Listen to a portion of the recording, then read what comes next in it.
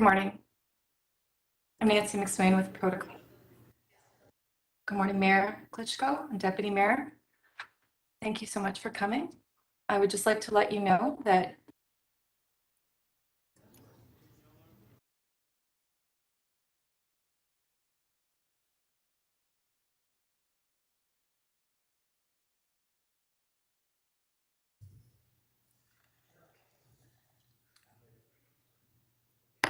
Okay, this meeting is now resumed. Members, please join me in a moment of silence to remember the following person who has passed away, Ida Hotskenner.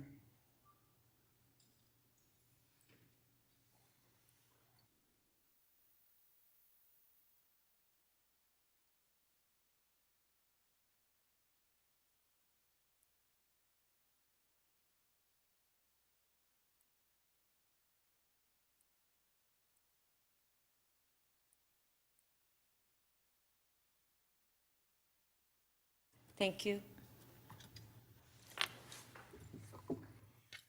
Members, with us this morning are the Mayor and Deputy Mayor of Kyiv, Ukraine, and I would like to call upon Mayor Tory at this time.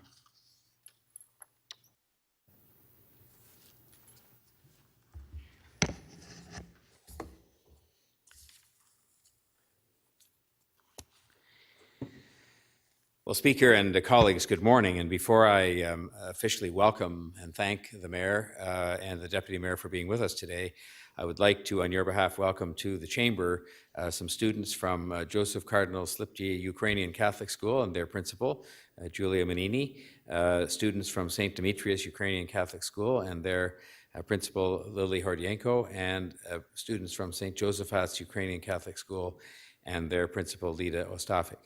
And so we welcome you all today, and I hope that you'll, as we will, that you'll learn something from these distinguished visitors that are taking time out of an incredible situation that they face to be with us. Before we start our business for the day, I'm privileged to have the honor to welcome Mayor Vitaly Klitschko, Mayor of Kyiv, and Deputy Mayor Mykola Povoroznik to address our meeting today. And I want to convey on your behalf the utmost respect and appreciation to both of them for joining us today in circumstances we can hardly imagine.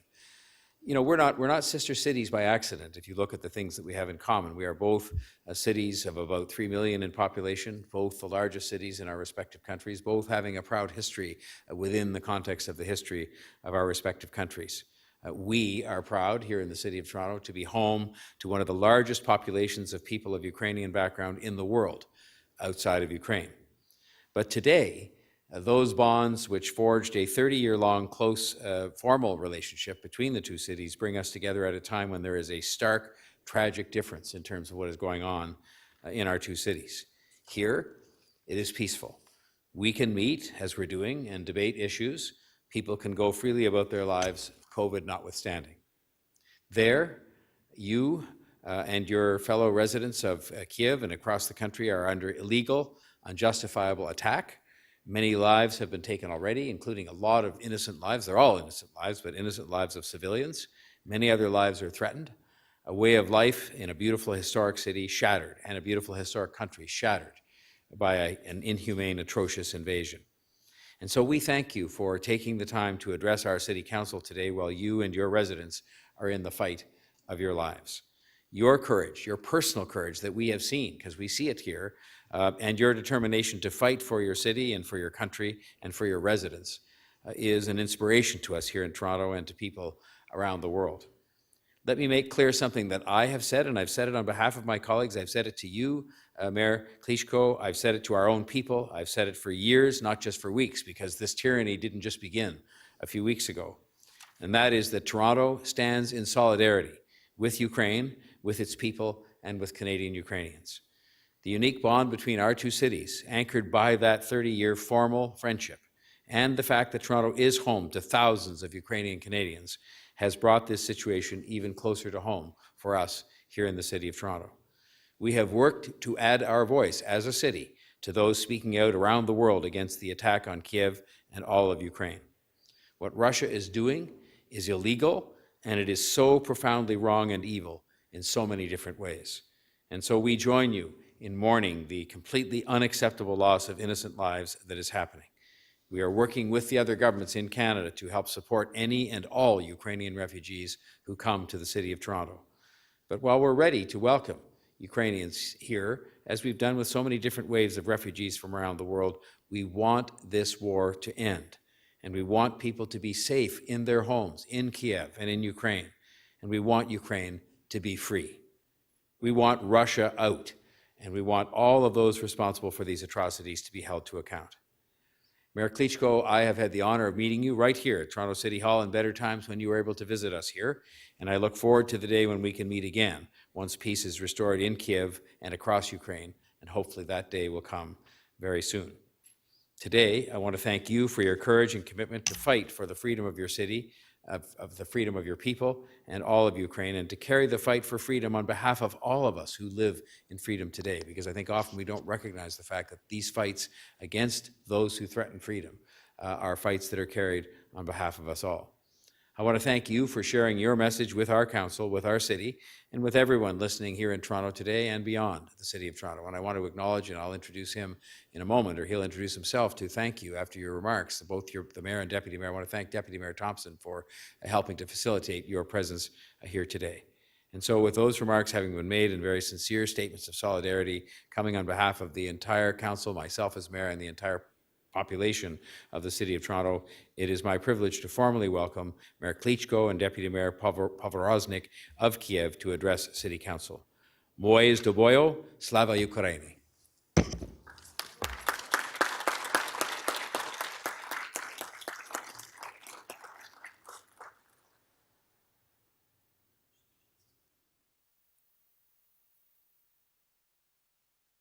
Good morning, everybody. First of all, big regards to our sister city, Toronto. Good to see you, colleague John Tory.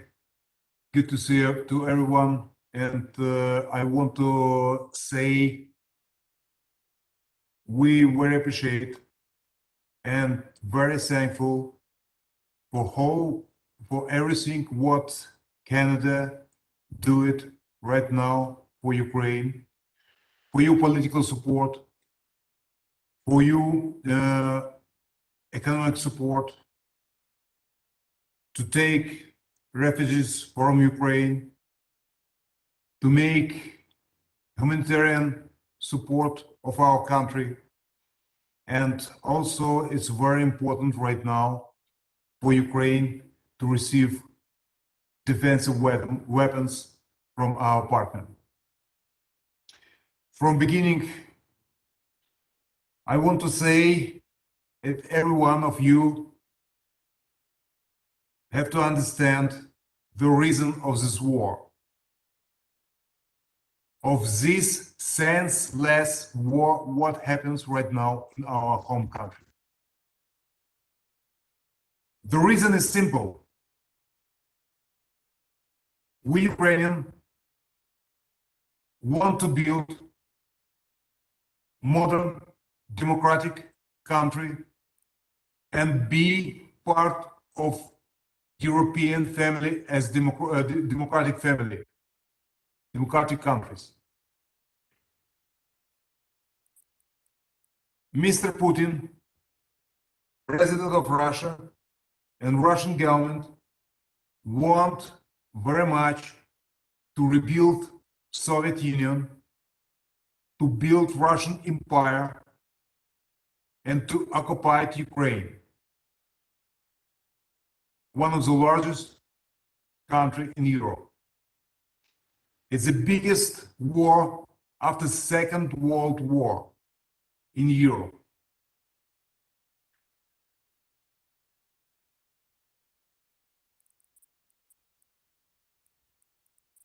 Russian Federation broke all rules. All principles. We, Ukraine, was always peaceful country, where lived peaceful people. We never was aggressive to anyone. As goodwill, in 1994, Ukraine was the third country in the world with nuclear weapons. We give up our nuclear weapons with a guarantee our territorial integrity and independence. The Russian Federation was one of the countries who make a guarantee for that. Please don't believe on Russians. Always Russian lie.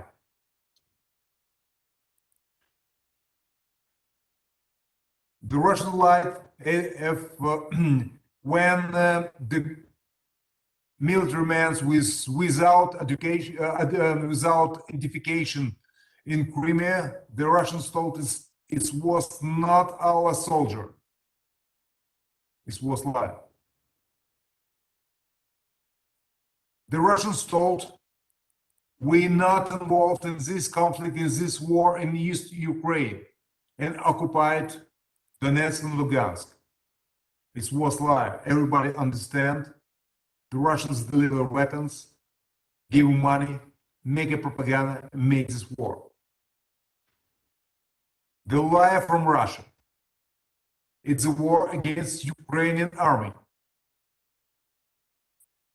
It's lie. It's genocide of Ukrainian population. Russians broke all the rules. And right now, if Ukrainian forces coming to Bucha, the satellite city of capital of Ukraine, we see horrible images there. Were killed children, women, old people, civilian, and Russian told it's fake. The Ukrainian made that everything by himself.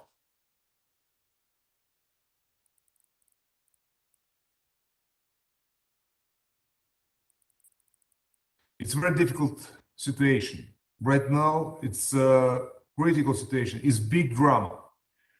It's big drama for many cities in Ukraine. Mariupol totally destroyed. Kharkov destroyed. Chernihiv destroyed. The Bucha, Irpin, Gostomel, Borodyanka, totally destroyed. No simple one building stay there without damages. We had got together with Nikolai, was just a couple of days ago after Russians left. It's we, everybody, not just where, its whole world was shocked. I saw by my eye a woman's over 70 was killed, grandma, children. The cars where the refugees ride with big letters, children. The all cars with the holes from bullet inside the blood. We can't find the bodies.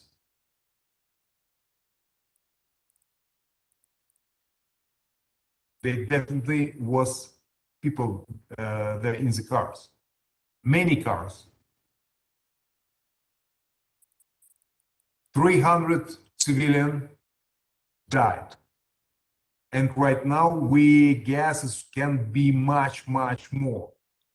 We can't right now tell exactly how many civilians died in Bucha, Gostomel, Irpin, because the apartments building with many floors totally destroyed. Right now, the people try to find the bodies there. It's big tragedy, not just for the city. It's big tragedy for all Ukraine, for many countries. And also, I want to say, it's big tragedy for Russia. Because Russian population, tragedy because Russian population not understand what's going on. I was shocked if I received the information that more than 70% of Russian population support the war against Ukraine. Because Russian propaganda zombed people and Putin lied. They told this war against nationalists, radicals, extremists, fascists, it's lie.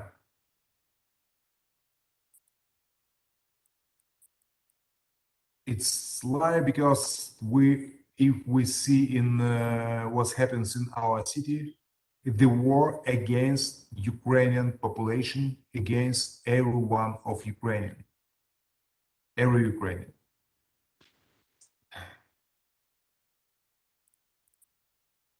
The Russians kidnapped the mayors of our city. We have a lot of examples. Killed the mayors. Mayor of Gostomel bring the medical staff and humanitarian help to his citizens was killed. And we have a lot of examples. A lot of examples, horrible examples. And I'm more than sure it's everyone who involved, and Russian government also have to pay full price for that.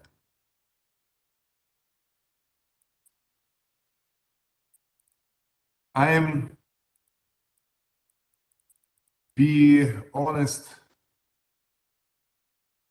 I'm optimistic, but I'm depressed from whole situation, but we don't know how far go the plans of Russians. They want to rebuild Soviet Union, and where's the Russians' plan stopped? I don't believe it will be board of Lugansk or Donetsk. Maybe it's the plans to the board of Poland, maybe to Slovakia, maybe to Czech Republic, maybe to Germany, maybe some crazy ideas to take the former DDR. I want to say that Putin is sick, because normal human never bring so painful tragedy for many nations. It's big tragedy for Russians also because the Russians soldier, the people who zombed, the Putin sent the Russians, men, husbands, brothers also will be killed. Thousands and thousands Ukrainians already died. Thousands Russians also died. I don't know. No any expert in the world can tell how long will be the war.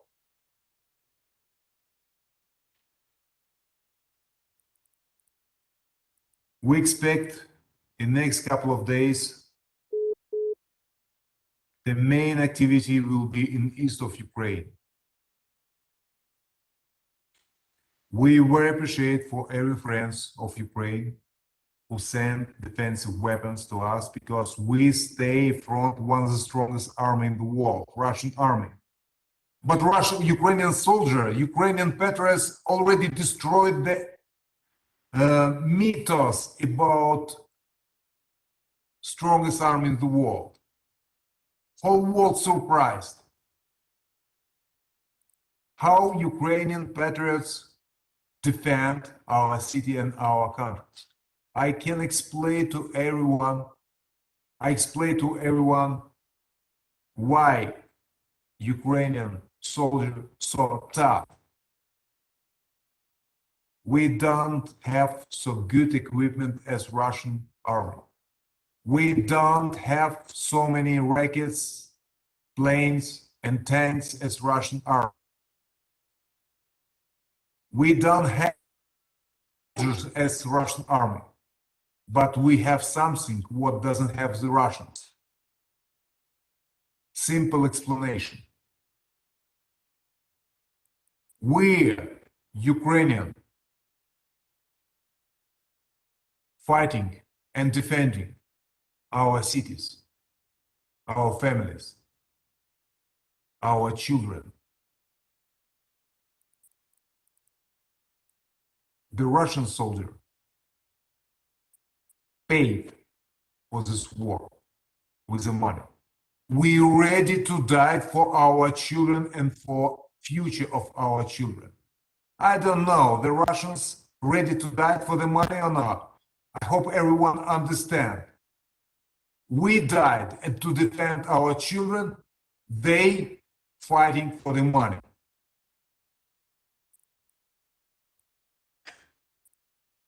By the way, its situation is very difficult, it's critical. And that's why we very appreciate for everyone who supports Ukraine, because this war, it will be big mistake. If someone thinks war far away from me, it doesn't touch me. It's wrong opinion. This war can touch everyone in Europe, and everyone in the world. But our goal, together to bring the peace back to Ukraine. Unity around Ukraine is a key for peace. It's very important for us. Very important because we're fighting and defending not just our children, our homes, and our city. We're defending right now the same values, the same principles, what we have, everyone. And we ready to fight. And we very appreciate for the help. I'm a little bit disappointed from some politicians in some countries. Some politicians try to be half pregnant. From one side, they told, we are for the peace in Ukraine. In another side, they're not ready to make a sanction against Russia. And every business communication with Russia, it's support of Russian army. Because every cent, every dollar, what Russian Federation became from their partners, they invest not to the economy. They invest not to the people in Russia. They invest the money to the army. And after that, they support army. And after that, we have horrible images from Ukraine. And that's why today is war, black and white.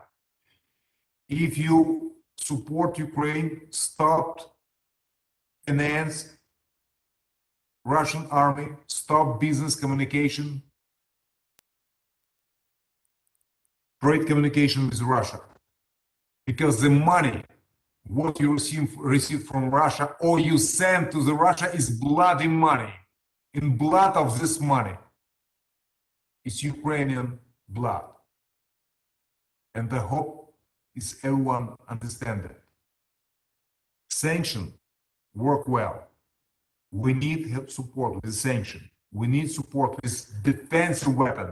I want to say defensive weapon because we defend our country, our home country. And we very appreciate for everyone who stay together right now with Ukraine. Because everybody have to stop this war, this bloody war.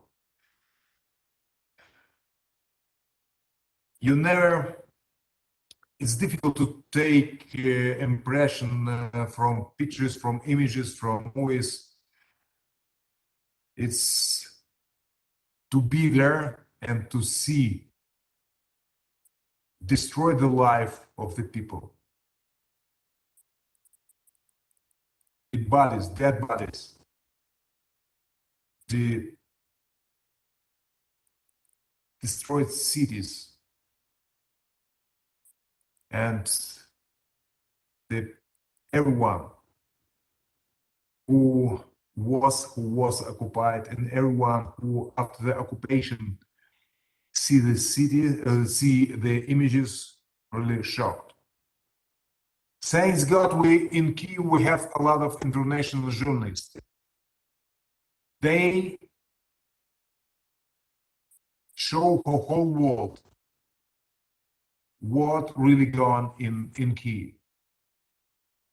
We don't have an international journalist in Mariupol, in another city in east of Ukraine, but I'm more than sure the images can be much more worse than from Bucha or Irpin or Hostomel.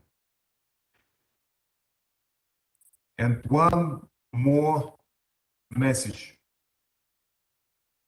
We have to stop Russian propaganda. The propaganda zoned population in Russia, and propaganda work pretty strong in everywhere in Europe, in the world. The weapons, it's also weapons, much more effective and dangerous weapons than tanks, planes, or rockets. The Russians try to zone people and explain lie. One example, just Russian TV station, Russia Today, have much more budget than capital of Ukraine, more than $2 billion US.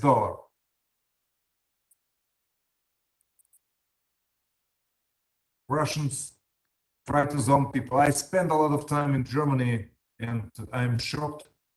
In Germany, a lot of people, we call them Putin verstehe, Putin understander, who see the Russian TV and believe on Russian propaganda. It's very important to stop Russian propaganda everywhere in the world. And to show to Russian population is something wrong with government, with Russian government. If sanctions work, the people, the population of Russia, the people of Russia have to say, Putin, you're doing wrong things. If they receive the bodies of husbands, friends, sons back from Ukraine, they have to say, they have to ask the Putin what's going on. The main task to stop that, to stop this bloody war, and we don't know how long this war will be and when the war will be finished. The Russians told to us, let's find a compromise, let's find a solution. I don't know what about they talk. Which compromise? They occupied our country. And right now they told, give to us some part of your territory. It's compromise? No. We everybody hope of diplomatic solution to, but be honest, I doesn't have answer. I'm not involved in the negotiation process between Ukrainian and Russian side, but it's difficult to say ways compromise where is solution, but we hope, everybody hope. It's every Ukrainian, everyone from 14 million population in Ukraine have hope to bring back peace to our homeland. Sorry for a long speech. I can explain a lot of examples what we have in Ukraine. Just one little statistic. We have in capital, we from rockets attack destroyed more than 100 buildings, 14 schools and 7 preschools, killed more than 100 civilians, 4 children, and 16 children right now in hospital in critical condition. It's genocide. It's genocide. Right now, in a couple of days, a little bit quiet. We doesn't hear the sirens because almost 1 week, big part of our population spent in underground, in subway, in bunkers to try to find a safety place, because nobody in our city, in our country, have guarantee to stay alive, to be safe. It's difficult situation, but we hope this war will be finished very soon. But we're ready to fight and defend our values, our future, and our children. If you have some questions, Nikolai want to say in Ukrainian a couple of words, and translator help to translate Nikolai Porozik's speech. Your stage. Доброго ранку, доброго вечора. Good morning, good evening. Важко щось додати після слів пана Віталія. It's very hard to add something after the words of Mr. Vitaly. Я хочу сказати, що я українець, ми українці. I want to say that I am Ukrainian. We are Ukrainian.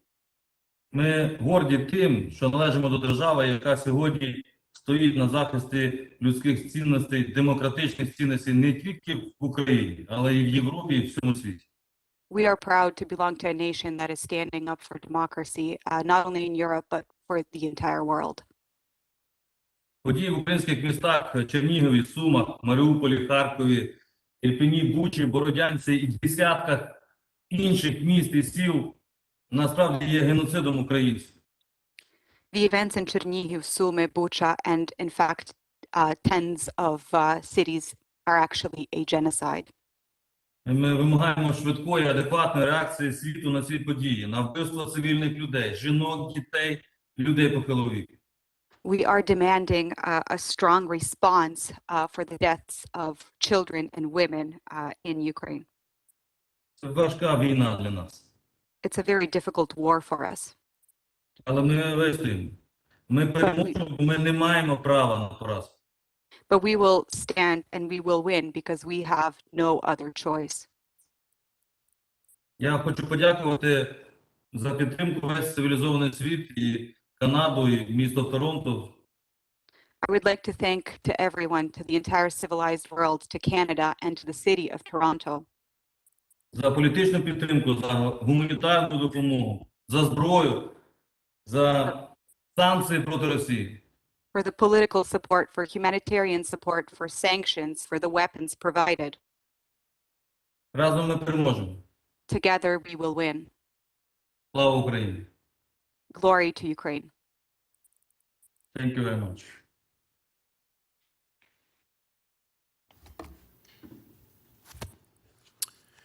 Thank you very much, Mayor Klitschko and Deputy Mayor Provodovnik.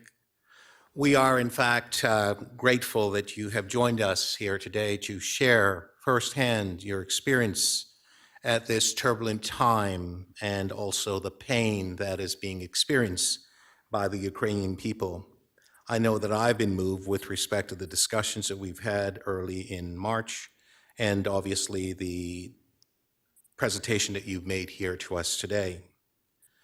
We are well aware that as Kiev's leaders, you're doing your utmost to defend and protect your city and its people from the severe hardship and the deep loss inflicted on you by ruthless invaders. Your inspiring leadership and courage are essential to the survival of a free and prosperous Ukraine. A free Ukraine means a return to peace without the threat of illegal, unprovoked invasion. It is a place where the Ukrainian people have the kinds of freedom they value, freedoms that we also value here in Toronto and in Canada. The city of Toronto stands firmly alongside our sister city, Kiev, and the people of Ukraine as you defend your homeland. I'm especially grateful and gratified by how quickly our Ukrainian community responded to the crisis and mounted major effort to support their homeland. Many others joined with financial, material, and logistic support. Torontonians deplore injustice, and Ukraine's struggle have united us all in the condemnation of Russian aggression. Slava Ukraini, Slava Ukraini, Slava Ukraini. In addition to the initiatives that Mayor Tory has identified, I want to alert the people of Toronto that the city recently updated toronto.ca/refugees. The website now includes critical information about current response efforts, our city role, and resources and support that are available. As the situation in Ukraine evolves, we will regularly update the webpage with important and relevant information. If you want to find out how you can help, our website is a good place to start. Speaker, I turn the podium to you. Thank you. Thank you.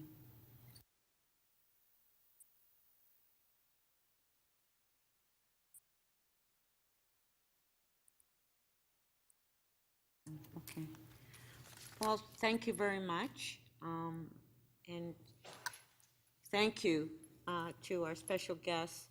And I know that we have a number of students that are in the council chambers today from Ukrainian schools that are here. And thank you for being here.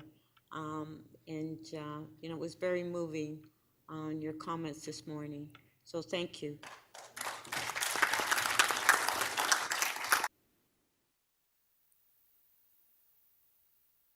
I want to say thank you very much one more time. And it's very important to feel who real friends of Ukraine who support Ukraine. We never forget your help. We very appreciate. It's very important. We ready to fight. We ready to defend our country. But every one of you have to understand. We defend also every one of you because we defend the values and principles what Russian Federation brought. It will be difficult fight. We expect of peaceful solution, but to be realistic, it's bloody war, and we don't know how many Ukrainians will be died in the next couple of days, maybe a couple of weeks, maybe a couple of months. I hope not the years. We hope this year, this war will be soon as possible stopped. But unity, all together, we can stop this war. Stop this war. It's please be proactive. Stay with Ukraine. Stay for the peace. And I'm more than sure we defend our country, defend our independence, defend our future, defend our children, all together. Slava Ukraini, glory to Ukraine, glory to Canada, glory to Kyiv, glory to Toronto. Thank you for everyone and have a nice day.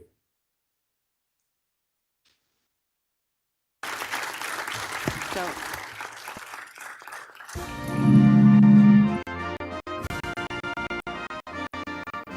yes, if we can please stand.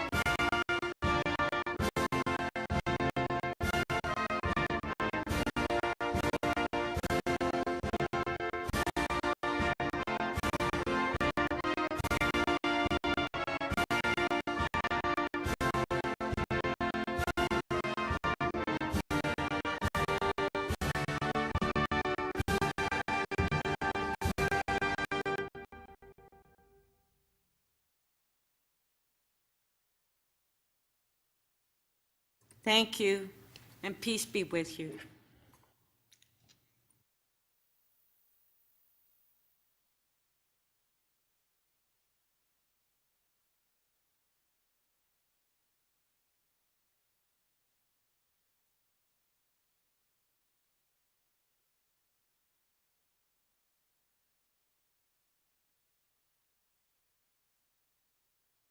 Okay, so thank you. Members, we will now review and confirm the order paper. There are 55 items left on the agenda, including 36 member motions. I will now take the release of polls. Please put your name on the list if you have an item to release. Councillor Fletcher. Good morning, Speaker. Good morning, colleagues. EC 28.15, updating Toronto's food charter. I have a quick release with a quick motion. I believe the clerks have it. Councillor Fletcher, I also have a motion. If you can just continue to hold that, I'll Sure, work I with can you. hold that, no problem. Okay, thank you. Thank you. Okay, Councillor Cressy. Thank you, Speaker. I can release on item GL 29.14.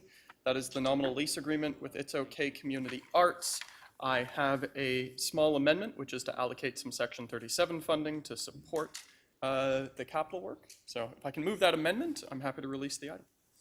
Okay, on GL 2914, Councillor Cressy has an amendment. It's on the screen. On favor? Carried. Item is amended. On favor? Carried. Thank you.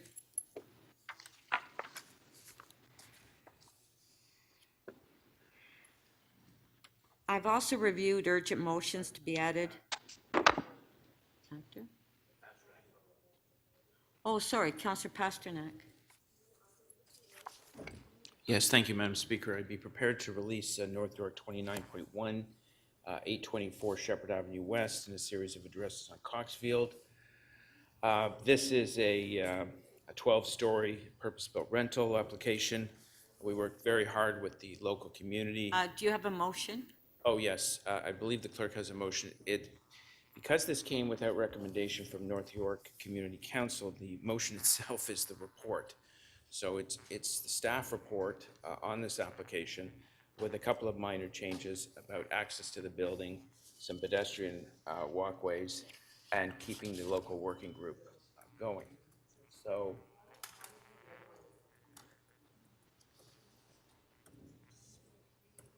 Okay, are we okay with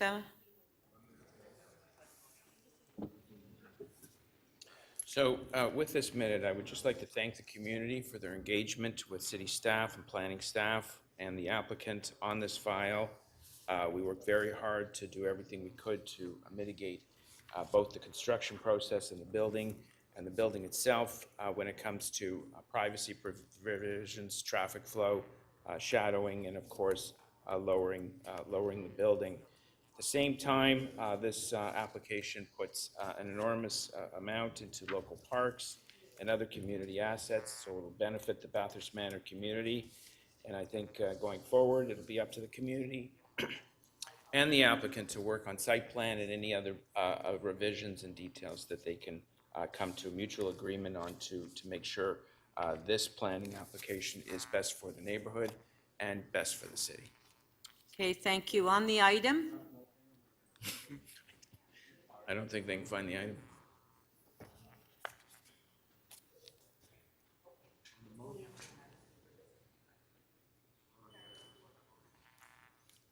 Okay, it's on the screen.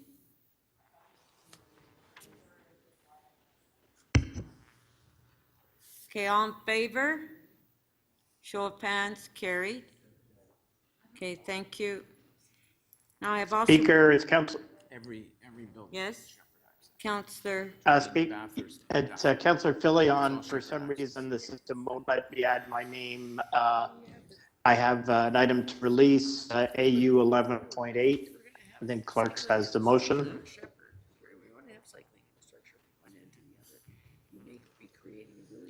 And it's just to refer the confidential attachment to the Auditor General and to comment to the Audit Committee.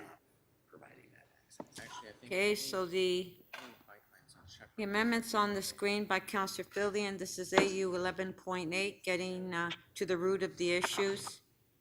On favor, show of hands, carried. Councillor Lai. Point of order, Madam Chair. Point of order? Speaker? Yes? Yes, I believe there was a supplementary report for 11.8. I thought there was a requirement to move that as well. It did. That's what. So that's what. I think that's what I referred to the Auditor General. I think, Councillor Holiday, unless I sent it. I didn't print it. I'll do that. Okay, Councillor Holiday. Thank you for the clarity, Madam Chair. Yeah, okay. All right, Councillor Lai. I'm just putting my name on for Councillor Grimes. He couldn't have the same problem. He couldn't put his name on the list. So he wanted to release IE 28.7, and I have both him and I have a motion for this quickly. Which item? IE 28.7. What item though? Cycling Network Plan 2020. No, I have questions and remarks on that. Okay, this is not a quick item, Councillor Lai. Okay, well, Councillor Grimes will still hold it then. Okay, I've also reviewed urgent motions to be added to the agenda.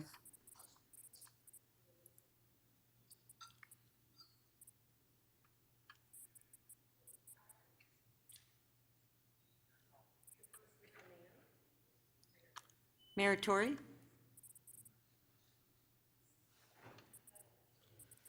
Yes, I'd so move the addition of this motion to the order paper, Speaker, to do with Massey Hall and the attempts of the governments working together to help them with their, just getting their finances in order in completion of their very exciting renovation project that they've undertaken. Thank you. Favor, show of hands, carried.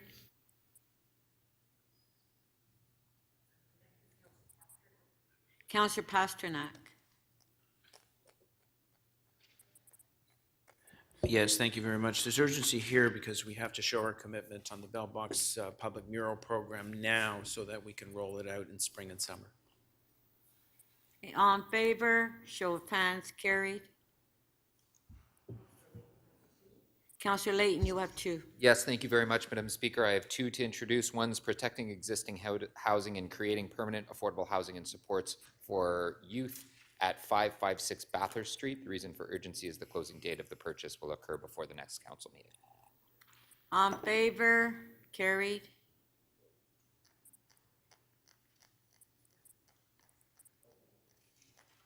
The next one I have here is regarding the sublease to Thunder Woman Healing Lodge Society at 161 Spadina Road to provide affordable transitional housing for Indigenous women. The motion is because the property at 161 Spadina Road will be subleased to the occupier shortly.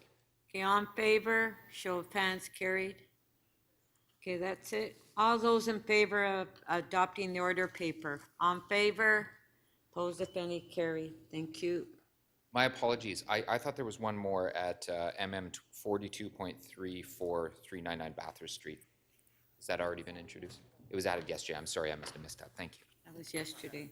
Okay, so we'll now go to the top of the agenda, which is Thank you so much. T 31.12, Danforth Avenue Planning Study. Councillor Fletcher, you held it down. Do you have questions to staff, or does anybody have any questions to staff? No, I actually just, I have a motion, Speaker. Okay, does the staff have your motion? Yes, I just got it back now. I believe that Center Table has that.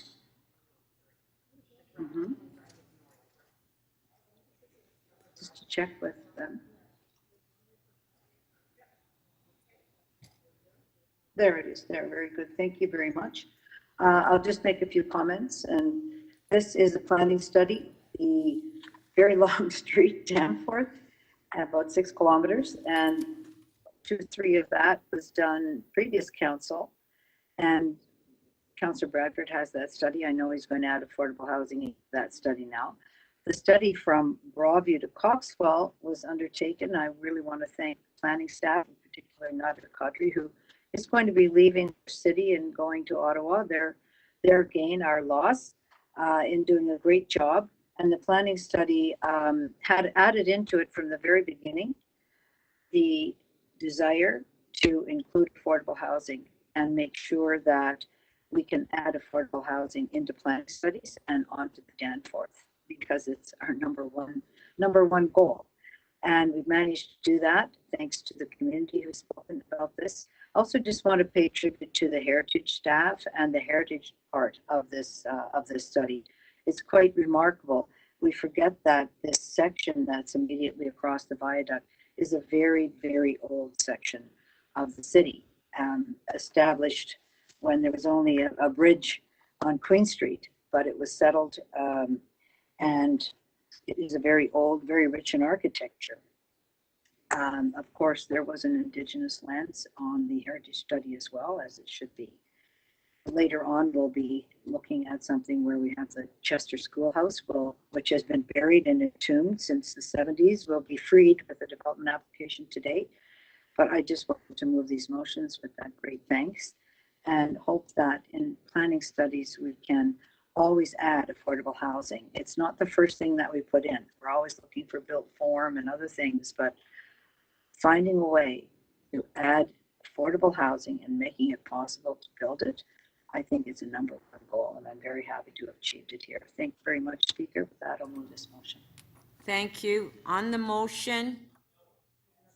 Can I have a recorded, please? Okay, just one sec. Councillor Bradford, did you want to speak? Yeah, I need to speak and move a motion. I'm not able to get on the Okay, Councillor Bradford to speak. Very good. Thanks, Madam Speaker. I can be brief. I do have a motion here. If we can get clerks to put that on the screen. It does two things. First, we're going to have staff examine the feasibility of extending the modified mid-rise design strategy to segment 1 of the study area between Coxwell and Victoria Park. And the second piece there is that staff includes segment 1 in the review of the draft PMTSAs along Danforth that might accommodate additional growth. We would like to see that. Both of these requests are made with a particular focus on supporting more affordable housing in the developments that come forward. I will just add to Councillor Fletcher's comments that this has, of course, been an incredibly long journey to undertake the work along Danforth. You know, it is one of the historic streets, of course, in our city, and for a long time, it's been very static. You see a lot of that sort of two-story existing development form that you know, really defines large stretches of Danforth, and yet it's a neighborhood that is sitting on top of $1 billion worth of subway, higher order transit investment that's been made there over the years. And this work originally started, I think, back in 2014 with the notion of the Danforth study. Staff have been working on it for a long time, and my involvement originally started as a resident of the neighborhood, Danforth, Maine, Danforth, Woodbine. But a lot has changed in the context since 2014. And of course, 2016, when the Danforth study, the site and area-specific policy got underway in earnest, we have now approved work that took place in the previous term of council. We have updated that in this term of council. And of course, we're living in a policy world and a planning regime in which significant changes to the way we are evaluating and addressing and bringing density forward and accommodating growth have all taken place. So, you know, the planning tools at the City of Toronto are also changing.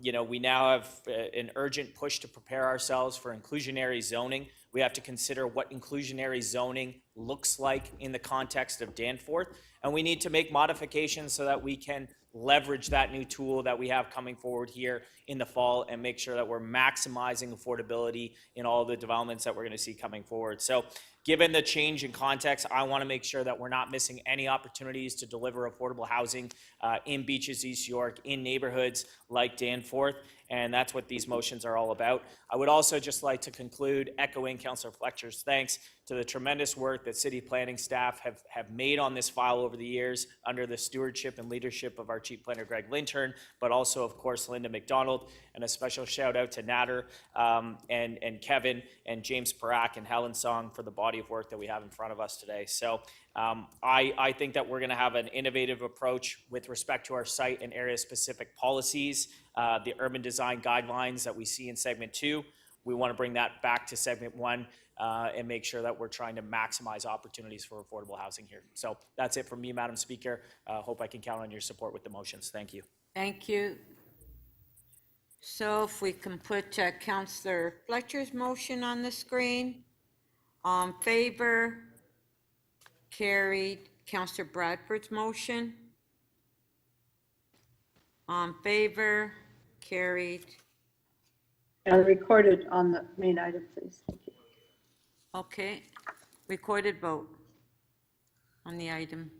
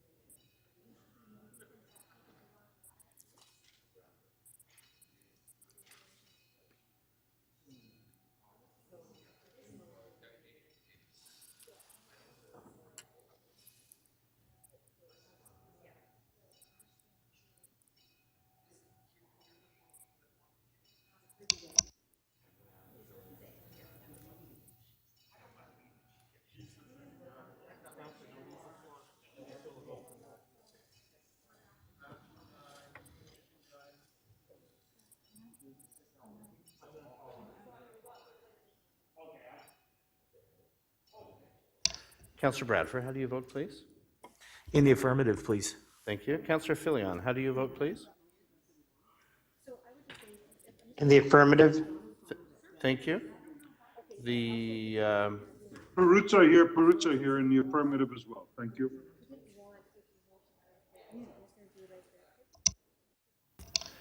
Speaker, the item is adopted unanimously, 26 in favor. Okay, thank you. Councillor Layton? Councillor Layton, we're going to your item.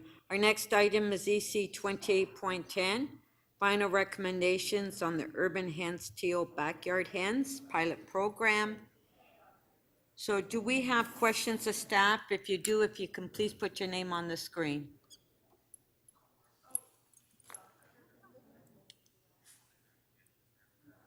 Do we have any questions of staff? Councillor Carroll. Thanks, Madam Speaker. So we did make some changes to the recommendations at committee. So I wonder if staff could clarify the original recommendations requiring us to amend the bylaw in order to make the availability of urban hens citywide. Did the original report proposed amending the bylaw to be effective April 1st, 2023? Am I right about that, or am I wrong about that? So thank you for the question, Councillor Carroll. It's Carlton here. That is correct. Oh, there you are. You're on my screen now. Okay.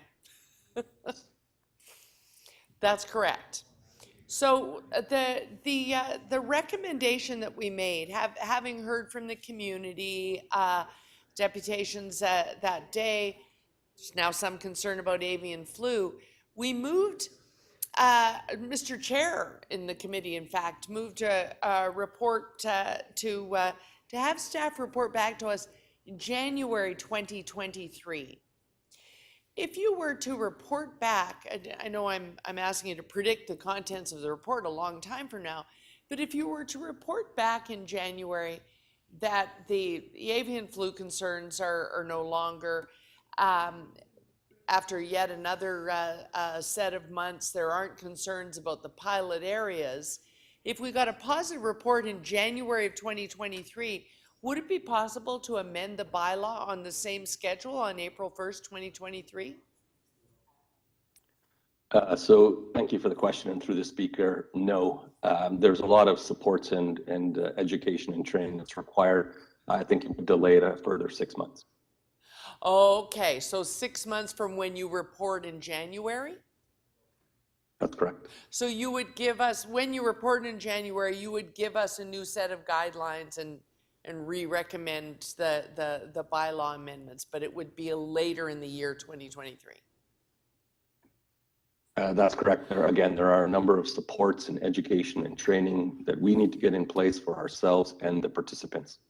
Okay, and then last question. That sort of tightens it up with the budget. The post-election, because 2022 is an election year, so the post-election budget will be put together as quickly as possible at the end of the year, and I would assume come forward end of January, early February. Would it be possible for you to then accommodate the resources you would need to go citywide in your 2023 budget? If we were to go later in the year, you would need to account for about 6 months of dollars in the 2023 budget. Would you be prepared and ready to propose that in January 2023? So through the speaker, good question. We would include resources as if it were to go citywide. If it changed, we would obviously adapt our resources accordingly. Okay, thank you, Madam Speaker. Those are my questions. Thank you. Deputy Mayor Minnan-Wong, questions? Yeah, thank you, Madam Chair. So, Mr. Grant, what do you think it's going to cost to run this program in terms of enforcement? How many people you need? Thank you for the question. The program and the staff report includes 3 enforcement staff at a roughly at a cost of $300,000. I see. And you're understaffed now, right? We have, again, ongoing challenges. We're always asked to do more, so it is a challenging with resources, yes. Ongoing challenges, always ask for more. Yeah, so I'll take that as a yes, you are understaffed. That's, I'm actually translating public servant speak into like common parlance. You're understaffed, right, Carlton? We have a staff complement but we have a large volume of work, and we do the best we can to respond in an adequate time frame. You happy with your response times? In some cases, yes. In other cases, they could improve, and you are correct that resources typically guide response times. This is top of your list, Carlton. If you were to get a few more officers, the number one thing that you would want to use them for is to regulate backyard hens. Is that top of your list? No, it is not top of our list. What this is a program that will eventually be cost recovery, and it allows people across the entire city to participate if they would wish. Yeah, it's about choices, right? I mean, if you get money where you deploy it. I mean, you as an executive director have to make choices if you had extra resources. Is that fair to say? That's fair to say, but I can also say that this program over the last 3-4 years since it's been implemented has resulted in 6 complaints. It is not resource intense at this time. It will be more resource intense as we do inspections of coops as people register. But you need 3 more officers. Now tell me, Carlton, if I gave you the money for 3 more officers, where would you, if you could put them wherever you want? I wrote you a check for $300,000 today. What would your first priority be? Related to this program? No, related to what you do. We have several issues related to animal services, coexisting with people and animals. We need to do a lot of work and education related to coyotes, wildlife, birds. There's a whole host of issues that are in the animal services world. The animal kingdom. Correct. What about rooming houses or property standards? Those important to you? You got enough resources there? Thank you for the question. Yes, we do not have enough resources for those. In our report in October 2021, we requested additional resources that was sent back. You get complaints about people saying that they're not getting a really good service standard and they're not getting investigations as quickly as they'd like? Yes, we do receive complaints about our response times. Me too. Thanks, Madam Chair. Thank you. Councillor Pasternak, questions? Yes, thank you, Madam Speaker. Through you to staff, how many locations were active in this program during the pilot period? So thank you for the question, and through the speaker, I believe it's 107. 100? 107, 102, pardon me. And you mentioned in the earlier questioning that there were 6 complaints? That's correct. So were those complaints that required an on-site inspection? Were those 6 complaints that resulted in charges? What were the nature of those complaints? Were there other complaints that were not followed up on, or how did it? Could you categorize those? Thank you. Yeah, I can categorize the 6 questions. Again, there were 6 complaints about the registered programs. So 2 were about shelter standards, 2 were about unsanitary conditions, 1 was about hen care, and 1 was about rodents. It's important to note that we receive a number of other complaints related to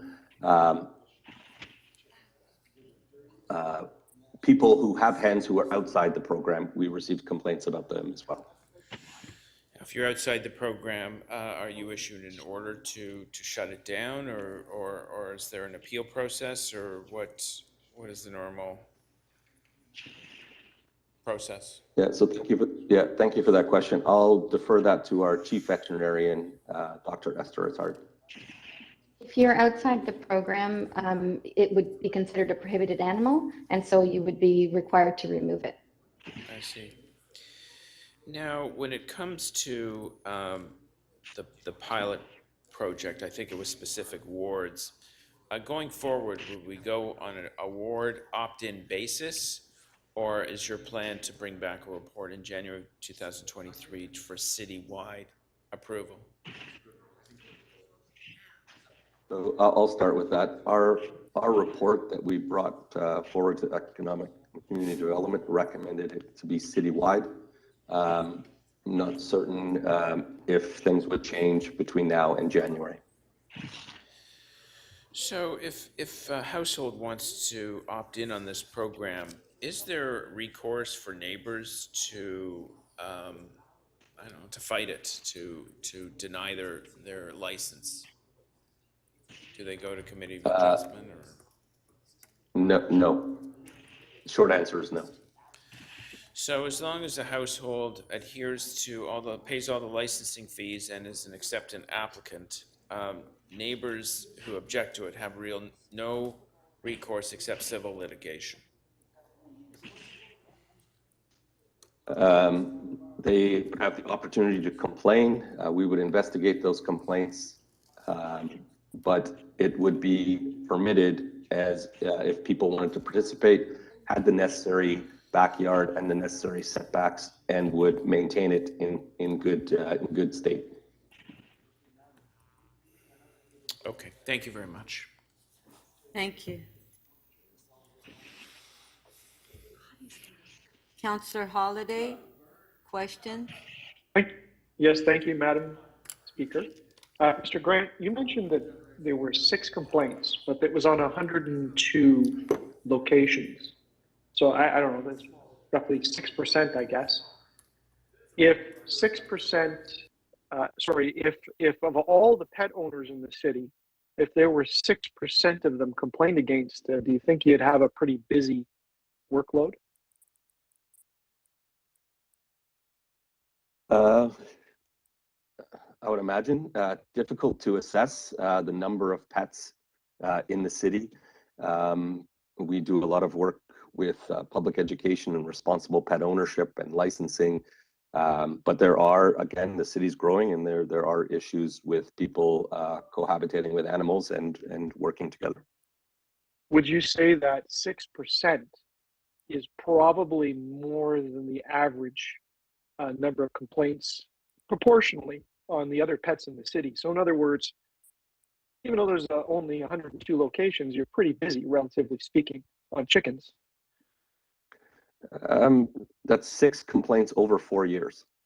So that's important to be clarified. So to extrapolate that to be 6% of all, pet complaints, I'm not sure that's congruent, if that's the appropriate term. 1 in 20 locations got a complaint, and that's for things like vermin, as you mentioned, other sort of obnoxious things. Is that a fair assessment of the numbers you gave me? Yes, but I think it's important to note that that's over 4 years. 6 complaints over 4 years is, 1.2 a year. Okay, but on 102. Correct. Sets of chickens. Okay, just over to the financing of this. You mentioned 3 officers, $300,000. Madam Speaker, What I'm are sorry. the anticipated revenues? I'm sorry, on a point of privilege. Okay, I'm sorry to interrupt. Hold Councillor on. Holladay. Let me put his time on pause. Yes, Councillor Carroll? I apologize, Councillor. I feel a little like I'm in a backyard full of hens right now. I cannot hear the online participants.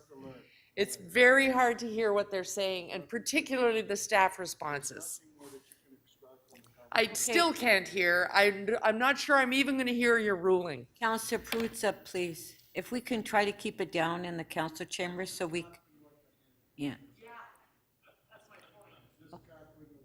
Okay, let's move on. Okay, Councillor Holliday? Thank you, Speaker. If you could mind my clock, though, it did run. No, Mr. Grant, I did put it on pause. just now you did, but okay. No, I didn't. It was on. Mr. Grant, could you just let us know, $300,000 is Put the it on price pause tag, on there. 3 officers. Can you tell us what your revenues are expected under the program annually going forward? So through the speaker, thank you for that question.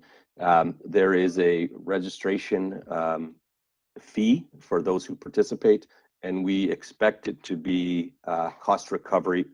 It'll take a few years. The first year it may not be, but in 3 years, I believe we will get there. So our revenues it'll be a neutral program that we will generate $300,000 to pay for the officers. What are the renewal fees for each set of chickens per year? I believe it's around $34. Okay, so would the renewal fees cover the costs? The initial cost is where the costs are for that review and the inspection. So it is built on a cost recovery model. While it will take a few years to get there, our intent is for it to be cost neutral. But you'll be subsidizing this at least on the outset. And you have to forgive me, I don't understand this. If it's $34 renewal fee, and I think the numbers in the report, it's not $300,000 a year on an ongoing basis. Is that correct? Sorry, I'm just looking. It seems to me there's a deficit, but perhaps I've misunderstood the way that it was laid out in the financial section. So I'll try to recap. In the first 2 years of the program, registration revenues will be a little over $211,000. And then 62,000 additional revenue from reinspection fees. So MLS projects, I think the annual revenue will be again 47,000 for the licensing renewal. So it will create more revenue as more people get onto the program. I see. So the business case is that there's going to be a lot of people getting chickens across the city. Otherwise, it gets subsidized by taxpayers, I think. That's the risk. I would say that the program has a barrier to entry built into it. You need to have a backyard. You need to have appropriate setbacks. You need to have the money for the coop, which is around $1,500, and then you need to maintain it. There's a huge commitment to this. We had less than 1% of homes in those 4 wards that participated. So this is not, we do not see this exploding, but we do see the rationale behind letting people who want to participate and have the commitment to do so to participate. Okay, thank you.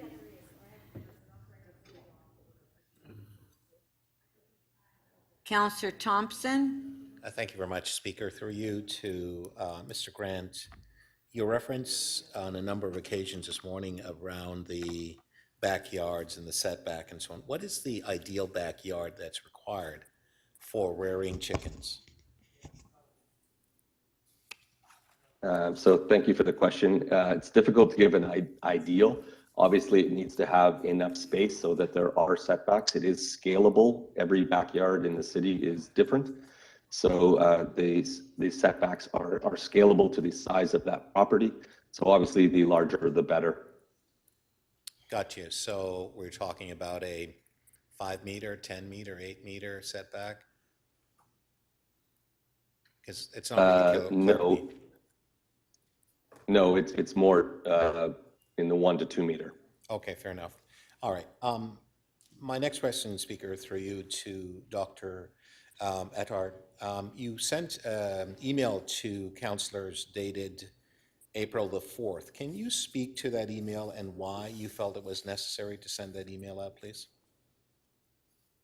Thank you, Deputy Mayor. We sent that email to make sure that councillors could have an awareness of avian influenza that is currently in in the world, in Europe and in North America, due to migratory birds carrying the disease, and can cause backyard birds, pet birds as well, to become ill.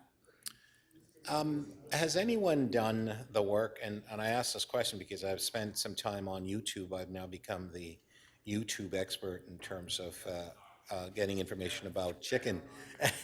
And so my colleagues are saying that's not a good idea. But I wondered, in the YouTube videos that I've seen, they talk about the feces that are produced by hens. Can you give us an idea with respect to what an average production would be for a hen?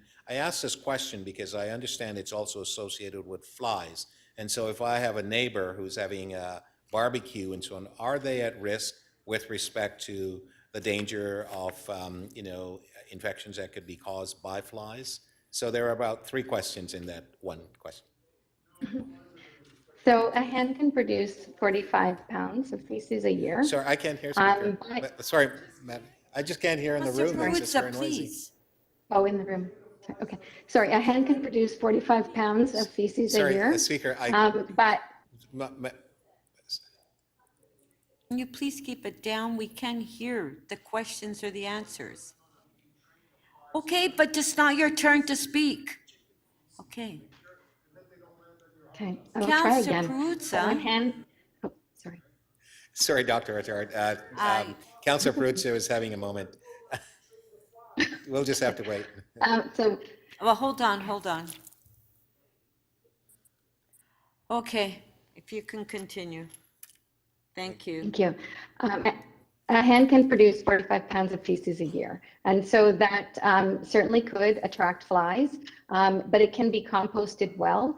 Compost also attract flies. And so it is just a matter of managing your compost, but it will attract other insects and flies. Flies can spread diseases, but there's not really that great a risk if everything is managed correctly. Fair enough. And can I just, my last question is around noise and sort of the decibel level.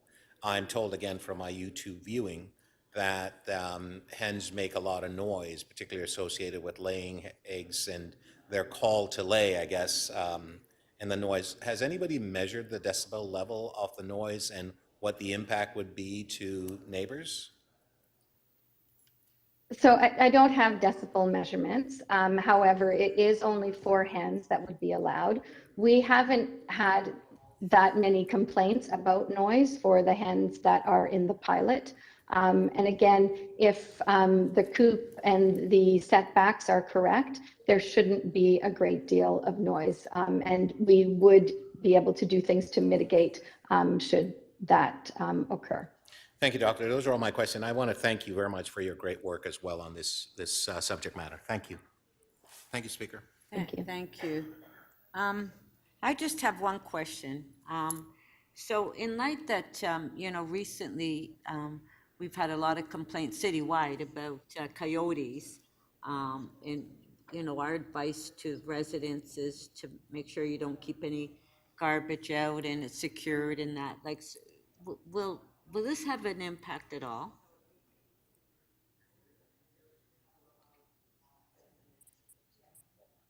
Thank you for the question. We haven't had any reports of coyotes being attracted to these coops. If they're well maintained and well structured, there shouldn't be an increased issue with coyotes or any other animals. Okay, thank you. Okay, if we could clear the screen and we'll put the speakers on the list. Okay, Councillor Layton to speak. Yes, thank you very much, Speaker. I have a motion prepared.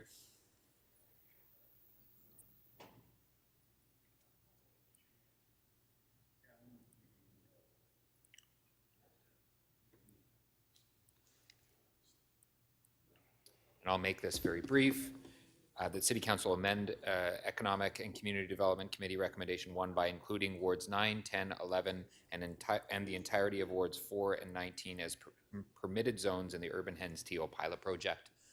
I would just say that I had anticipated that the staff recommendations would move through committee, and so I didn't send a note in this regard to the committee, but this is something that has been around in Ward 11, and I know other places in the city for some time, people keeping hens as for food production, as pets, and the like. I will say I consulted some councillors that I think were in a similar position to mine, that we're ready to add our wards to the pilot in advance of the report back. But I do appreciate the position that the committee has taken, and I eagerly await that report as well. Thank you. Thank you. Okay, Deputy Mayor Minnan-Wong to speak. Yeah, thank you, Madam Chair. I'm pleased that this is not being extended citywide. This would not be supported in my ward. I think many of my residents would not like these chicken coops and these chickens next to them and their neighbors having them. I think it would be completely unacceptable to most of them. And you know, Sorry, and then they call. Sorry, Deputy. Do you have a motion?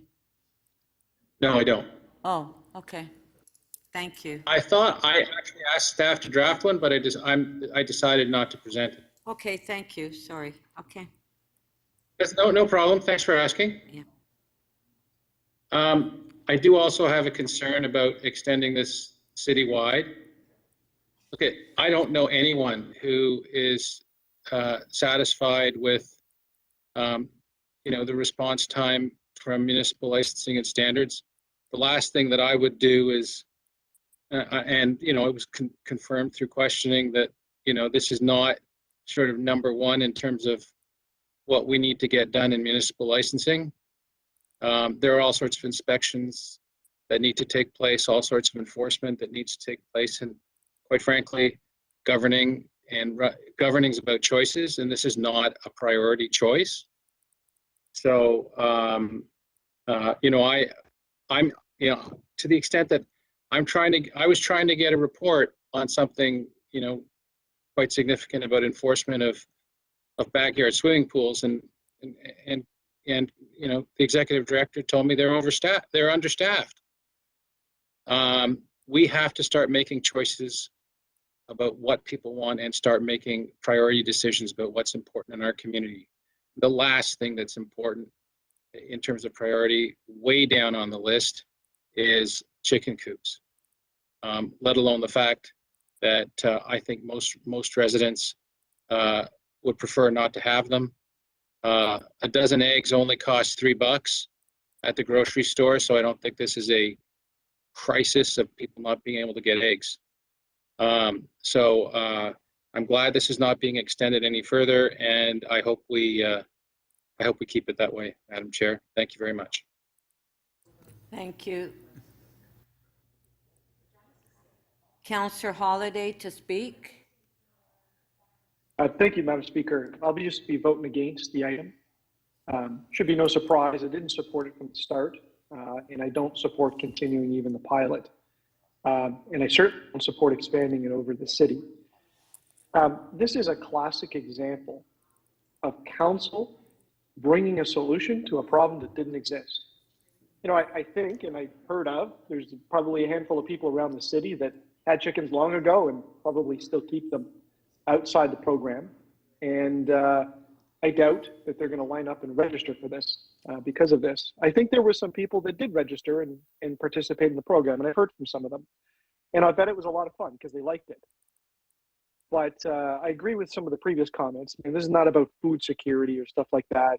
You know, it costs a lot of money to have these chickens. I think it's a hobby that people really like. It's, you know, they're not domestic animals. They're farm animals. Kind of interesting. But you know, I wouldn't be spending a couple $1,000s on that at my house. But here's the real point on this, though. A handful of people will benefit from this across the city. About 100 households do now, and I don't know if you look at the report. I think it says it might be 1,000 later on.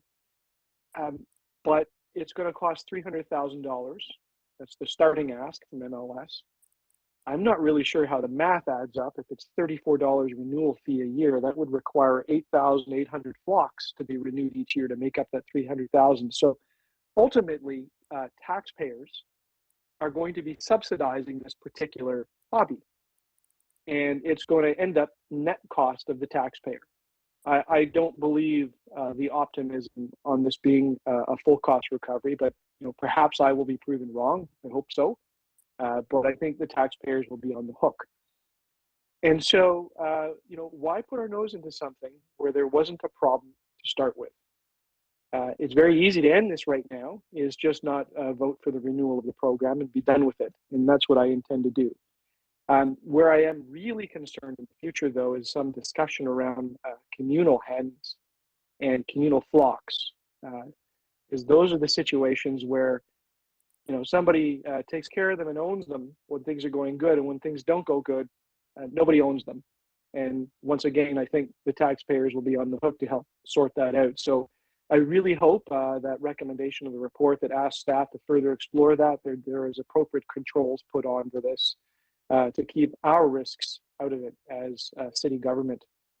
I know it doesn't sound fun not to promote this particular hobby, but there are costs and there are risks. And as every councillor here knows, human conflict is something that we deal with often. It is something that is very difficult and something very difficult to solve. And this is just another risk factor. And yes, everyone says, well, there were 6 complaints. 6 complaints on 100, so that's 6%. And if this scales up, you can bet there'll be more, probably on the same amount of basis. And these are really, really difficult complaints about vermin and that sort of thing, things that are not easy to solve. So I don't have an optimistic view on that. I would rather of us just not cross the threshold and enter something. We have so many other priorities that were explored in the questions that I think need to be top of list for our bylaw enforcement officers, and including problems in the city, even related to just animals, and some were mentioned like coyotes and so on. So I will not be supporting. I hope council looks at this with clarity and understands the various pieces that this report lays out within some of its contents. Thank you, Madam Speaker. Thank you. Councillor Carroll. Thanks, Madam Speaker. I don't have a motion. I was satisfied with the motion that we moved at committee because it spoke to the concerns that some of the speakers there at committee mentioned. But I am supportive of the motion that Councillor Layton has moved to extend the pilot area slightly, because what we heard this morning from Mr. Grant, he's had time to reflect on the motion and have a more detailed estimate. It will delay a few months, council being able to consider amending the bylaw to go citywide. And since there was a commitment, actually the commitment was that we would have done this early on in the first pandemic year, 2020. That was the original commitment. And we've had to delay and delay. So adding on a couple of territories with Councillor Layton's motion and Mr. Grant's blessing, I think is reasonable. I simply wanted to comment because I hear happening what often happens when we talk about something that is an MLS concern. And that is, we introduce something, we're going to regulate something, legitimize it, and in the minds of so many, we always approach the matter as if that means that every house in the universe will have hens. That means that every house with a backyard will have a garden suite. That means that any house with 4 bedrooms will automatically become a rooming house. That's often the way we approach these items that come from MLS. But in fact, Madam Speaker, although I'm being heckled... Councillor Prutza, please. Although I'm being heckled... Councillor, please. Madam Speaker, on a point of privilege, yes. could we mute Councillor Prutza if he can't wait his turn? No, Councillor Prutza, you'll have an opportunity to speak if you want to put your name on the screen. But right now, Councillor Carroll speaking, please. Thank you. Thank you so much for that intervention, Madam Speaker. In point of fact, all of these policies, including urban hens, always include regulations, guidelines that ensure that it is impossible for every yard to do these things. There are a plethora of backyards in the city of Toronto where you can't fit a garden suite.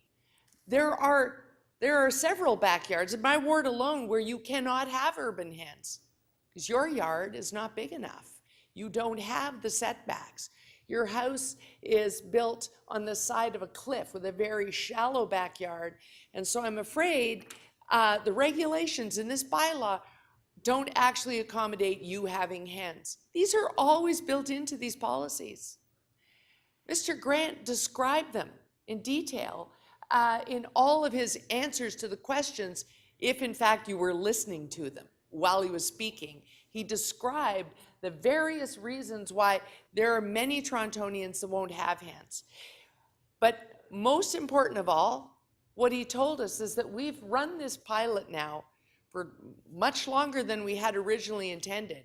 It's gone on a few years, extension, and in all that time, each of these wards, the take-up is 1%. 1% of homes do this. And a very interesting fact that he told us at committee, well, I don't remember if it was Mr. Grant directly or the person actually in charge of the pilot, but a very interesting fact they told us, surprise, surprise, having 4 backyard hens is work. You are responsible for cleaning out the coop. You are responsible for having an appropriate enclosure, and an inspector is going to come and make sure that you do. And it does, in fact, cost money to register to do it. And that is why many people who took part in the pilot in the first year took 4 hens, had a wonderful summer, loved the eggs, but did not reapply the following year. And if we go citywide, that will happen again and again and again, because it's a fun thing to do, but a certain percentage will say, that's more work than I'm prepared to do, and I know it now. I think next summer I'm not doing this. And that's why to approach this policy introduction from the standpoint of, if we say yes, every house in Toronto will have hens, it's just a numbskulled notion. It's a numbskulled notion.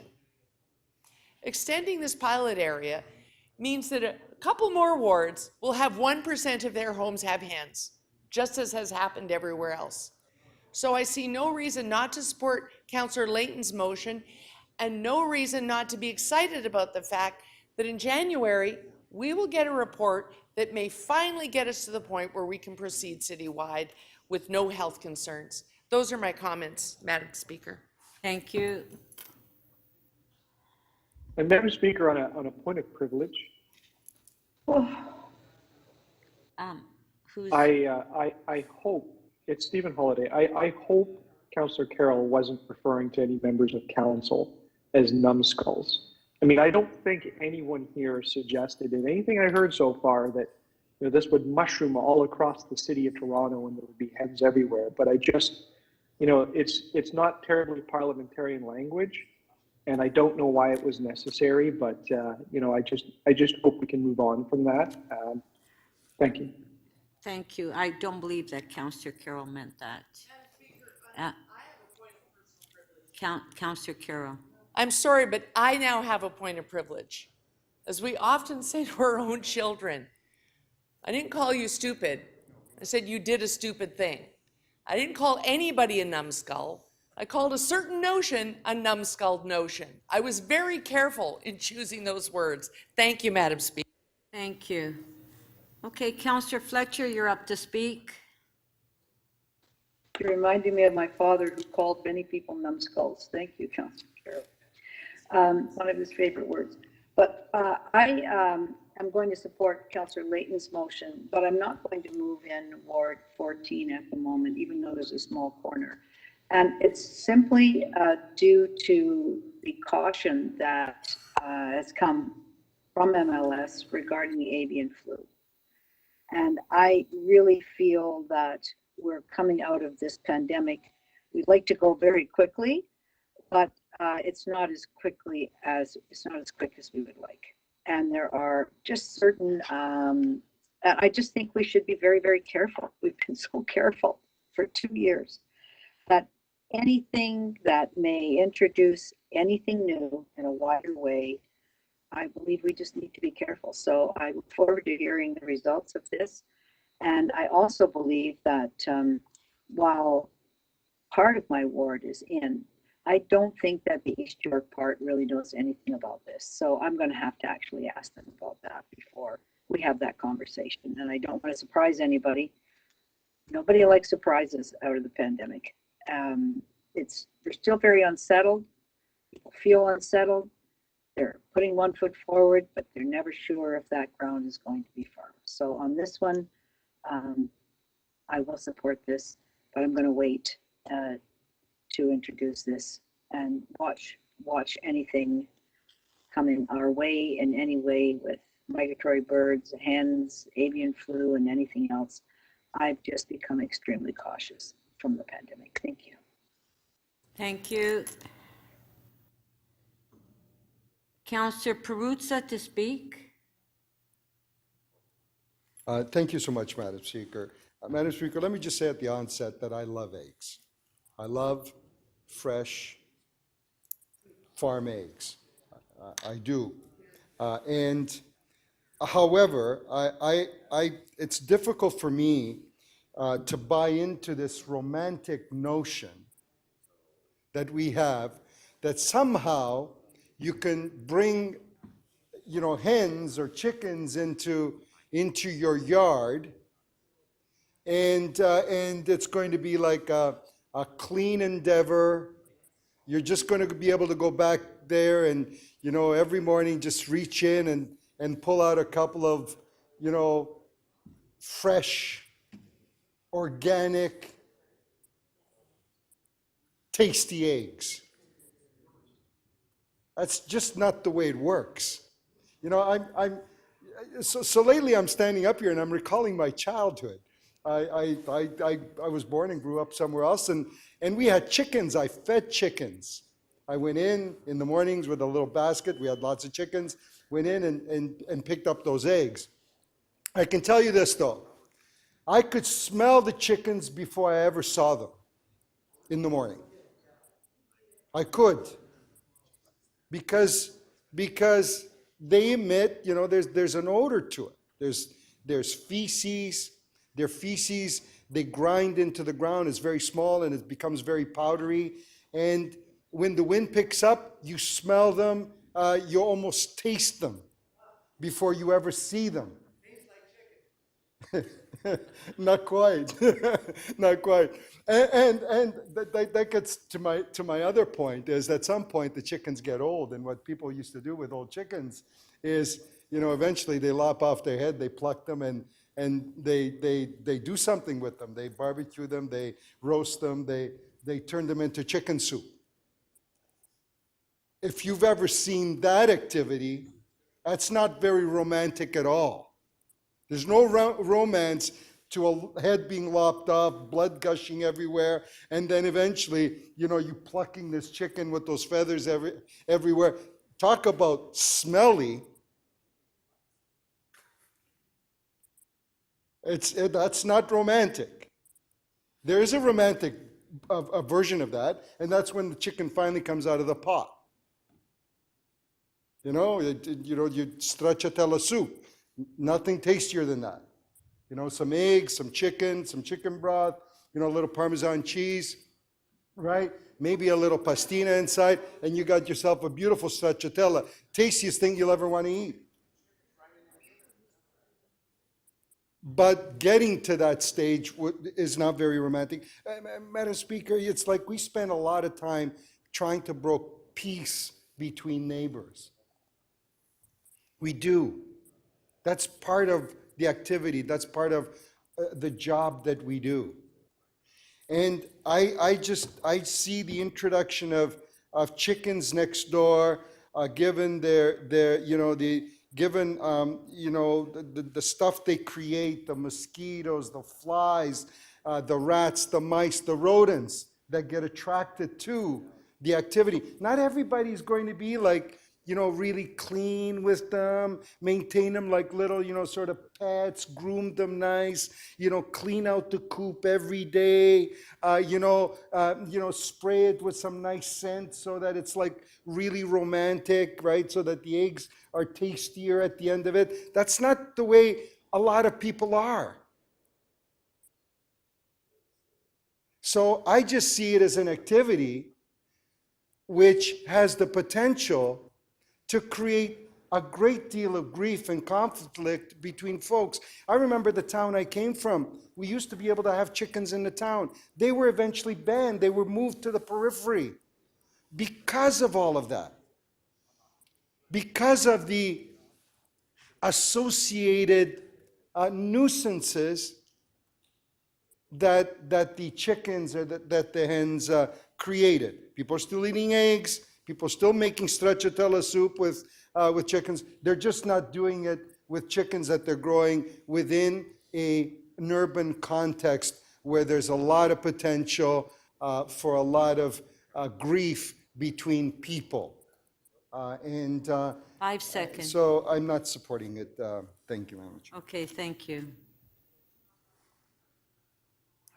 Councillor Thompson?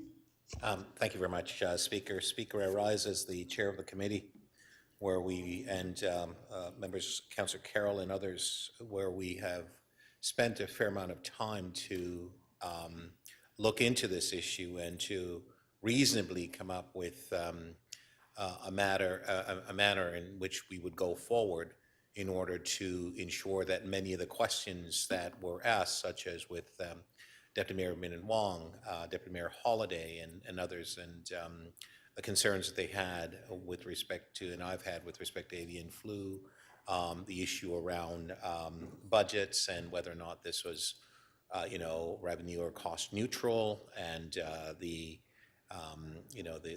challenges with respect to MLS. I want to thank Mr. Grant. Mr. Grant is such an exceptional public servant, and he works hard with respect to his team in MLS, trying to ensure that they respond to the calls and the concerns. The questions that Deputy Mayor Min Wong asked him about, responding to calls, we have great challenges, and so there is a real need to explore, obviously, further as to whether or not we would permit a citywide expansion with respect to backyard hens. Yeah, there are people who like, raising chickens and having the eggs, fresh eggs, and what have you. Obviously, we know that as part of the bylaw, you're not allowed to kill the chickens. You're not allowed, for example, to give the eggs to your neighbor. You're not allowed to do any of those things if you follow the rules. And I'm very concerned about the issues regarding the cleanliness and the impact on neighbors. I formed some of my thoughts and opinions, Speaker, not simply from the YouTube videos which I've watched more than I really cared to be quite frank with you, but there were people who came quite some time ago to speak to the problems that they were having, Torontonians who were having experiences with respect to the pilot program. I know many have just resigned themselves to not complain anymore because they felt beaten down. One person was a neighbor of a former councillor, and he and his family, when they raised the issue, I felt so bad for them because they were having the brunt of it, and they had no options, nothing that they could do to obviously address the challenges that they were experiencing as a family. They had young kids, for example. So that helped me to sort of get a better understanding of the real issues and so on. What we did at committee was we said, look, let's continue the pilot, but there's a lot of questions, a lot of information that we needed further. We didn't kill this matter there. We said, let's explore it. I think that's a reasonable approach that we've actually taken, and I think that is what we should continue to do. We will deal with this as it comes back in the new year in terms of, January, and the matter was not going to be approved until April anyway. So nothing actually is lost from a timing perspective. I think it is within the time frame that we've all sort of agreed to. I don't know necessarily that I'll be supporting when it does come back, quite frankly, but I think we need to have more information. I want to say that we have chatted with Councillor Layton, and he has moved his motion for those 3 wards, and that's fine. Staff have indicated it could be accommodated within the context of the current program, the current pilot, and so we should do that, and then refer this matter as the motions is directing to have staff continue to work with the community and the consultation and so on. But I also want to just finally say, Speaker, my my regards for Dr. Attard and her clarity in helping to provide information. She hasn't taken any sides. She's just provided the information, and as Mr. Grant, and that's the appropriate thing to do from a staffing perspective. And I know that some Torontonians will say, well, City Council, you don't want to try anything. Yeah, we do want to try things, but as been stated, avian flu and the challenges that we've experienced with the pandemic and so on, do we really want to bring additional challenges and concerns that could affect human health? And I would say to you, no. And so the other component part of it is that I don't believe at the end of the day that we should be subsidizing a program that, in fact, based on what's been given to us by staff, it appears that we would eventually be subsidizing this program. I don't think that's something that we should be doing. Thank you, Speaker. Thank you. Okay, if we can put the motion on the screen.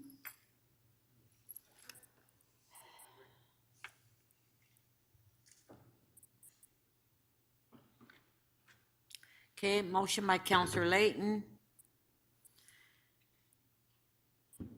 By adding 3 words. All in favor? Recorded vote, please. Recorded vote.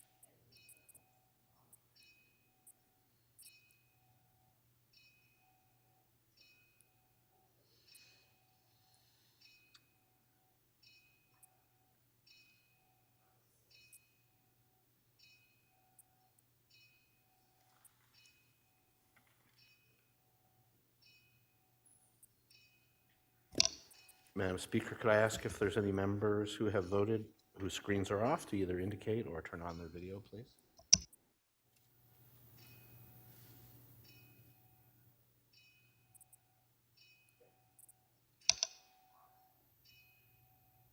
Motion 1 carries. The vote is 20-6. Okay. Item is amended. On favor? Recorded, please. Recorded.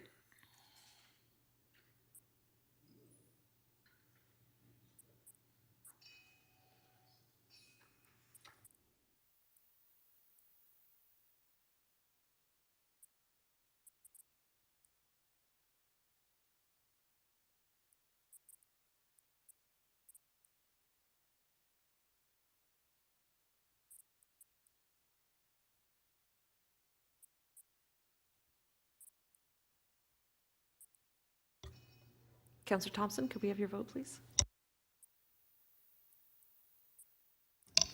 Speaker, the item is amended carries. The vote is 19-7.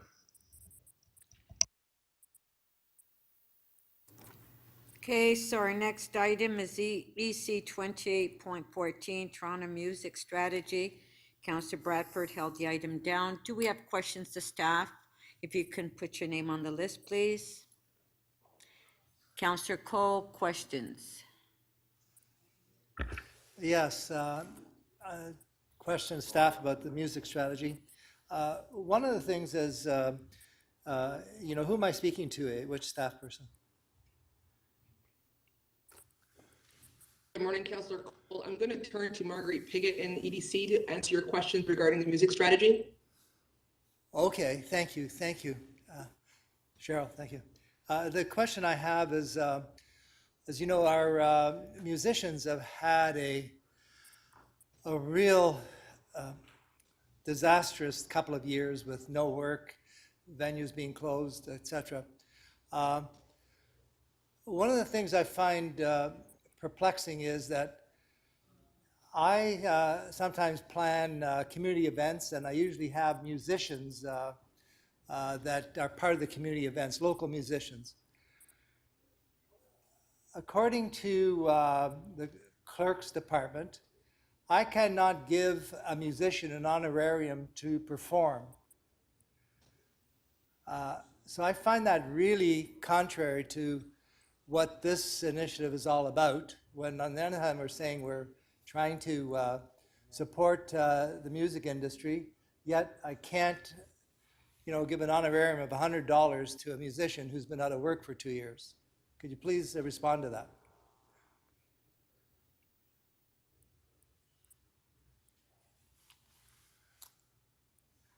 Margaret, you're on mute. You're on mute. Apologies, and thank you, Cheryl. Thank you for the question, Councillor.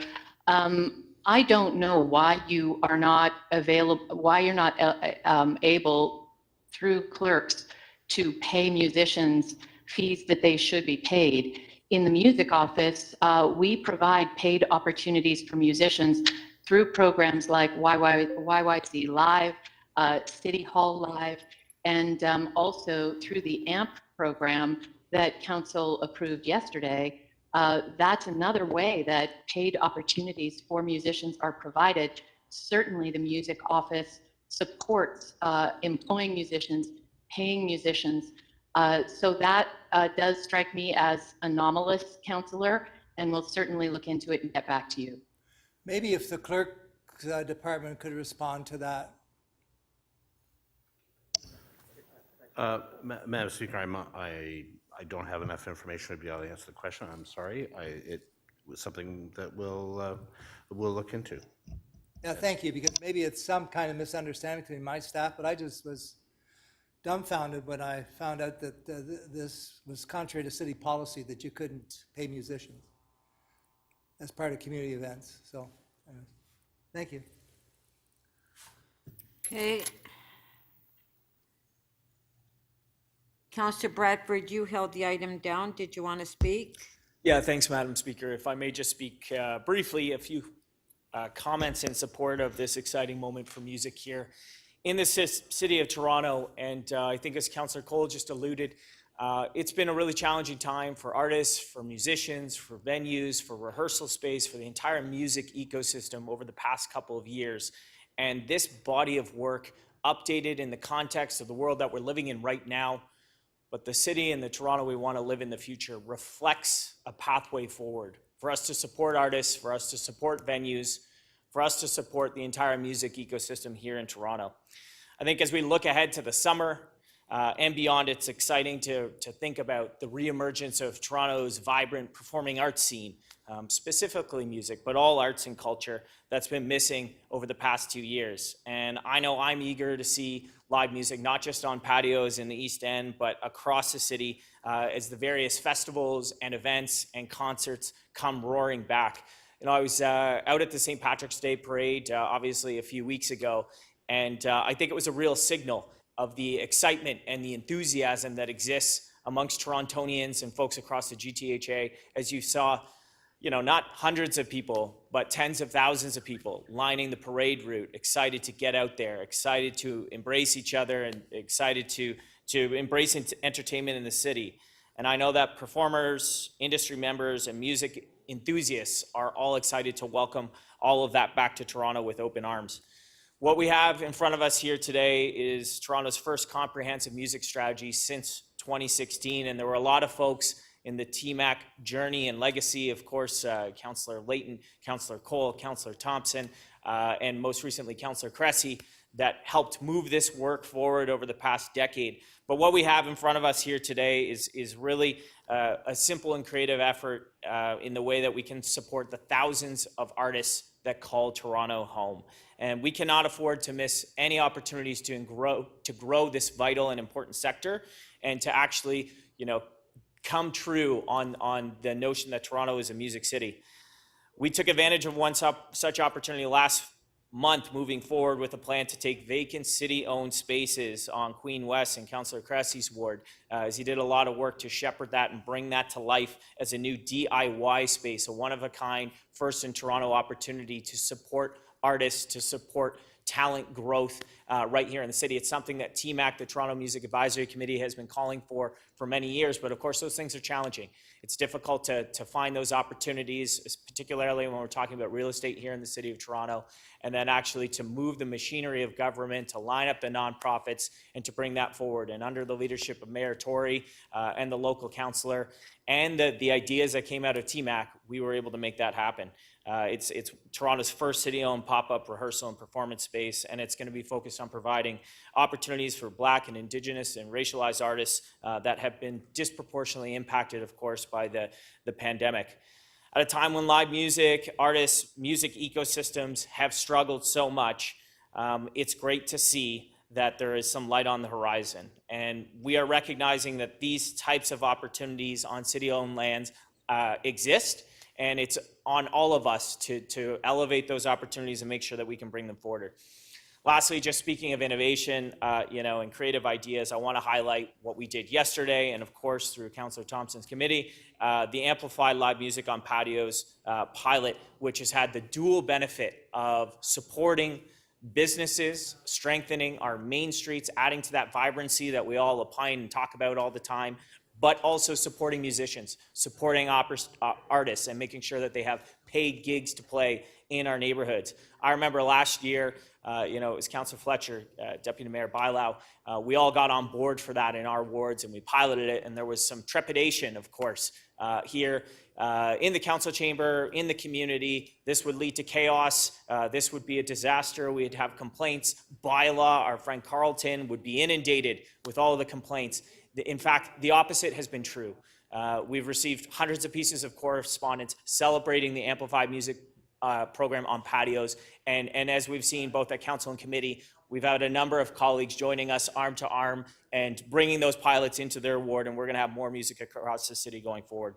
So there's certainly a lot more work to be done. As I wrap my comments here, I couldn't do it without thanks and gratitude to Marguerite, to Mike Tanner, to Jacqueline, to the entire music office for their significant work on this strategy that we have in front of us, and my colleagues and friends on TMAC who have put in a lot of time around the round table to provide that feedback from the industry. And of course, our mayor, who's been a huge champion for music in Toronto in his term and will be in the terms to come. Thanks, Madam Speaker. Thank you. Okay, on the item, on favor, carried. Thank you. Our next item is EC 2815, updating Toronto's food charter for all. Councillor Fletcher, you held the item down. Do we have questions of staff? I was just trying to release it with my motion. So, no, I'm fine, thanks. I just have a motion. Okay, does anybody have any questions on the item? Okay, Councillor Fletcher, if you want to move your motion. Oh, hold on. There we go. Okay, go ahead. Thank you. This is just to ensure that in this strategy, which is a very good one, I know it's been worked on, food security is such an important part of our anti-poverty strategy, and just reminding you that it was our dearly most beloved Deputy Mayor Pam McConnell who led that strategy on behalf of the mayor, and food being an important part of that. So this is simply to ensure that we're looking at community gardens, allotment gardens, and including bringing in TCHC and Toronto Seniors, our new corporation, that do have gardens, and also some people would like to be able to grow food. So with that, I'll say thank you very much for all of the work and move that motion. Thank you. Okay. Councillor Wong Tam to speak. Yes, thank you very much. Can you hear me? Yes, we can. Okay. For some reason, my screen is showing that my microphone is still mute. Dangerous place to be when that happens. Thank you very much, Madam Speaker. I do have a motion, and I recognize that the clerk will have to put this on the screen. The motion is broken down into two portions. And the first section is to ask staff to explore the feasibility of providing some supports to identifying locations and offering resources for containers and shipping containers, as well as pop-up Okay, storefronts. just one sec, hold on. We do not have your motion. Okay. Okay. It was sent, but I am struggling with some technology today. Okay, we'll hold the item down then. Okay, thank you.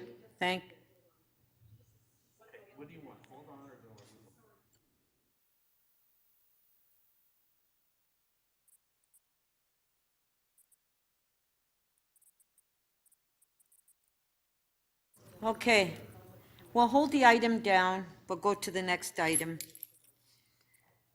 All right, our next item is GL 29.10. Application for approval to expropriate parts of 2 and 90 Bloor Street East. Mayor Tory reopened the item. And so do we have questions to staff on this item? Speaker, I was just going to ask if that item could be held down just for a bit of additional time now that it's back on for reconsideration. Can we do that? Sure. Thanks so much. Okay, we'll hold the item down.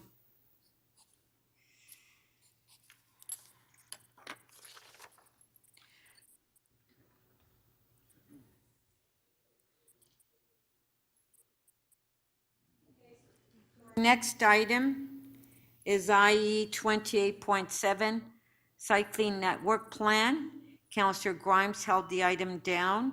Do we have questions to staff? If you can please put your name on the screen. Councillor Lai, questions? Thank you, Speaker. Through you to staff, I just have a couple of quick questions. Were there any public meeting held for this proposal?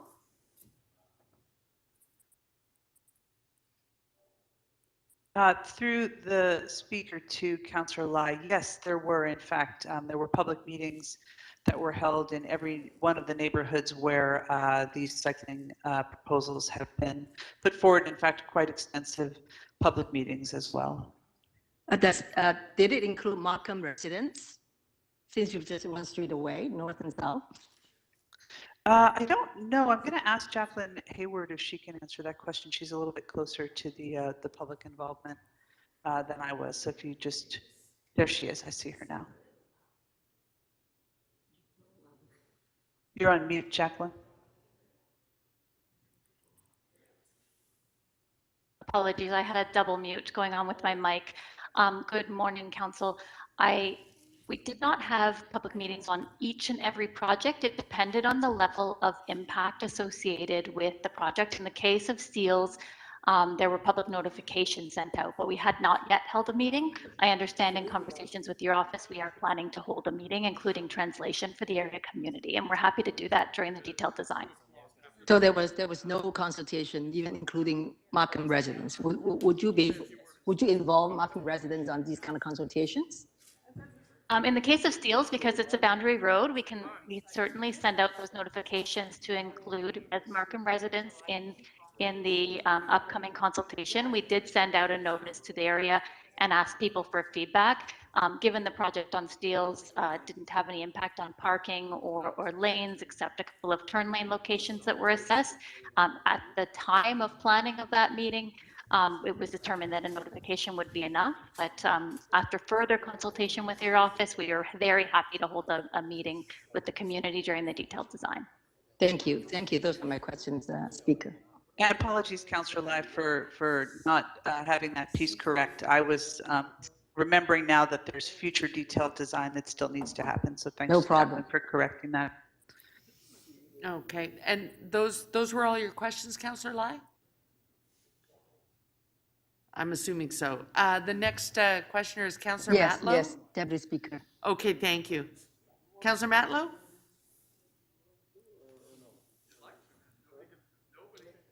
My apologies. You can remove me from the list here. I'm just going to speak after. I'm sorry, you don't have questions, Councillor Matlow? My name was up on the Oh, wrong there list. I apologize. Okay, thank you. Then the next questioner is Councillor Minnan Wong. Yeah, thank you. Is someone from the TTC around to answer questions? I believe there's a number of people from the TTC on the call. I see Jim Ross, and I believe there are a few others as well. Oh, okay. I think there was a supplementary report put out on delays for shuttle buses. This is when the Young Line breaks down, unfortunately, and to I guess to everyone believes that it happens far too often. How many people travel in the, let's say, morning rush hour?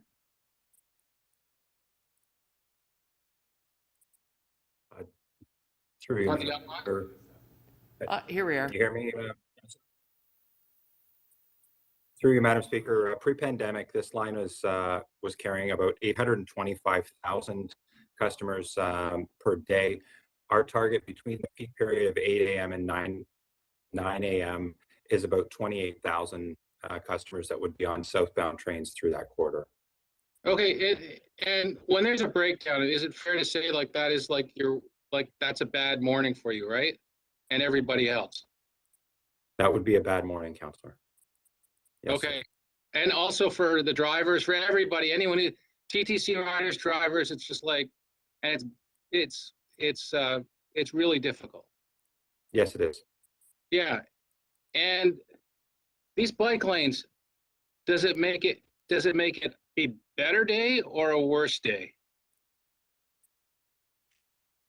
I would think that if you take 2 lanes of traffic and you collapse that into 1 lane of traffic, then that would slow things down, Councillor. And you've measured how much it slowed things down, haven't you? Not the entire corridor, but we have measured a portion of the corridor. And what percentage, how much does it increase the delays? So on average, and I should qualify my remarks first by saying that what we've done is we've averaged out a Saturday and Sunday in February with a Saturday and Sunday in November, and then we've compared that to the average of 5 weekends post-implementation. So what I believe is happening here is that the averaging of all of those time periods and all of those trips is masking what may actually be going, just because of the size of the sample, and it's being averaged down to 1 number. But it is increasing, and we are seeing increases in you bear with me 1 moment. So yeah, can I interrupt you for a second? Sure.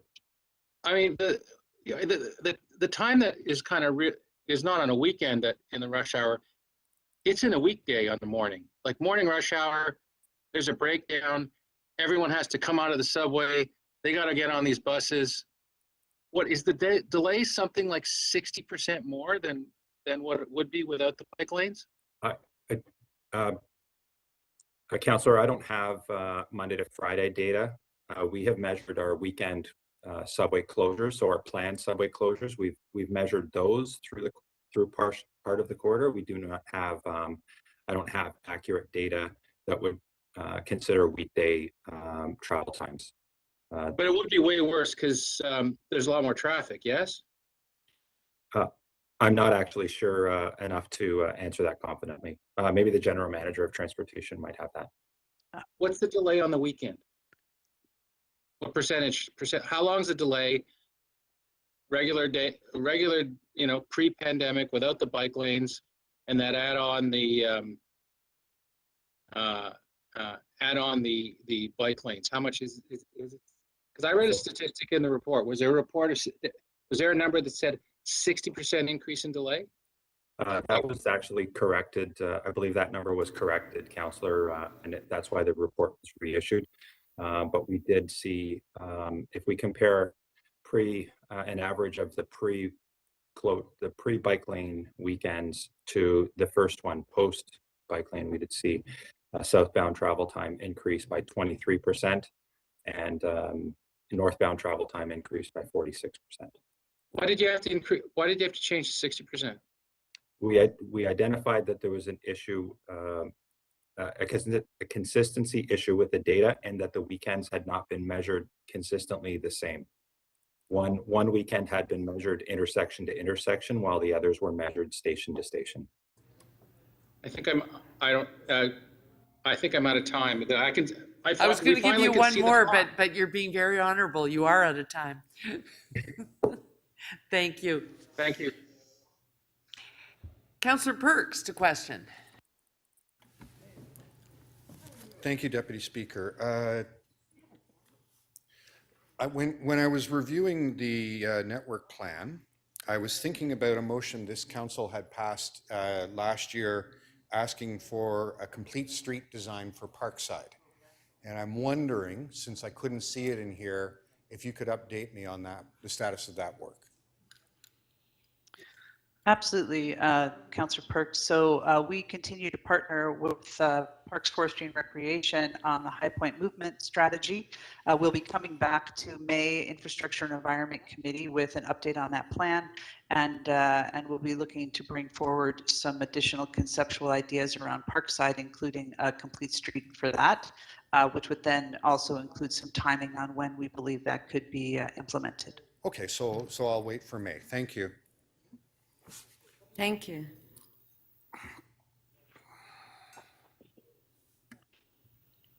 Councillor Carroll, questions? Yes, I just wanted to follow on with Councillor Min Wong's line of questioning. So I imagine I'll be asking TTC these questions. We do have this addended report on TTC travel times. We do have issues within the Yonge Street pilot area to work out. Is the purpose of the TTC studying that to stop the city's policy goals around creating cycling infrastructure, or is it to improve on the infrastructure so that it does align with the TTC as best we can?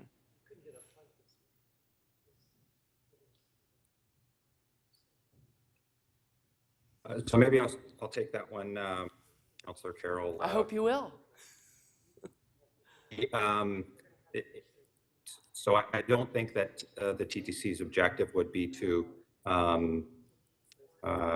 do as you described. I think the TTC's objective in measuring our trip times through this corridor is not to try to change the direction of a city program. It is to understand better how we are mitigating, how we can work with transportation services and their team to maintain our travel times and to maintain our customers' experience as best we can through the changes. Right, because if we do give people the ability to more broadly choose cycling as their main mode of transport, they're likely in inclement weather to be a transit rider as well, are they not? Does the data show that cycling fans are also transit fans? For that one, I'm going to ask Scott Haskell, Councillor, our Chief Customer Experience Officer, to answer that question. Excellent. I didn't know he was on the floor. That's great. Yes, ma'am.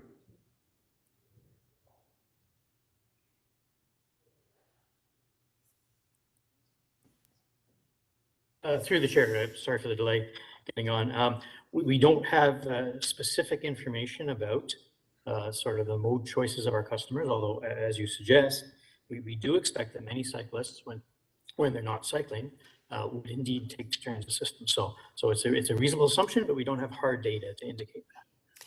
But in fact, it's also true. The TTC has gone through over the years the process of in a way, it's infrastructure, adding cycling racks to buses. Because we assume that where cycling is impossible, bus is a frequent option for cycling. Otherwise, we wouldn't have put those racks on our vehicles. Am I right in making that assumption? Through the chair, absolutely correct. We are supportive of integrating cycling with transit and supportive of active transportation. And where active transportation can help people move better, either with or without the transit system, we are supportive of that. Okay, so it's really part of the active transportation package, and we consider ourselves, as TTC Commission, we consider ourselves a partner to that active TO initiative. Correct. Thank you. Thank you. Okay, Councillor Robinson, questions? Yeah, I'm looking at your report. This is to the TTC, and what I'm reading is, this is a direct quote. During the busiest times on Saturday and Sunday, extremely long delays to transit customers are observed, especially as buses navigate the Yonge St. Clair intersection that we've heard a lot about. These delays contribute to poor customer service for customers and increase the likelihood that customers will avoid traveling on line 1 or on the TTC when there's subway closures. So my question is, that's a worrying statement. My question is, right now the TTC is trying to bring back riders. We're going through a ridership reacquisition campaign.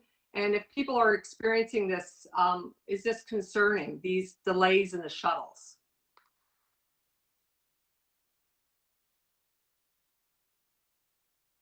Through the speaker, Scott. Yes, it is concerning. We firstly have a concern about actual subway shuttle operations on the weekend, depressing ridership. And if those subway shuttles then become less effective and slower, that adds to our concern about the ability to encourage our customers to come back to our system. And so when you have a planned closure, it's a little more orderly. When it's an emergency closure, which I've been on many, many times, it's quite, would you call it chaos, organized chaos, or chaos disruption? Very difficult to find a shuttle. People try to resort to taxis and Ubers, can't find them. Could you describe what happens to the customer when there's these types of planned, or more importantly, emergency closures? Sure, Councillor, through the speaker. The difference between a planned and an unplanned closure is quite significant. The planned closure, we allocate buses that's their job for the day, that's their work for the day, and that's in this area that would be approximately 145 buses through the course of the day would be allocated to that shuttle. We have additional staff that are assigned to stations in the area, and signage, communications is very important.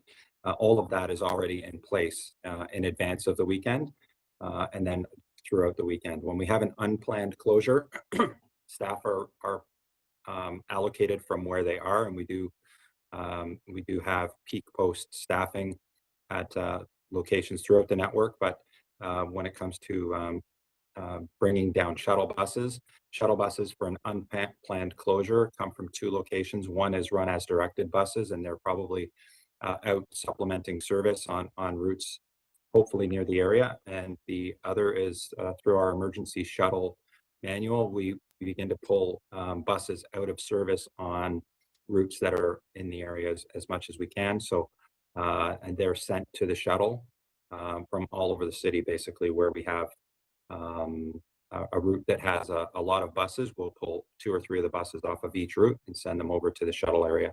They have to get through traffic to get there, and oftentimes you'll find that shuttles take a long time to get going and get up and running, and that is the primary reason for that. Yes, and I've noticed that as a rider, and heard lots of complaints about that from other riders. So basically, you would say then that, like, I understand post-implementation of the bike lanes, the northbound travel times increased to as high as 46%. Is that correct? At one juncture of this implementation, there was as high as 46% south northbound. If we compare the average from the pre-implementation weekends to the average of the post-implementation, or the July weekend, which was the first weekend post-implementation, we saw a 46% increase in northbound travel time.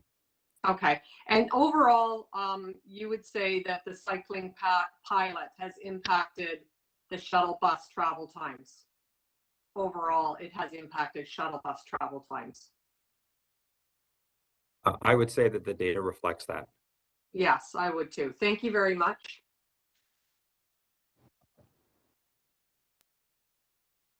Thank you. Next question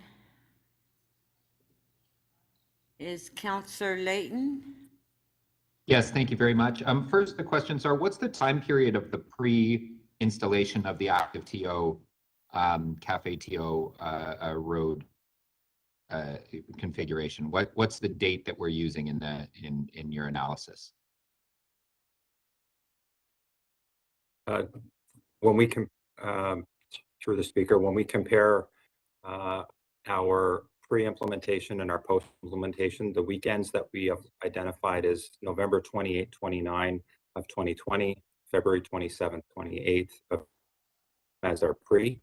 Our first post-implementation weekend, July 17, 18, 2021, and then a weekend in August, September, October, and most recently in March of 2022.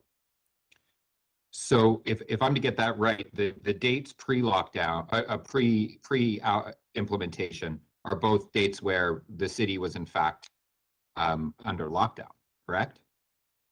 Lockdown and a stay-at-home order, and I apologize, Councillor, I'm not sure what the difference is there, but that's sorry, the stay-at-home order, and then the previous ones, the ones where you measured post-implementation were after the stay-at-home was lifted. Do we think that may have contributed something to the amount of traffic on the roads? I would think that was a safe assumption, Councillor. I would. Do we have any data about delays as a result from pre-implementation to post-implementation in areas outside of the pilot, further north? One of the things that we included in the report, Councillor, was the City of Toronto's TTI, which is the travel time index for the whole of the city. I do not have quarter-specific data, but we did include that in the table, which is in our supplementary report, and it does show that citywide traffic did increase pre-implementation versus post-implementation. By how much? If you bear with me. Thank you. Thank you. No, I'm sorry, Madam Speaker. I'm still on my time waiting for an answer. Oh, I'm sorry. Okay. I heard The a thank you dead. was just being polite. I heard a dead silence, so I Apologize. went, okay. Councillor, the average travel time for journeys, according to the TTI, increased by 12% between the pre-implementation and the July 17th, 18th closures. And but if you look at the sorry, it was 12%. Pre and post, the increase was 12%. And what we compared that to was the 23 and 46% increases that we saw in the averages. Now the averages, there's a lot of questions about where we're measuring this data and what we're measuring. Can I look at the September travel time? What were the averages in that period? The impact on TTC in that period? So September 20, the September 25th, 26th, 2021 closure, Councillor? Yes. So that the travel times, the average travel time southbound, 18 minutes and 25 seconds, northbound, 17 minutes and 32 seconds. And the TTI was 1.289. And if we compare those September, which dates are you comparing them to? The averages from November 2020 and the 2021 dates? If I compare that to November 2020, the average southbound trip was 1902. So the September 25th, 26th is 37 seconds less than the November 28, 29 closure in 2020. Again, these are averages. And then the September 25th closure, northbound travel times at 17:32 is 1 minute and 53 seconds, I believe. Longer than the November 28, 29. So you have a closure in September when compared to pre-COVID numbers is roughly, if not a little bit less than the average citywide change in that same period with the increase in traffic, correct? Yes, that would be correct. Just to say, is it correct to assume there could be other contributing figures to measuring the increase in time from pre-implementation to post-implementation, given the pre-implementation timeframe that we're using, that it had a lockdown in effect? That was your last question. Yes, I think that, Thank you. Okay, thank Councillor, you. there are a number of variables I'm looking at. That is correct. Okay, thank you. Councillor Cole, questions? Yes, to TTC again.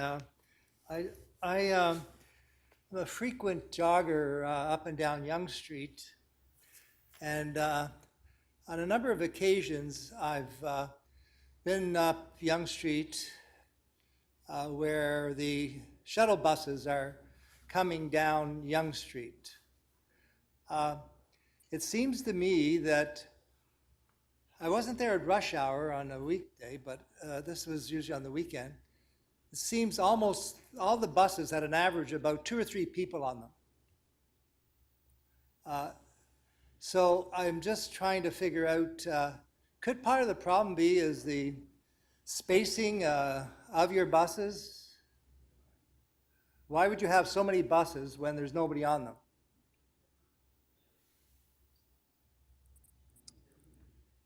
Through you, Madam Speaker, without having more information, Councillor, I don't know that I could accurately answer that question.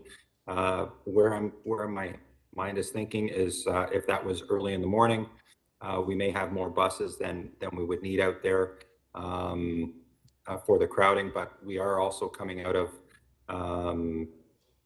various stages of trying to manage to our capacity, and we were trying to target down well below the average capacity of a bus pre-pandemic to allow for physical distancing and to provide our customers with a feeling of comfort as they're riding the bus. Again, without knowing the details, but I'm going to speculate that it may be, if it was early in the morning, that we may No, it wasn't early in the morning. It's usually about noon that I'm up Yonge Street there.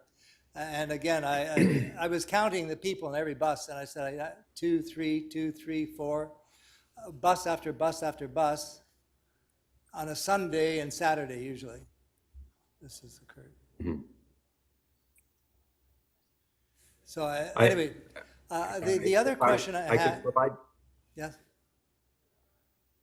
The other I could question. Provide greater data if I had more details, sir. What's that? I could provide a better answer if I had more details. Okay. Anyways, I'm just saying, as a casual observer on Yonge Street, the next question I had.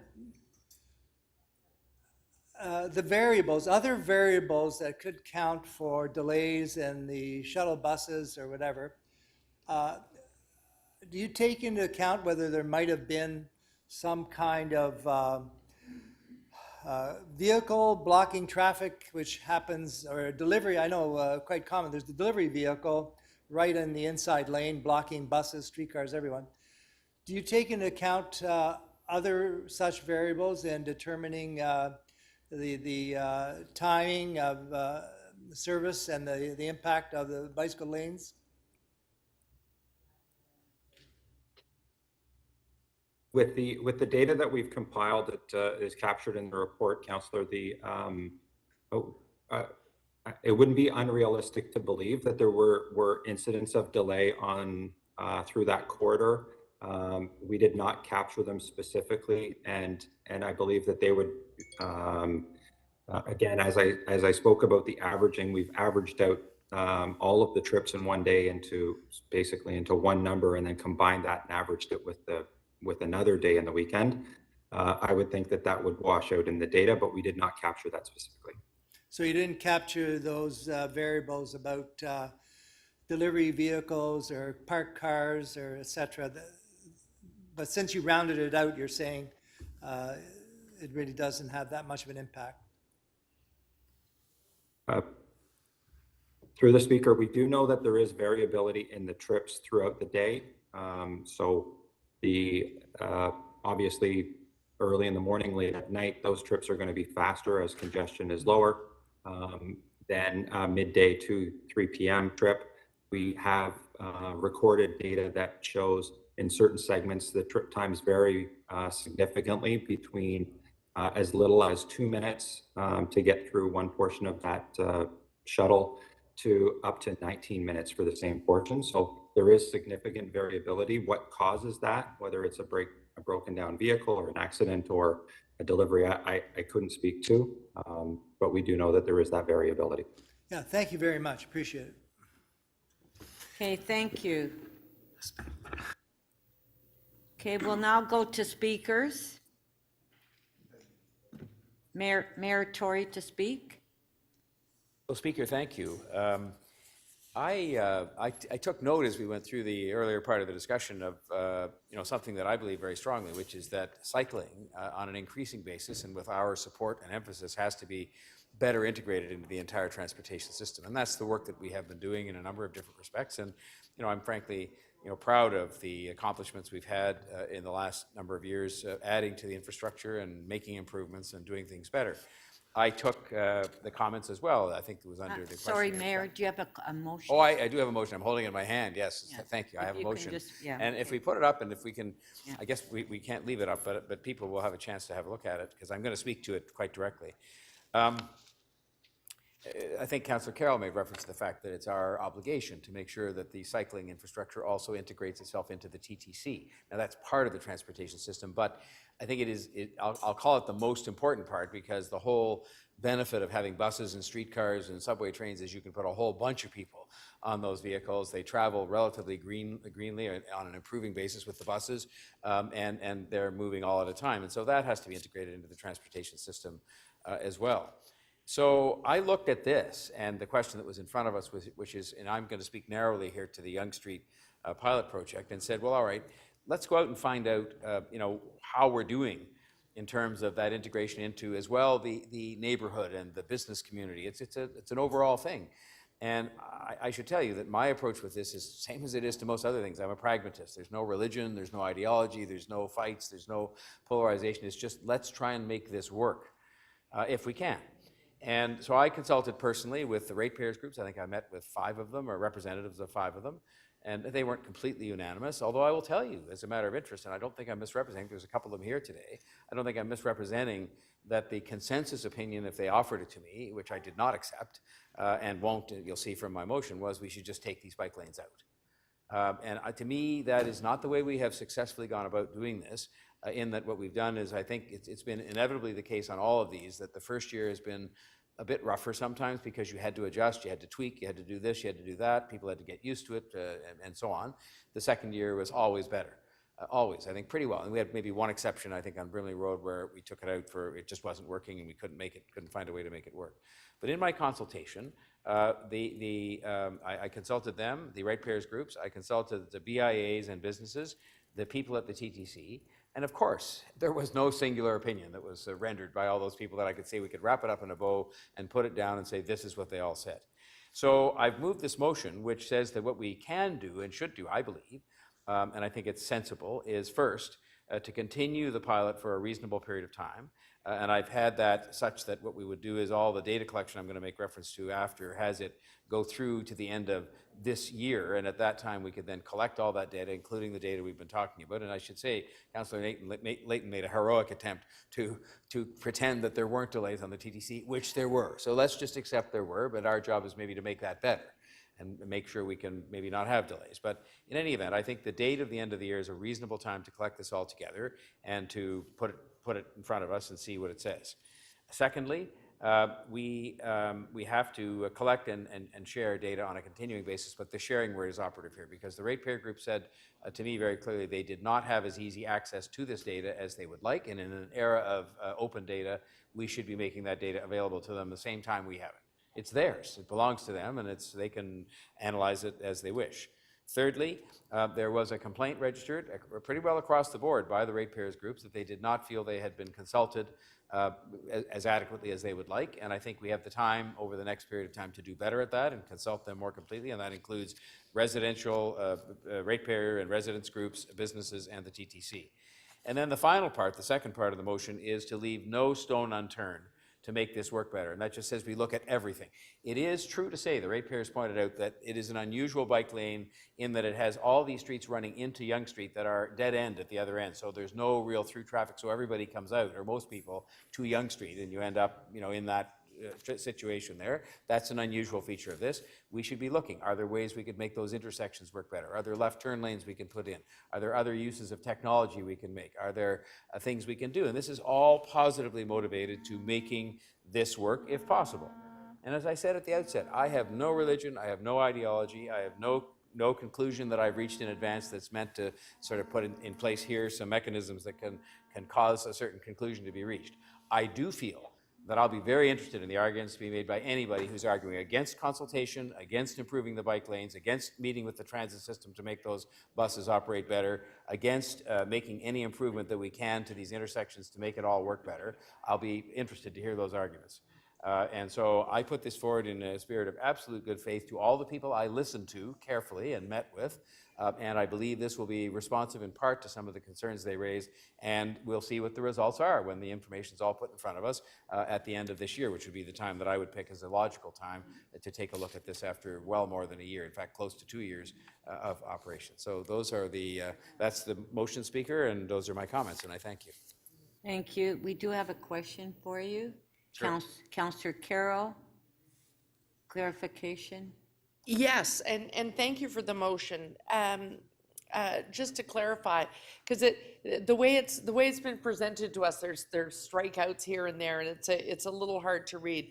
But to clarify, you are continuing on the pilot, but the consultation piece is to be conducted by transportation or jointly with the TTC? I'm actually agnostic about that because it may be useful to have them both, but I think the point is that the Residents Association, when I talked about the TTC, we need to consult with them. And some of the points that were made about shuttle buses and how many people were on them and how many there were and all this kind of thing, I don't know enough, to know whether there were too many or too few, but maybe we should talk to them about how they can help us to make the shuttle buses work better. So I'm talking about consulting with them. And I'm talking about the city doing that, and the city, as the principal sponsor of this, also consulting with the ratepayers and businesses who indicated to me they didn't feel they'd been consulted enough. And I take them at their word on that. Fair. I mean, I know sometimes there's never enough consultation if you don't get the right answer, but I think it's fair to go out and listen a little more about the experience people have had in business and residential and transit to make all this work better. Right. And it's sort of clarification, Madam Speaker, but indulge me. I'm wondering if the mayor shares my frustration. We've spent the morning speaking in terms of percentages. The percentage of increase of a delay being 60%. In some cases, that percentage, what we're talking about is 1 minute. Because we're talking about the percentage of the delay, which was previously 2.5 minutes, and it's now 3 and 45 seconds, and yet the percentage of that is 60%. Now, through you, Speaker, this all cuts both ways. You want the consultations to be a little more fairly framed? Yes, yeah. This cuts both ways. I mean, I think we all know that experience where we'd say to somebody, how long do you think that traffic light is there that you're sitting at? And they say, oh, it's at least 4 minutes, and it's 90 seconds. Yes. It's a lot of it's perception, and it's perception if you're on that bus and it's delayed. I will also say, this is where it cuts both ways, that when we talk about a 250% increase in cycling traffic, in many cases when you bring that down to numbers, it's not very many bicycles before and not that many after. But again, it's early, and I think we have to give this more of a chance, improve it for the cyclists too, in terms of safety, because there were some concerns raised there. I'm disappointed in myself I didn't put that word in here, but I hope they'll look at that too to make sure it's safe. But yes, I mean, I think you can look at all these things and not get transfixed by them. Let's make it work. Yes. For everybody. The integrated system that you, I think, first made reference to, Councillor Carroll, through you, Speaker. Thank you for clarifying that intent. That's wonderful. Thank you. Okay, before we recess, we have a few minutes. We do have some members' motion that we want to add. So, who's the first motion? Counselor Bailao? Mayor, if you need a copy. Who's the seconder? Counselor Fletcher? Can you introduce Counselor Bailaw's motion? I can introduce that motion, Speaker. It is on a St. Clair Avenue West and Caledonia Road, authorizing staff to seek offside park dedication respective OPA and zoning amendment. And it's happening very quickly, so it needs to be determined. Thank you. Okay, thank you. All in favor? Carried. Counselor Wong Tam, you have two. Thank you very much, Madam Speaker, and hopefully the clerk can please put that on the screen. I'm not sure which motion they're going with first. I will do my best to introduce them with also for the reason for urgency. Yes, okay, this is a motion that's about releasing Section 37 funds for the St. Lawrence Market Neighborhood VIA. They are currently undertaking streetscape improvement. There is a bit of overrun, and we wanted to reimburse the VIA as soon as possible. Okay, Just to make sure the project can keep going. Thank you. On favor, show of hands, carried. Your next one? Yes, thank you. The next motion is to release Section 37 funding for the Toronto Aboriginal Support Services Council. It's for their purchase of brand new office space in Regent Park. The matter is time sensitive because they also need to confirm third-party funding for the federal government's Indigenous Community Infrastructure Fund. Not to mention the fact that the transaction is time sensitive because there are conditions to be met. Thank you. On favor, carried. Okay, thank you. We'll recess to Speaker, I have a quick release if you want it. Or you want to do it after lunch? Yeah, okay, we have 3 minutes. Counselor Fletcher? It is CC, sorry, it's CC. Oh, my God. It's the Integrity Commissioner report, Speaker. Just looking for the actual number. What is it? The report, annual report of the Integrity Commission. Okay. And I'll release that. So you're releasing it, so Yes, I CC am. 42.2, Office of the Integrity Commissioner Annual Report. On favor, carried.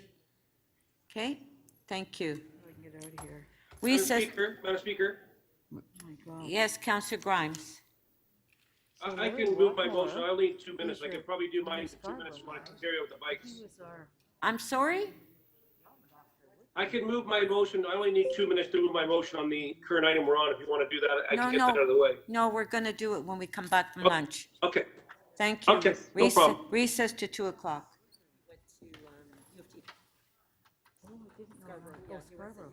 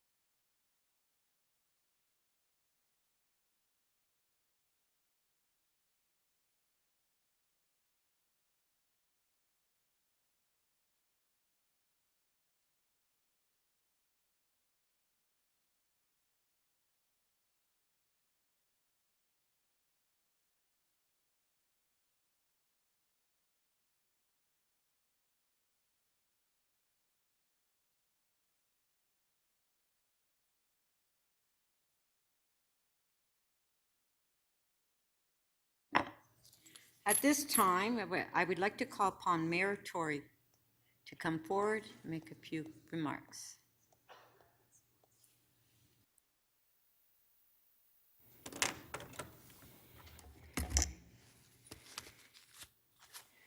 Well, this is a serious tribute, if I can call it that, to our departing colleague, Councillor Joe Cressy. But it does leave room for a little bit of humor. And I said to him, because I came up here a little earlier than some of the members of council came back from the break, and I said to him, well, there was a time when maybe I would have said I came up early just to make sure this was really happening and to make sure it went off and so on. But you know what? I've grown to love this place. I've been here for 7 years, and of course, like some of you, I hope to stay longer, but I guess the voters get to decide that. But over that time, you forge relationships with the people that are here, that are your colleagues, and with the public servants, and with the people, because you are here long enough that you get to be interacting with people, the people that we serve all the time. And one of the people that I'll be very, very sorry to see go, although I did say the other day, and I meant it, that I think he'll be back, whether he's back here or back some other place, is Joe Cressy. And I first of all want to begin by acknowledging the presence of Grace, who's here, Joe's spouse. And Jude is not here. He's not hidden underneath that coat anywhere, is he? He's home having a nap or something, as children of that age do. But Grace, thank you for, I'll use the expression because it's the truth, putting up with having a spouse who's in public life, because I know something of that experience and I hear about it from time to time. It's been a big contribution that you've made as well. But in your case, Joe, we want to just say congratulations first and foremost on a great new position. I had the advantage of knowing a little bit ahead of time what you were going to do, and I thought to myself, if there's something you could have drawn up that combined your interest in building the community on a continuing basis with, the educational system, with working with communities, with helping people and knowing something of what you're going to be doing, I think it's perfect. And it is my job, for starters, and I'm going to be followed by others, just to say thank you for the work that you've done here. I think, most of us come here with a view to working with colleagues and public servants to get things done. And, sometimes you have to work hard to find a partnership with different people, because look, we're all different, but I'm always heartened by people who sort of share that determination to get things done together. And, you'd expect that the mayor and the chair of the Board of Health during a pandemic, I mean, I'm not sure what anybody would expect during a pandemic, because who would have known? But you would expect, if you were looking at it academically, that those two people would work together. But, there's no guarantee of that. There's no guarantee of that. I mean, personalities, chemistry, history, a lot of things, get into the mix. And I will just tell you, I could not have had, and by I should say, Chris, I think you'd agree with me as city manager, Chief Pegg, I'm sure Dr. Davila would say, we could not have had a better partner in you during a pandemic, which was one of the most extraordinary experiences I'm sure I'll have in my entire life. You were constructive, you had ideas, you had a certain sense of how to make sure that the one thing we were trying so hard to achieve, which was to make sure, and it's how we put the world-leading numbers on the map, is that we had a determination from the beginning we weren't going to leave people behind, either during the early stages of the pandemic when it was about supporting people, or during the vaccination campaign when we knew by then that vaccination was the key to keeping people healthy, to saving lives, to saving the lives of other people around them, and that we had to make an extra effort with respect to some people who, for whatever reason, might have had a hesitancy or a language barrier, a whole host of things. And you were just instrumental in taking the kind of mutually respectful partnership that we'd all formed at the sort of core group of the pandemic, and there were thousands of people, as you'd be the first to say, that actually executed this, but forging the plan that helped us to confront COVID-19 in that way, and it did save lives. And it, more so than saving lives, what I think it did in a strange way, as much as you would not like to look at a bad experience as being something that, but bad experiences always have some good outcomes to them. And I think it taught me certainly about the value of dealing with people who are trusted. And we said this yesterday when we had the ambassadors here, people who are trusted in the community, and the best results you could get from working with them to execute on a plan. And of course, that benefited everybody. It benefited most of all the people that we serve. Your work went way beyond that as chair of the Board of Health. And I think of some of the things like the safe consumption sites. And they were controversial to some people, they still are. But here's the bottom line. They've saved a lot of lives of people who have huge issues confronting them, the likes of which most of us could never possibly imagine. And so to me, that's why we're here. is to sort of do that sort of thing up to and including, most particularly, saving lives. I think people, wouldn't necessarily appreciate for any of the members of council the degree to which in your own communities you've made such a contribution. And I know because I happened to live at one point in time before the forest redistribution took place in your ward. And I know that you were confronted by a very high growth environment and that you negotiated successfully with those people to make sure that was quality development that has to happen in a growing city, but that took place in a way that was compatible with those neighborhoods. And I think, we all have our politics and we all have our ideologies to some extent, some more so than others, but I think you placed a premium on working with other people, whether it was myself or the public servants or the councillors or the community. And for me, that is, the best way in which we're going to make sure people don't get left behind, whether it's during a pandemic or in a host of other areas. So, I hope we can continue to do what you would like to see us do, which is to protect some of the gains we've made, including some of the lessons we've learned, and to make sure that we continue to place a focus on not leaving people behind, because I think in the end that is consistent with our values, consistent with your values, I know for sure. And so I'll just say thank you for the work that you've done. Thank you for the service that you've rendered. Thank you for the service you will render. Again, you're still in the public domain at George Brown College. And I do want to say again to Grace and to your whole family, because I know for you in particular, because I know your family well enough to know it's an entire family exercise, and you have parents who are deeply committed to public service, and we're here, both of them, in this very chamber.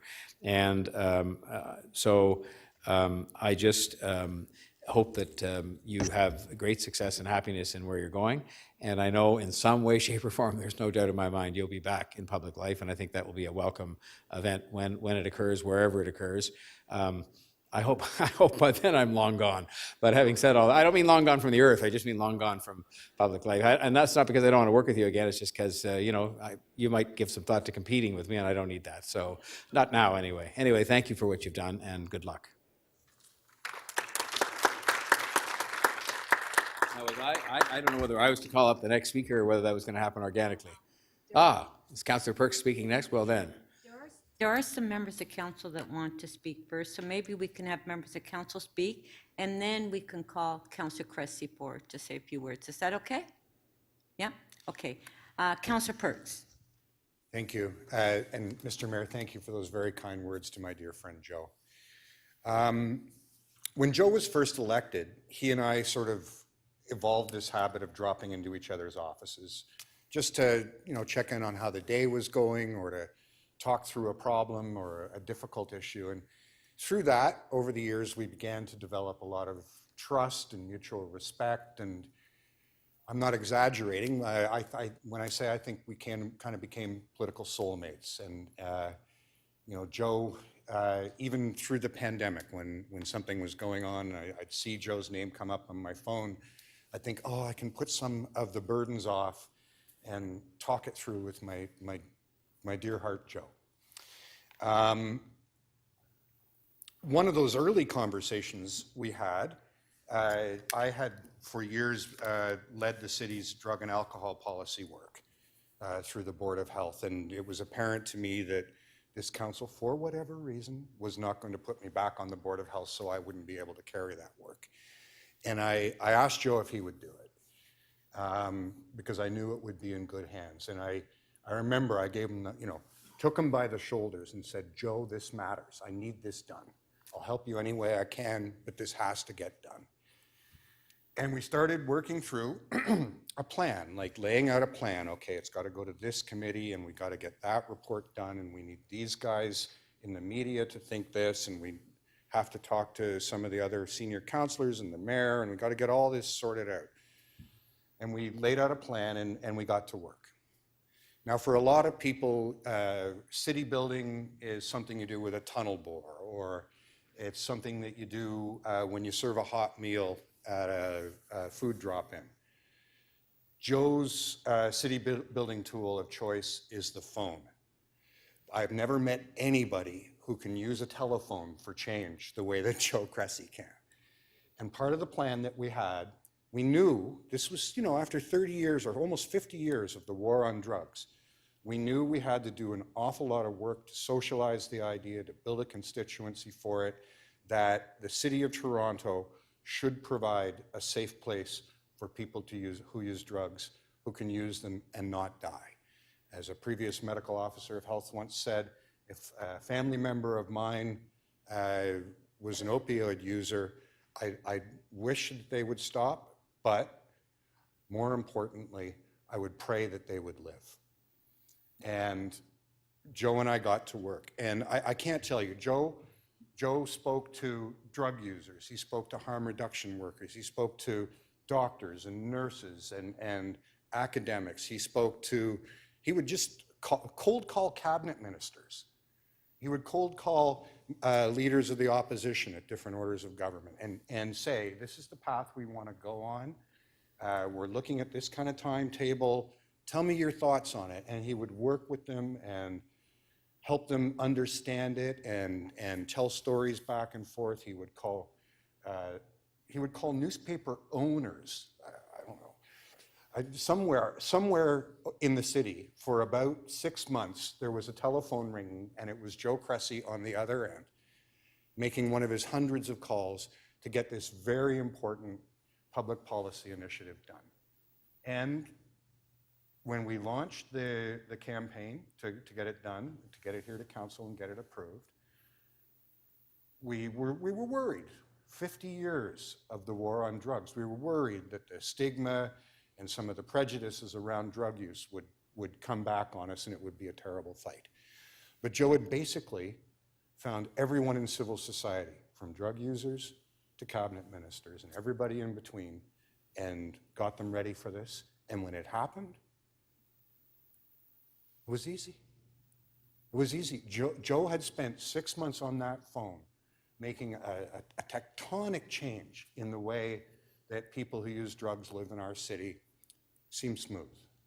I remember the moment of the vote. I was sitting over there, Joe was sitting over there, and our eyes met. And we both, our lips started quivering, and we ran for the back room and gave each other a big hug and just sobbed, because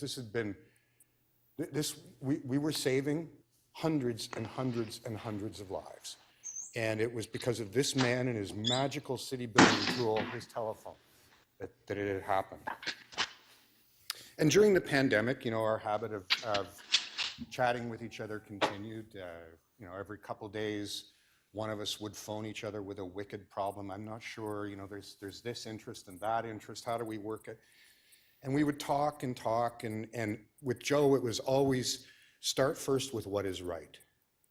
Start first with the world we want. Start first with imagining a city that is inclusive and healthy for everyone, where everyone can be their best selves. And how do we as a government get there? And then we'd think about how we'd get it through this place, which was always a chore. And we'd think about how we would talk about it in public and who needed to be phoned, and we would start the work again. And it's frankly, those calls every couple of days have been a balm for me getting through this pandemic. So I find myself in a really poignant moment right now. As I said, I'm losing a political soulmate, but I know that what he's doing will continue to contribute to the city, but will also allow him the space to be healthier, to spend more time with Grace and Jude, and to live a more rounded life. So on that sense, I'm delighted. It's a difficult moment. I'm terribly, terribly sad, and I'm terribly, terribly happy at the same moment. Joe, thank you for your work. Thank you for the love and care that you bring to this job. Thank you. Councillor Fillion.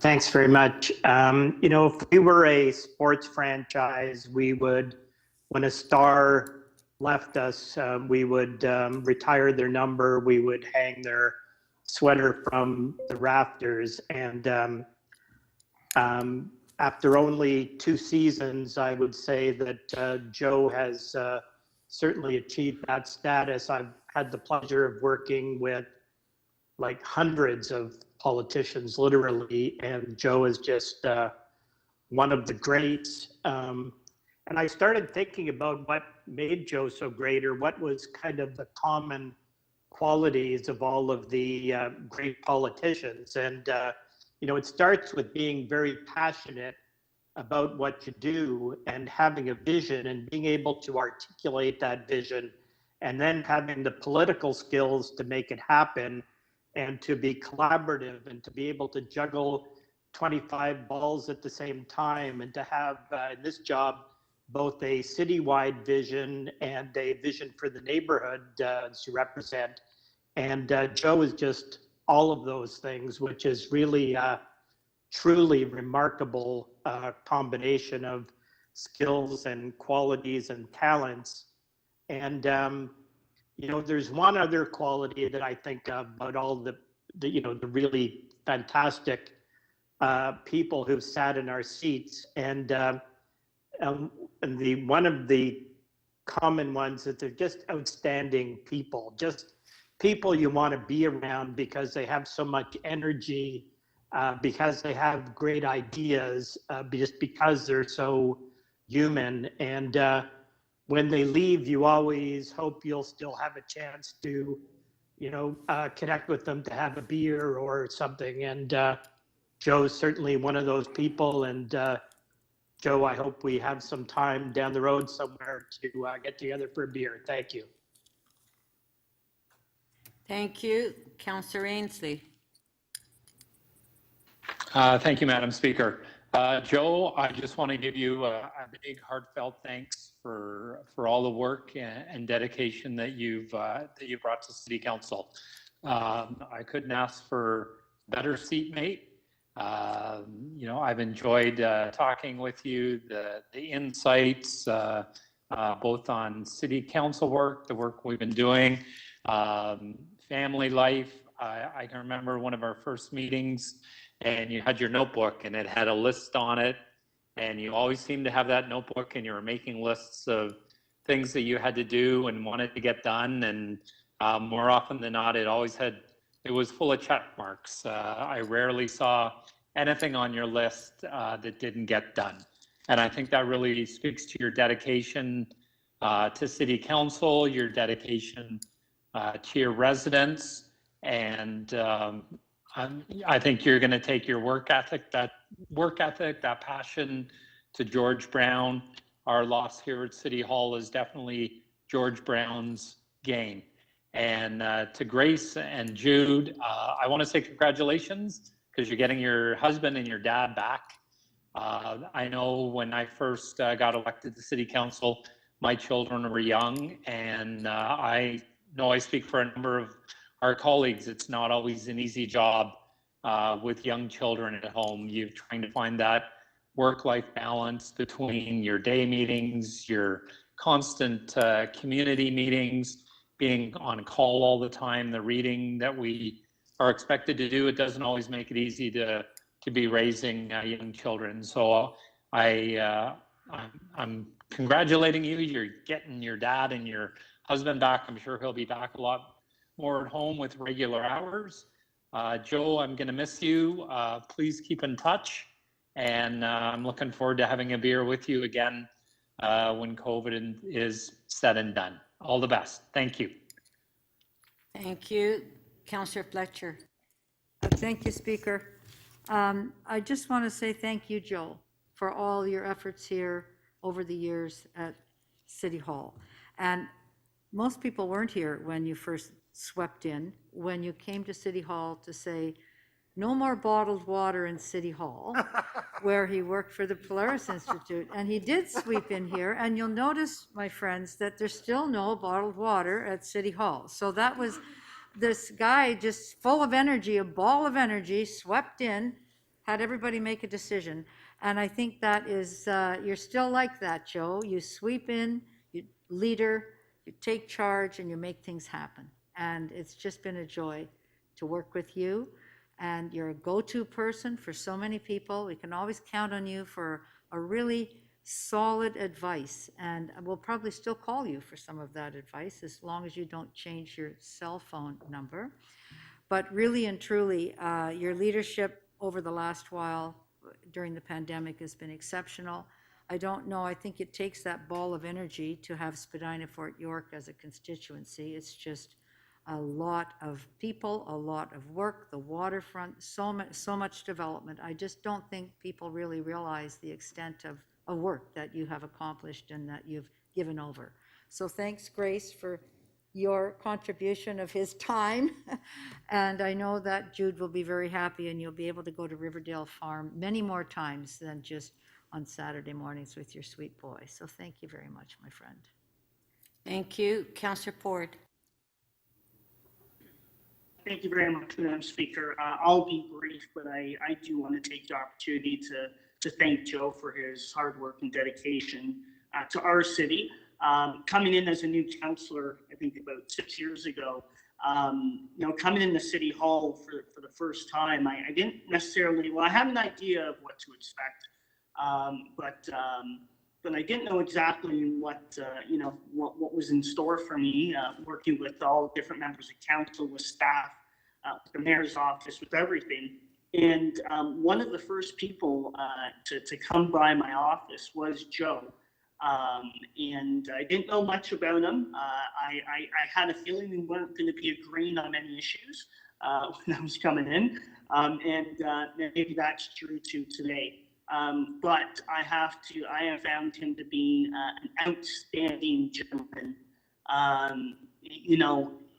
inside City Hall, how he has gone about working with other members of council, with myself, being incredibly open-minded. I know that if there was ever an issue that, that was important, whether it was to me or to him, I remember going out on a drive of downtown with him, and I'm sure he would have rather got me on a bike, but we were driving around looking at different issues, and I remember that, and I just think he's been an incredible person to work with. And on the COVID front, the amount of times I've gotten calls from Joe late at night, in the morning, checking in on, the community in North Etobicoke. He truly cared.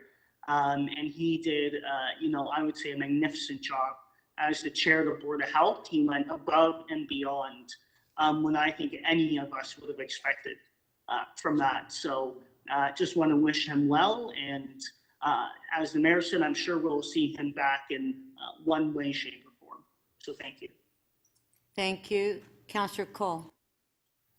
Yes, I have to say that I don't know Joe as well as I knew his mother, Joanne, and having served with her and Gord. So I think we have to appreciate the family that supported him beside his wonderful wife, June. It's also his mom and dad who I'm sure taught him a lot and guided him through this crazy world of politics. So I have to certainly mention Joanne and Gord. I just want to say, I think a councillor like Joe Cressy, I think in the work that he's done, never mind the pandemic, and what he's done in the ward he represents, as Councillor Fletcher said, I mean, it's just remarkable, the work that he's done for the city, for the area, and making the city of Toronto look like a better place, really.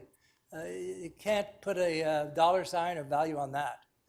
And Mayor Tory knows, that if you think the start of COVID or just before COVID, where would we have been or be today if we hadn't, with Joe's inspired leadership and the mayor's inspired leadership, fought the massive cuts that were planned to public health across the province and the city.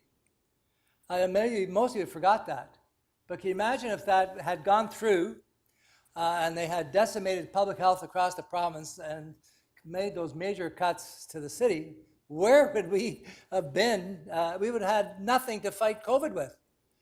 And Joe was more than eager to get up front with this and lead the charge for all public health units across the province, because in other parts of the province, they were pretty silent. They were intimidated by the proposed cuts, but it was, Mayor Tory, yourself, Davila. I remember we were up at the Ann Johnson Health Center there. We had the rally there, And then Mayor Tory went door to door in the neighborhood, trying to explain to the people of Midtown what the consequences would have been. And I know the media never talks about that. They don't remember that. But certainly I do. And those of us around here know that was an incredible contribution that you helped lead in terms of reminding all of us how critically vital public health is to the city. And now I think there's more appreciation of it because of what we've seen, the great results in the campaign you led for mass vaccinations, a historical campaign of getting people vaccinated. And so, I mean, that is one of, I think, your biggest legacies is the fact that you've put public health on the map, the top of the list in terms of, you know, they talk about healthcare, and now people are going to realize, yeah, public health. We cannot in any way underestimate the important value that public health and the role it plays for our city and for all the 3 million plus residents of Toronto. So that's what you've helped do, Joe, and you've done it with style, intelligence, and tenacity. And that's something everybody should be grateful for years to come. Thank you, Joe. Thank you. Councillor Bailão. Thank you, Madam Speaker. I'm just standing up to ensure that Councillor Cressy is not going to change his phone number, because we all know that if we want a good media plan, media advisory, we need to call Councillor Cressy. I started getting that advice as soon as I came in. No, I say came in, I was already here. And I remember shortly after he came in, we were having lunch with our late friend Pam McConnell. Joey's saying yes because he remembers, because I was so shocked. And Joe Cressy and myself, and I was like, Joe, how is it possible? I've been here for 4 years. You get here and a few months later, you're starting to get op-eds in the newspapers. Like, how is that possible? And Joe taught me all about it. So from that day on, every time I need to launch something, I check with Joe. And it's actually his care about the issues and how he launches and the thought that he puts into it and how he knows how to do it that has impacted a lot of files. But most importantly, and jokes aside, I think that for me, as you know, I do tons of work on housing, and sometimes I, do a little bit of work here and there in your wards. And let me tell you how much of a pleasure it is when I get a call from Joe, or Joe gets a call from me, and we do something totally out of the ordinary, like changing a 9-story floor to a 25-story building, like 260 Adelaide, where we were going to do just a little bit, and we started talking, and it got so much bigger, and we got hundreds of more affordable housing by the end of it. And Alex Park, so much work that he's done in creating more for that community as well. And always open to taking a risk, to bring his community along to defend some of these issues, because this goes right into what he believes to build a more inclusive city. So I know that we have a great partner in building affordable housing in Joe. I think this will still be always a passion of his, because I think it's just part of who he is.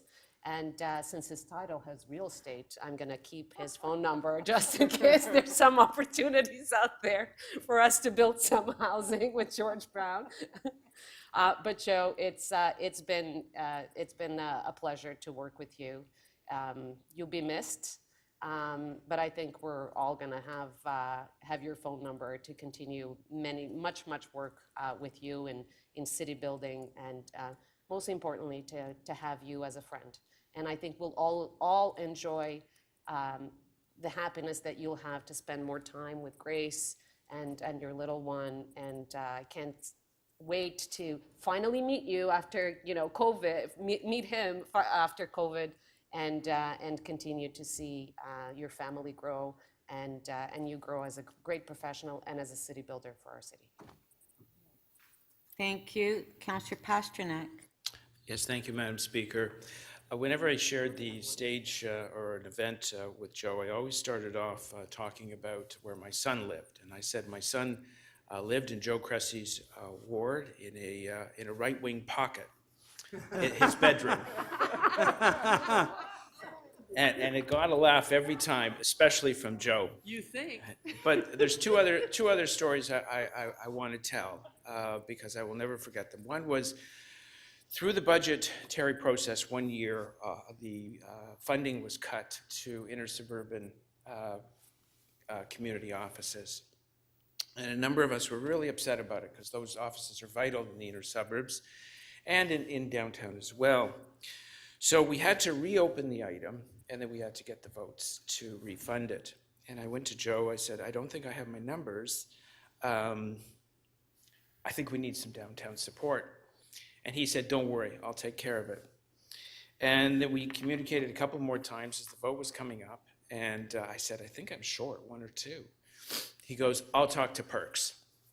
And we got Councillor Perks' vote, and the community offices, we reopened the cut, we refunded it, and I can tell you that the inner suburban councillors are forever grateful.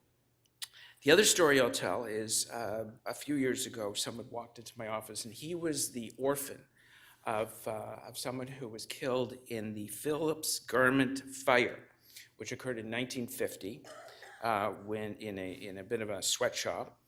And it was never recognized by the City of Toronto.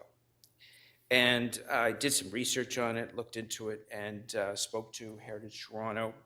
But it was in Councillor Cressy's ward. It was an old clothing store or clothing manufacturing place that burnt down, and I believe 9 or so people were killed. So I went to Joe. I said, look, this historical event occurred in your ward. Heritage Toronto is prepared to support it. We'd like to do a plaque. We need the okay to get this done. It's very important. Many of the victims were of the Jewish community. We'd like to put the plaque up. We'd like to have a ceremony. And we need a bit of money too. And without hesitation, he said, you got it. And it was actually a wonderful event that brought out dozens of the descendants of this fire. Joe came and the Chief Peg. And it was really a memorable event, and the plaque sits on that spot in Joe Cressy's ward. So we were ever grateful and thankful for that support on those two items. And I wish you very well in your years ahead, and I'm sure our paths will cross many times in the future. Thank you. Councillor Bradford. Thanks very much, Madam Speaker. Joe, it was really interesting listening to Councillor Perks about the tool of the telephone, because our first interaction was the morning after the election, and an unknown number rings on my phone, and I think probably the first person I heard from was you. And I was sort of flabbergasted by that whole thing, first thinking, like, how did you even get this number? I'm like, oh, Joe Cressy's calling me up, congratulating me, on coming on to council. So that was a bit of a moment for me that, reflecting on that kind of 4 years later still sticks with me. And Councillor Perks' comments about, just how frequently you use that phone. So I shouldn't necessarily feel special about that, but nevertheless, you made the call. He calls you too? Yeah, he calls me too, yeah, exactly. But it's been nice working with you because you are a little bit older. You have a little bit more hair, but you've got a lot of great advice. And from that first phone call to that first beer that we had, I think somewhere on Dundas West, outside of my ward, but came over to you, but that's because you extended the invitation. Sitting down, I think we were watching Minnesota Vikings football game. And, that relationship has never really stopped. You've always been there, as I know you are for everybody here, someone who can work together, someone who can offer impartial and helpful advice as you see the world. And as someone who's new to this job, this is a workplace, right? We're all colleagues. All of us here in the chamber, we're all colleagues. And, when you go to a different job, you get to work with people. You like some of the people that you work with, maybe not some of the others. But you've always been great to work with. And I certainly am still trying to figure out what I'm doing here and how to do it. And you've had a lot of good advice on that. And I think about the things over the term, of course, Danforth bike lanes, which has been a big sort of thing for all of us. But you were there early and often. Offering the advice. Anna Bailao was talking about how to sort of land this with the media, how to build coalitions of support in the community, how to make sure that you've got the small businesses on board. Because you and Mike had done that on Bloor. And so that was really big. And then, you know, all this stuff with Toronto Music Advisory Committee, and then of course through the pandemic, and also in fatherhood, you know, Jude, who's not a baby anymore, Grace, how to manage this world that we are in, which is certainly a bizarre one, with having young kids. It's a unique experience that not a lot of other people get exposure to.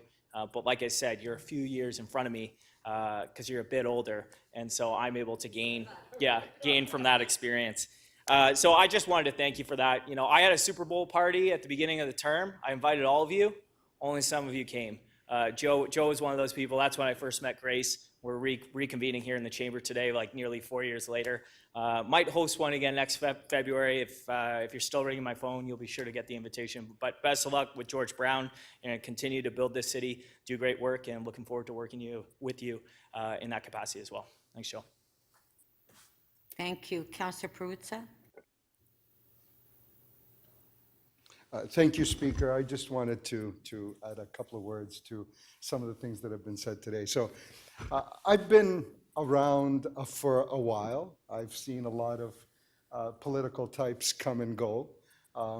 And I used to sit back there in the back corner here, and when Joe first got elected, and he used to sit here where Councillor Bradford is today. And when he first started to get up, when he first got here, he did this funny little thing when he would stand to speak, right? There was a bit of a nervous twitch, so he tapped his feet, right? Like, I don't know if people ever saw that. He tapped the foot, and then he'd jiggle a bit, and he'd make sure that his pants were adequately like pulled up at the back, right? And I just thought, you know what? He's making sure that folks in the audience there get a good gander at his abundance, as it were. But really, it was a bit of a nervous twitch. But you could tell from the early days that he was going to have an impact. And it's something remarkable that happens after you see people develop over time and for a while. And some folks have this uncanny ability to institutionalize themselves. They become a bit of an institution, and when you look at them, they become synonymous with the districts they represent.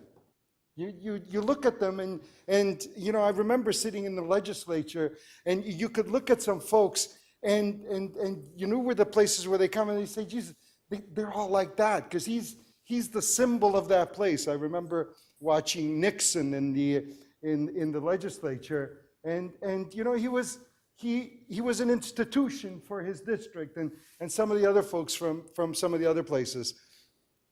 And it usually takes a long time to get there.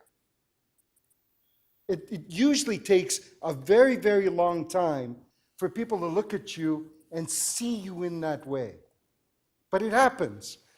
But with Senior Cressy here, it happened in a very, very short period of time. I mean, I look at him now, and I expect to drive around in Spadina, Fort York, and see everybody in that area look like Joe, right? I see a bunch of Joes and Janes all over the place, and you wonder what he's doing at nighttime, right? He's keeping busy. So absolutely, he's done that in a remarkably short amount of time, in a couple of sessions, and it's a credit to him that in a sense he has become an institution synonymous with that district that he represents. So well done, Joe. Carry it on, and good luck. And I know that you're now probably going to get a big pay increase. This morning you were saying that you don't have a backyard, but I know how much you love chickens. This is your chance. Get yourself a backyard and get yourself some hens back there and farm fresh eggs all the time. Anyway, enjoy, and best of luck to you. Thank you. Councillor Wong-Tam. Thank you very much, Madam Speaker. I think, like everyone else in the council chambers, Joe Cressy is not just a political ally and someone that we can all look up to, but he's also a dear friend. And I think that over the past 8 years, I've really enjoyed watching him continue to call himself almost a servant of the public. And I think that's what each and every single one of us is and are. But I was actually thinking of words to describe Joe, because it's so hard to sort of pin it down to maybe, you know, some brief remarks. And so I would say that, you know, these are the words I sort of put onto my page as I was thinking about, you know, how I would like to honor this tremendous human being. Obviously, we all know he's compassionate. We know he is extremely articulate. This is a man who can speak and drop an excellent and eloquent quote at any request upon any reference from media. He's highly effective and pragmatic, as we know. We know he's a great thinker. He's a great urbanist. And he's very wise for his tender young age. He's incredibly wise. It's almost like he came out that way. And I know that his parents had a lot to do with it, but you don't always, sometimes you can have great teachers, but you don't have great students. And I think in Joe Cressy, he's both a great teacher and a great student. I think, you know, when I think about Joe, I think about, you know, partner. And because there's only a handful of us who represent the downtown, my friend Mike Layton, of course, is the other one. The three of us represent the downtown core, and I just recognize that it's not easy being downtown councilors. I've often spoken about it.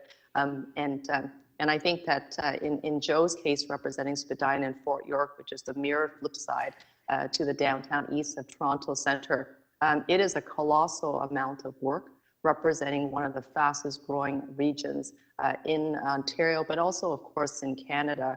And you never really get a break. Doesn't matter where you go in the community, someone's got something that they want to tell you, want to share with you, bright ideas or suggestions on how to improve. And being able to walk down the street and be able to solicit that advice with grace, oftentimes, even when you are busy doing other things, I think is one of the things that Joe does incredibly well. I want to just share probably just one story, and it may be my own personal favorite story about Joe Cressy. Joe's dad was knocking on doors for him in my parents' building, who they lived in his ward, and my mother says, "Oh, I'm going to vote for him," saying this to Gordon Cressy, and I think what Gordon said to my mother was like, "That's great, it's my son." So my mother takes one of the Joe's pamphlets, and then she says, "Wait." She runs indoors, and she actually then pulls out a pamphlet for her kid, which is me, and shows Joe's dad, "Oh, you know what? Your son works with my child, and I think they're also friends." And what my mom told me afterwards, this is her story, of course, was that she had never met anyone so proud of their child. And I knew exactly what she was saying, because in my conversations with Gord Cressy, when I've had chances to speak with him, you know, I oftentimes ask him how he is, how are things with the family? And somehow it always gravitates to how proud he is of Joe. And I think that is just a remarkable relationship, and one that really needs to be emulated more often than not. Joe, you'll be missed. Obviously, massive shoes to fill. And I really look forward to the day that both my son and your son can finally get together and meet and play in a playground, because we've talked about that at great lengths. It's not every day we get to share those experiences, but even being able to share stories and suggestions and advice on how to be a better parent to young children during a pandemic. I value every single moment that I spent with you. Thank you. Thank you. I'd just like to say a few words. First of all, I want to acknowledge Dr. Davila in the council chambers. Thank you for being here. So when I remember Joe Cressy at our first council meeting, and Joe was not supportive of me. He made it clear during the inauguration, but I understand he was young at the time, so he has grown up. He's grown up.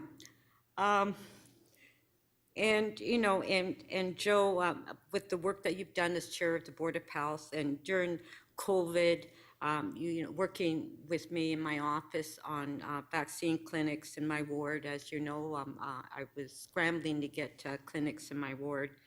But I can tell you that after that first council meeting, we created a great friendship, Joe and I, and he has been very supportive of me, not only as a council, but as a speaker as well, and he's indicated that many times. Now, I do know that I will have Joe's cell number on speed dial on my phone. So, Joe, thank you very much for your support and friendship over the years. Thank you. Councillor Thompson. Thank you very much, Speaker. Speaker, I rise to join my colleagues in acknowledging the outstanding Joe Cressy, the outstanding work that he's done, and my colleagues have spoken about it. But I want to speak about Joe, the member of our Economic and Community Development Committee, who is the constant heartbeat in terms of collaboration and working together. Many times pre-committee, I'd make the calls to members to find out what challenges or things that they would like to bring forward. Joe is always the collaborator, and I think that we've heard that from all members here today. The work that he has done with respect to public health, and during the pandemic, there were many times that I had called Joe to validate certain things I've heard or to ask questions, and Joe was always there to be able to respond and to help. He's always been the type of person that it's about consensus, it's about working together for the best interests and so on. I can tell you that, people ask me, what is Joe Cressy's political leaning and so on? I will simply say that he's pragmatic. He's a fellow about change, wanting to ensure that we work together and so on. And I want to just say, Speaker, I have a real passion about Africa and savannas and so on. When I planned my first trip to South Africa, it was Joe Cressy that I went to talk about Tandatula, to talk about the savannas, to talk about the things to expect and so on. And here, because he had spent time in Africa and knew, obviously, a lot about the area and the landscape.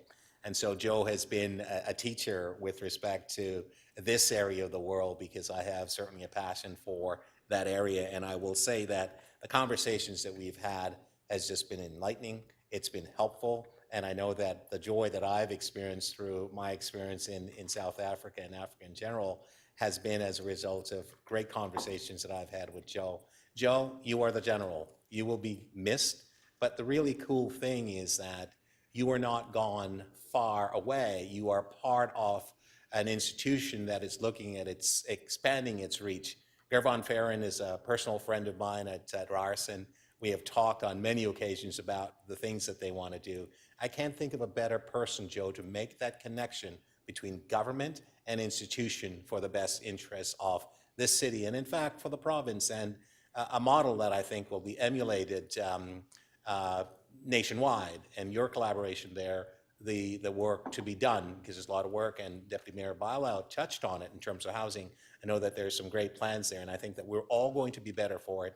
Your mom and dad, I've had the chance to work with them over the years and stand with you with them. They are just outstanding people, and I want to also just to commend them on raising certainly a great family, but also an amazing son who's been given to the city, who has demonstrated his skill set, his ability to really help us through a very challenging time. Your collaboration with the mayor, and everyone else, Dr. Davila, Chief Pegg, we've seen that firsthand. And the times that you've come out to Scarborough in my ward, we've had those great conversations. Joe, thank you very much. I salute you, and I look forward to great things from you. And I know that you're not going to change your phone number, as been suggested by members. Thank you very much for your outstanding contribution. Thank you, Speaker. Thank you. Councillor Layton. Yes, thank you very much, Madam Speaker. You've all shared really wonderful stories about our colleague and my good friend, our good friend Joe. I would like to add to some of those stories and his contributions as a community leader, as a civic champion, and as a friend.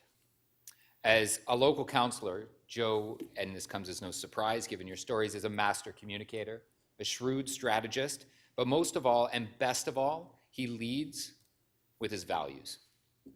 Before Joe first ran for council, yes, he had to that point already a long career. I met with him, having some experience in planning matters after my time at City Council and a degree in planning that seems not to be worth much when you actually get in this building and do that work. But I sat down with Joe and we talked through the planning process, rezonings, committee of adjustments. He knew absolutely nothing about that process. But look at him now. He transforms, it's not only one, parking lots into affordable housing, into parks, into rooming. He saves rooming houses. He even turned a shoe store into a pop-up music venue. That's magic.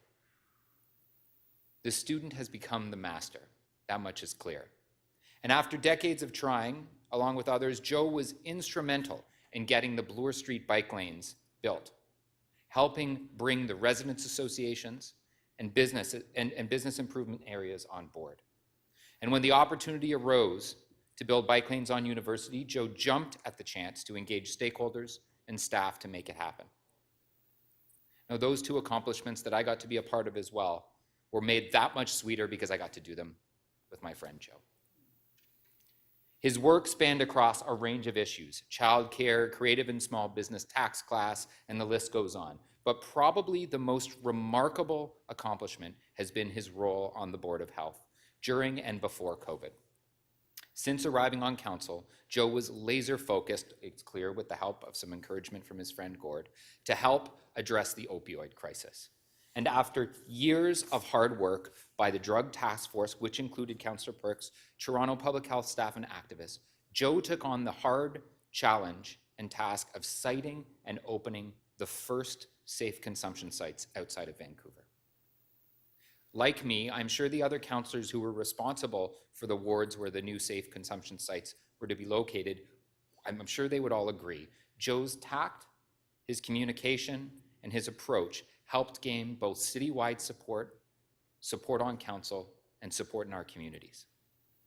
As Joe took on the role as chair of public health, he rose to the rising threat of the opioid crisis and expanded the city's response to include safe supply and decriminalization. Then COVID hit our city, as it did around the world, and I'm not sure many are aware of this, and this is a recognition of both Joe and the other people in the room that serve this city. But even before the first case arrived in Toronto, Joe, the mayor, his staff members, some of which are here, the medical officer of health, Chief Peg, and a handful of city staff met daily at 7 a.m. It may have been 6, but I'll say it's in my notes as 7. And these daily briefings lasted not weeks, not months, years. That is dedication to serving your community. During those early days, Joe brought a compassionate voice to the emergency response table and pushed for greater support for racialized, marginalized, homeless, and at-risk populations. And his voice at that table brought about huge investments to address the spread of the virus to these groups. Now, I got a daily briefing from Joe as he came to pick up dinner in my garage at a distance, where we'd sometimes share a beer and our thoughts on the day. And because of the health risks, Joe's newly born son, Jude, and partner Grace stayed with family who could help provide support during those challenging days in a young child's life. Many of us know of those days. He gave up that important time with his family for our city. Now I know, I'm grateful for that sacrifice that he made, as did the others on that emergency table. As a friend, Joe is generous to a fault, giving without any expectation of return. We reconnected as activists, both water activists. The policy Joe worked on still stands at the city. Mine was cut years and years ago. We met over beers at the Green Room in our 20s. At least I was 20, he was still a teenager.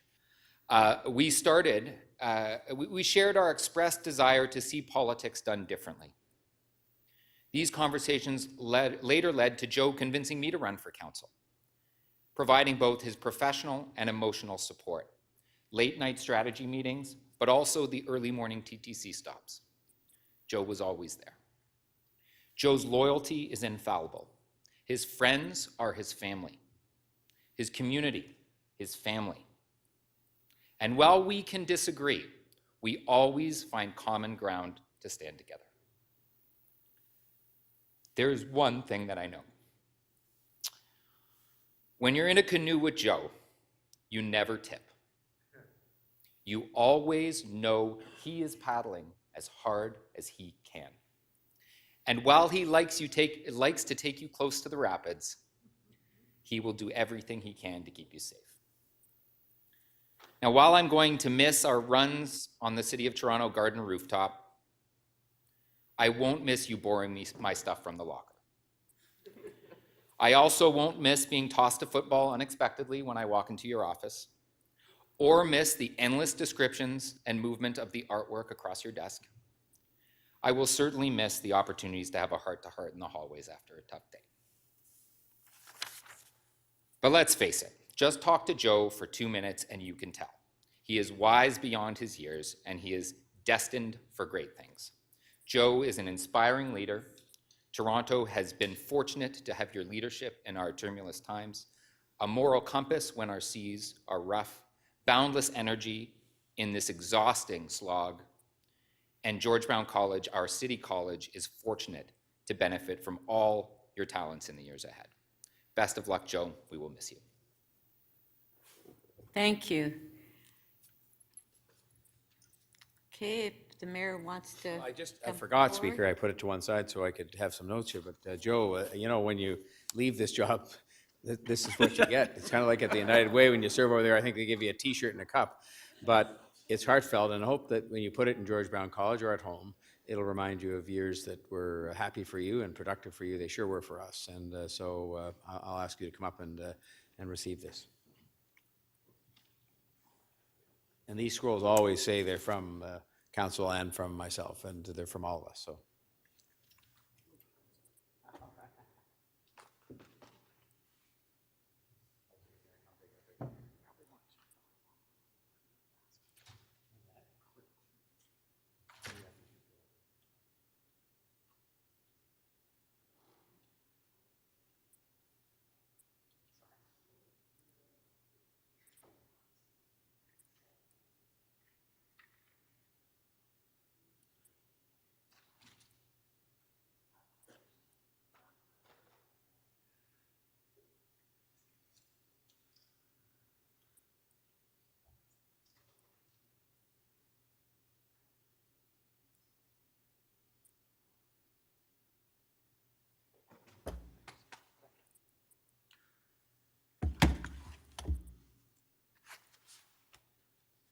Can I say a few words? Yes, of course.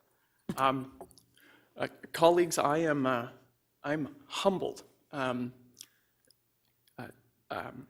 My heart is full from that. Listen, leaving is hard. I adore this city, and downtown, some of you spoke to downtown. I was born and raised downtown. I work downtown. I've had the privilege of representing downtown. It shaped my identity. And this vaccination campaign that so many were a part of, it convinced me that anything in this city is possible. But it is time for a new chapter. I will tell you, in the last 2 years, you know, and my work pales in comparison to others, but I have given every ounce of energy I have, drawn down from every depth of the well, and it's time for a new chapter. But it has been a privilege, and so I hope you'll indulge me with just a few thank yous and perhaps a word on the city. I do want to the residents of Spadina, Fort York, and Trinity Spadina before, this is a wonderful, diverse set of downtown communities, you know, from Kensington to Chinatown, the Distillery to Queen West, the waterfront to the Annex and Alexandra Park. I've had a remarkable opportunity to serve these communities.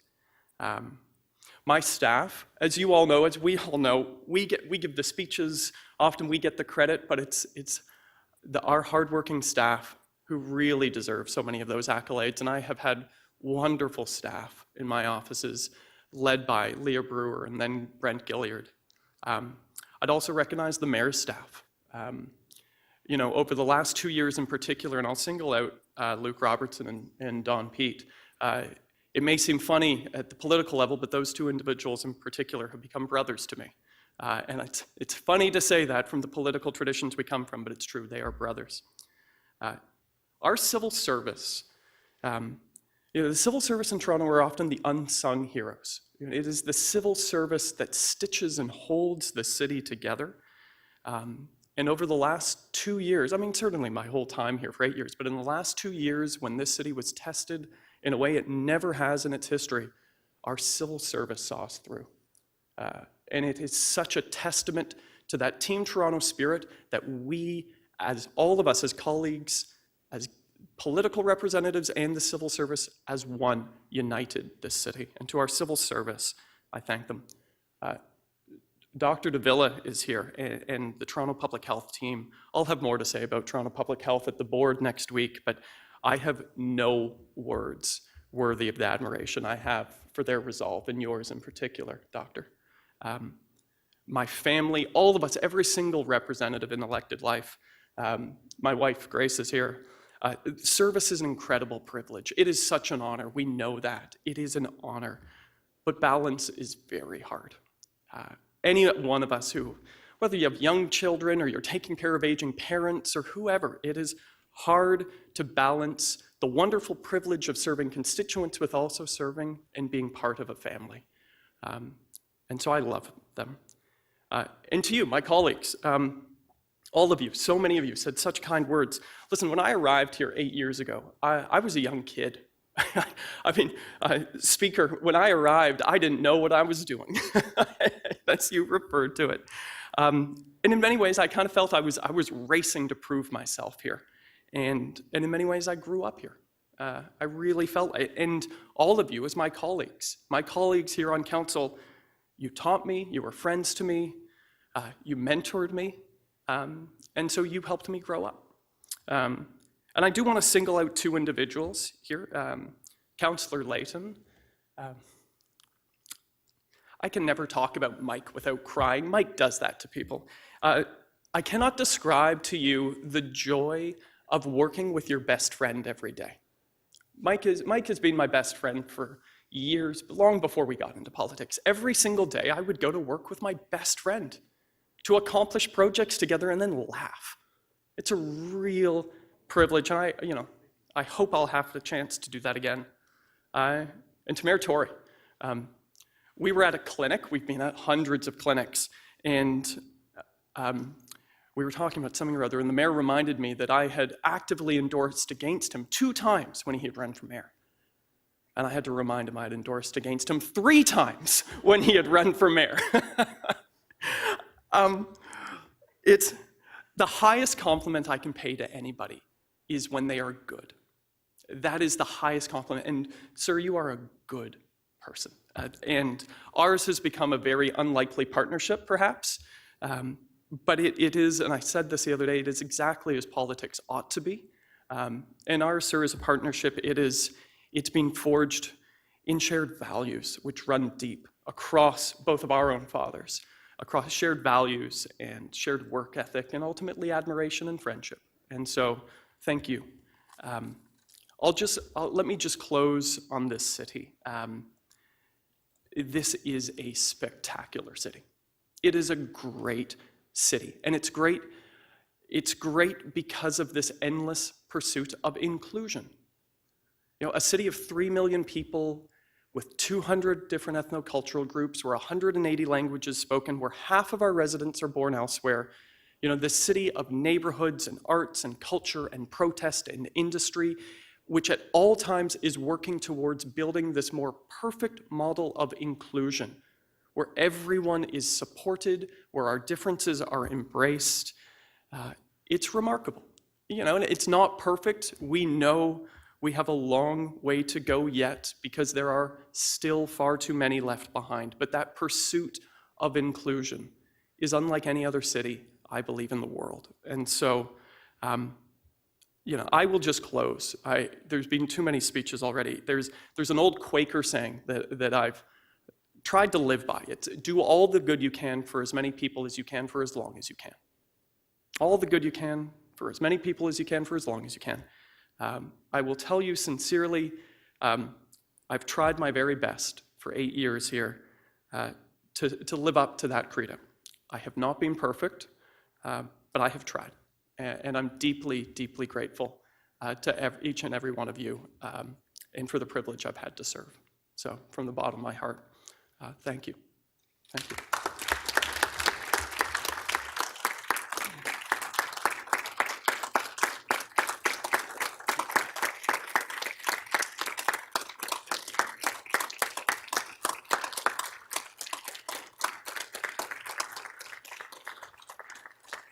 Better not forget his picture.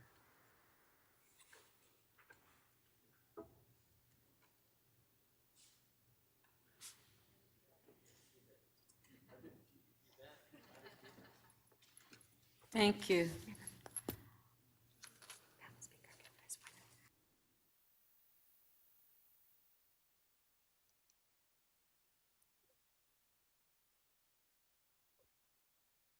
So before we continue, Councillor McKelvey, I understand you wish to make a brief announcement at this time. Thank you, Madam Speaker. After a 34-year career with the City of Toronto, Anne-Marie Nasser, Director of Parks Development and Capital Projects, will be retiring, and her last day with us is April 8th. Anne-Marie's dedication to city building has been a constant through her long career.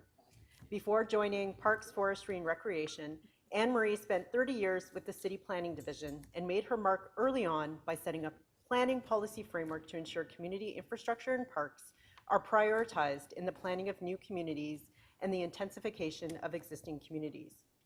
Her work in equity-deserving neighborhoods has been deeply important to her, and she has set high standards for community consultation and meaningful, innovative public engagement.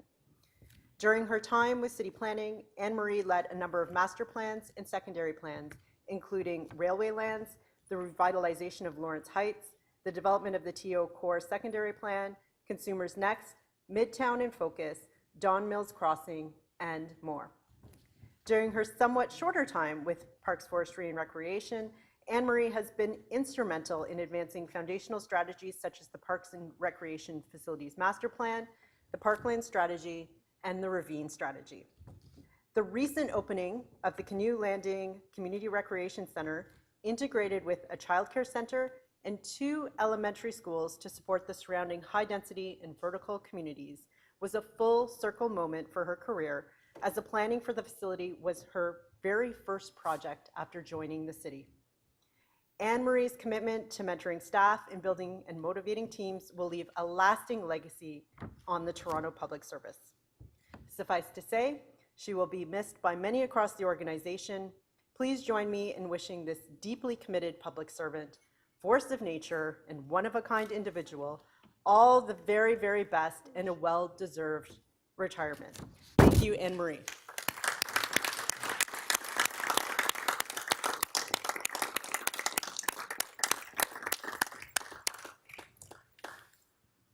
Anne-Marie, would you like to say a few words?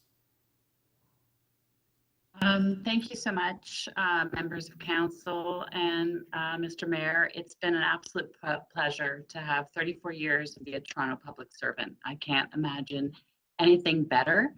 And with the support of the leaders in the corporation, the councillors who've been so respectful, and really it comes down to the teams that I've had the pleasure of working with and leading at times.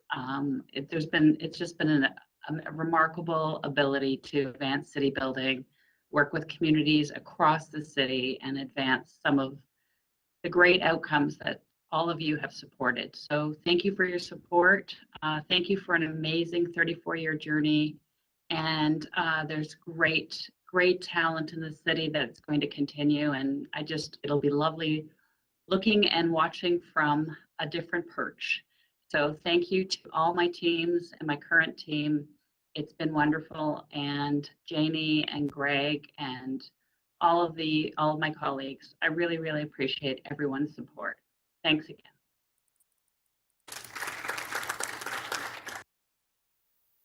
Thank you, Anne Marie. Okay.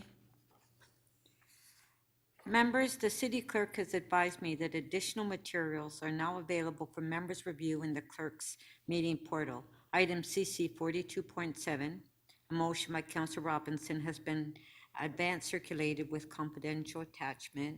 And item CC 42.10, a motion by Councillor Fletcher, has been advance circulated with confidential attachment.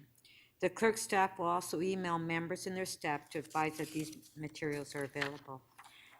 Members, before we do the member motion run through, I will ask if there are any release of member holds.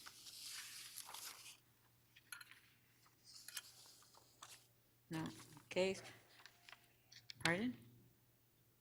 Oh, Councillor Bradford? Yeah, my apologies, Madam Speaker. I can't get my name on the list here, but I will just say I need to, with clerk's help and council's grace, I need to reopen PH 32.14, which just sort of passed on a showing of hands. I have a motion with staff, written by staff to, if we can get that on the screen, basically change the definition or add to the definition of heritage designation description. Okay, so we have to first reopen. Right. Okay, that's PH 32.14. On favor? Carried. Okay, and your motion is to? Just get staff to put that on the screen. Okay, there it is. Okay, it's on the screen.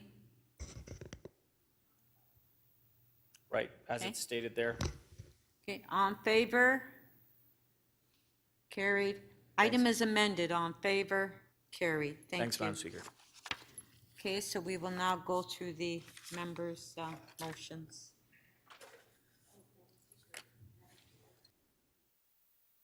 Oh, yes, well, we do have one more member's motion to be added on. Councillor Cole.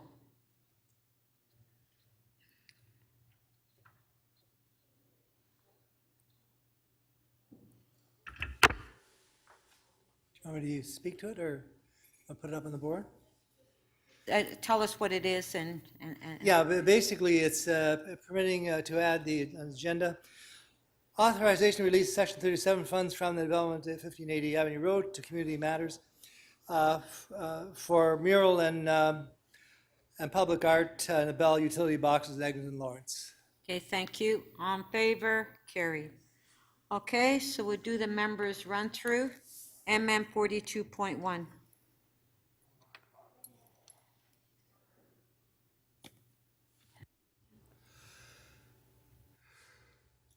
Okay, it's on the screen. Notice of this motion has been given. This motion is subject to referral to the Executive Committee. A 2/3 vote is required to waive referral. All in favor of waiving referral? Carried. On the item, all in favor? Carried. MM 42.2. Notice of this motion has been given. This motion is subject to referral to the General Government and Licensing Committee. A 2/3 vote is required to waive referral. All in favor of waiving referral? Carried. On the item, all in favor? Carried. MM 42.3. Notice of this motion has been given. This motion is subject to referral to the General Government and Licensing Committee. A 2/3 vote is required to waive referral. All in favor of waiving referral? Carried. On the item, all in favor? Carried. MM 42.4. Notice of this motion has been given. This motion is subject to referral to the Executive Committee. A 2/3 vote is required to waive referral. All in favor of waiving referral? Carried. On the item, all in favor? Carried. MM 42.5. Notice of this motion has been given. This motion is subject to referral to the Executive Committee. A 2/3 vote is required to waive referral. All in favor of waiving referral? Carried. On the item, all in favor? Carried. MM 42.6, notice of this motion has been given. This motion is subject to referral to the Infrastructure and Environment Committee. A two-thirds vote is required to waive referral. All in favor of waiving referral? Carried. On the item, recorded vote.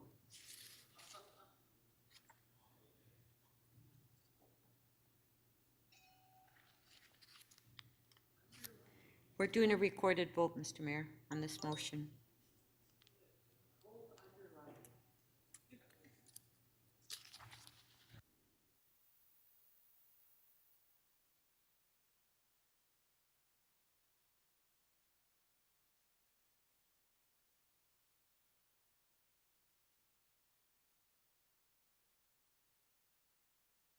Councillor Ford, can you help out with this?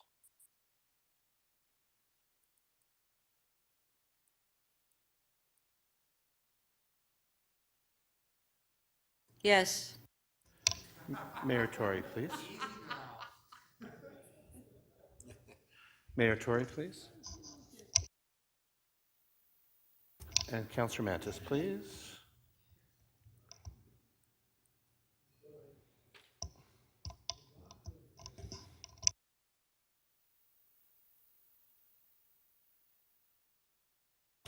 Councillor Mantis, are you able to use the system to vote, please?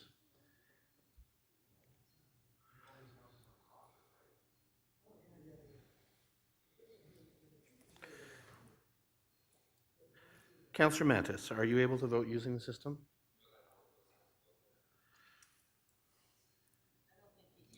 Councillor Mantis, can you hear me? I don't think he can hear you. Mr. Clerk.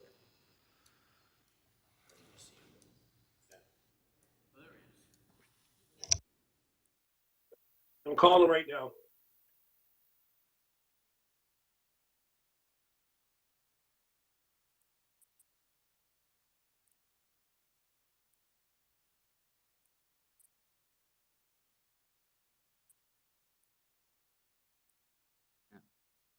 Sorry, Madam Speaker, in the affirmative?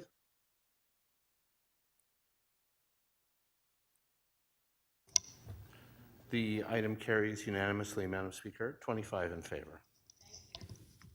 MM 42.7, notice of this motion has been given. This motion is subject to reopening of item EY 27.12. A two-thirds vote is required to reopen that item. If reopened, the previous council decision remains in force unless council decides otherwise. All in favor of reopening? Carried. On the item, all in favor? Carried. MM 42.8. Notice of this motion has been given. This motion is subject to referral to the Etobicoke York Community Council. A two-thirds vote is required to waive referral. This motion relates to a Toronto local appeal body hearing and has been deemed urgent. All in favor of waiving referral? Carried. On the item, all in favor? Carried. MM 42.9. Notice of this motion has been given. This motion is subject to referral to the Scarborough Community Council. A two-thirds vote is required to waive referral. All in favor of waiving referral? Carried. On the item, all in favor? Carried. MM 42.10. Notice of this motion has been given. This motion is subject to referral to the Planning and Housing Committee. A two-thirds vote is required to waive referral. All in favor of waiving referral? Carried. On the item, all in favor? Carried. MM 42.11. Notice of this motion has been given. This motion is subject to referral to the Infrastructure and Environment Committee. A two-thirds vote is required to waive referral. All in favor of waiving referral? Carried. On the item, all in favor? Carried.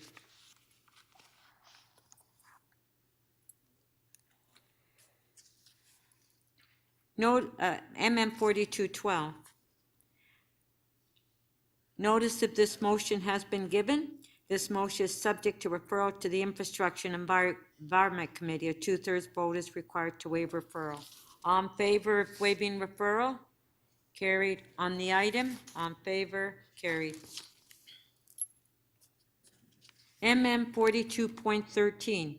Notice of this motion has been given. This motion is subject to referral to the Economic and Community Development Committee. A two-thirds vote is required to waive referral. All in favor of waiving referral? Carried. On the item? All in favor? Carried. MM 42.14. Notice of this motion has been given. This motion is subject to referral to the Executive Committee. A two-thirds vote is required to waive referral. All in favor of waiving referral? Carried. On the item, all in favor? Carried. MM 42.15. Notice of this motion has been given. This motion is subject to referral to the Economic and Community Development Committee. A two-thirds vote is required to waive referral. All in favor of waiving referral? Carried. On the item, all in favor? Carried. MM 42.16. Notice of this motion has been given. This motion is subject to referral to the Executive Committee. A two-thirds vote is required to waive referral. All in favor of waiving referral? Carried. On the item, all in favor? Carried. MM 42.17. Notice of this motion has been given. This motion is subject to referral to the Executive Committee. A two-thirds vote is required to waive referral. All in favor of waiving referral? Carried. On the item, all in favor? Carried.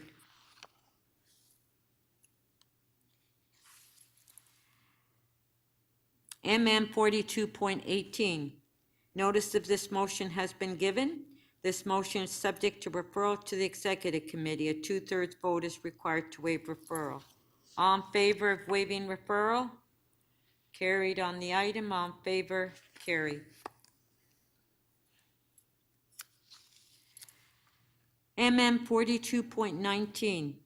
Notice of this motion has been given. This motion is subject to referral to the Executive Committee. A two-thirds vote is required to waive referral. All in favor of waiving referral? Carried. On the item, all in favor? Carried.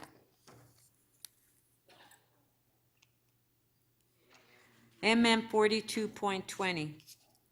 Notice of this motion has been given. This motion is subject to referral to the Executive Committee. A two-thirds vote is required to waive referral. All in favor of waiving referral? Carried. On the item, all in favor? Carried.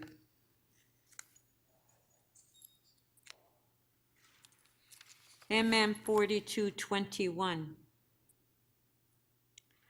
Notice of this motion has been given. This motion is subject to referral to the Infrastructure and Environment Committee. A two-thirds vote is required to waive referral. All in favor of waiving referral? Carried. On the item, all in favor? Carried. MM 42.22. Notice of this motion has been given. This motion is subject to referral to the Executive Committee. A two-thirds vote is required to waive referral. All in favor of waiving referral? Carried. Speaker, I just have a technical amendment on that, if I can place Okay, it now. does the staff have it? Yes, they do. Okay, so maybe we can put it on the screen. Thanks, Speaker. This is from staff. There were some small changes to the Section 37 account allocation, so it's to replace that. That can be put on the screen. Thank you. Okay, so that's the technical amendment. All in favor?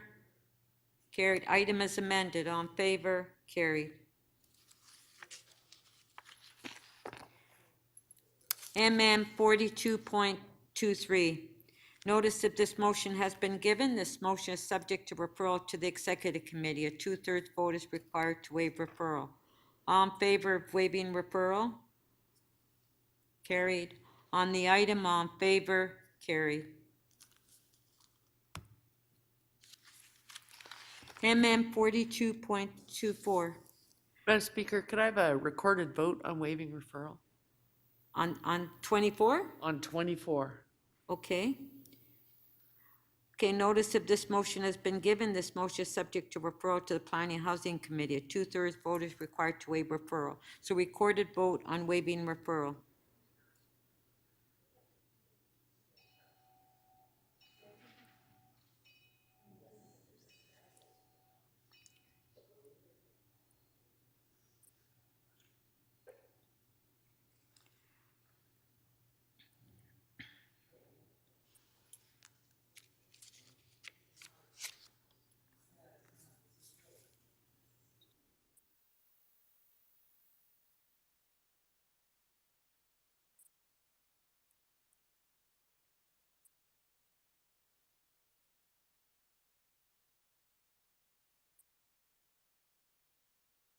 Councillor Mantis, please.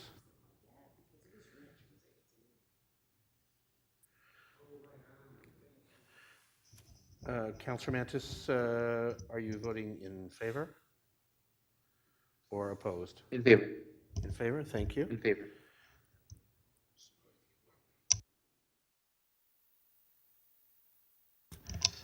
The motion to waive referral carries. The vote is 19-7.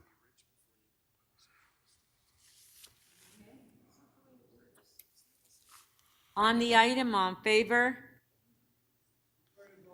Recorded vote? Okay, recorded vote.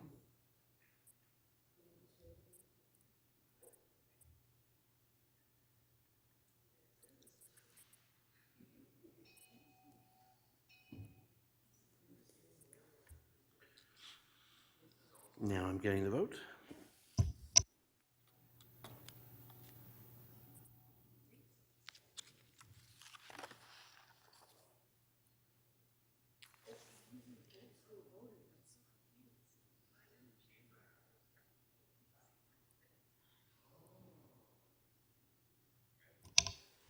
Councillor Cressy, your vote, please.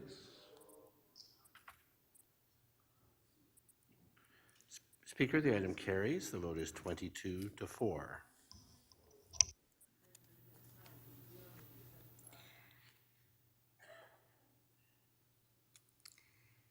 MM 4425.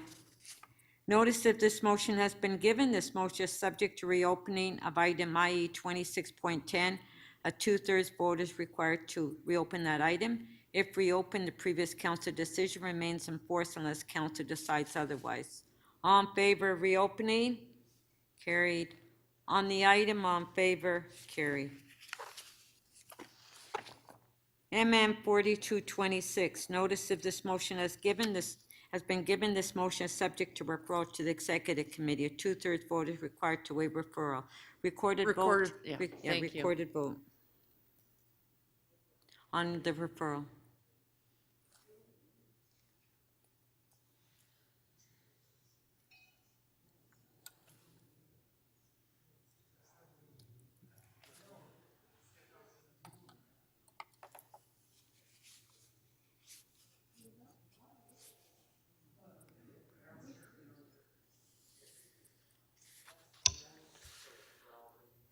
Councillor Layton, please, we need your vote.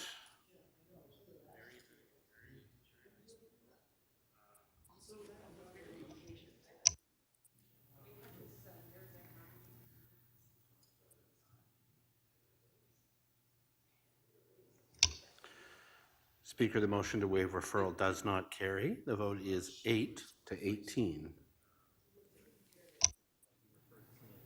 Yeah, thank you.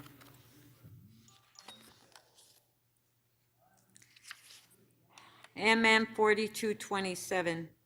Notice of this motion has been given. A 2/3 vote is required to waive notice. This motion is subject to referral to the Executive Committee. A 2/3 vote is required to waive referral. This motion has been deemed urgent by the chair. All in favor of waiving notice? Carried. All in favor of waiving referral? Carried. On the item, all in favor? Carried.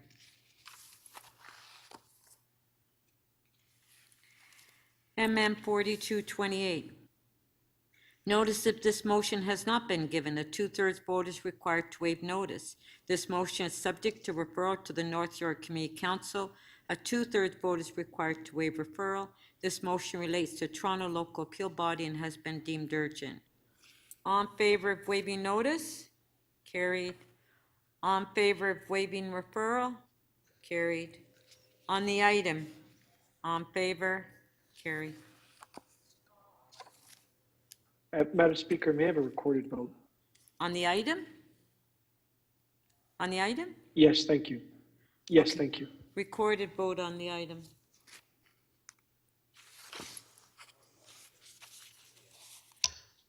Madam Speaker, if members would just stand by, we're preparing that vote.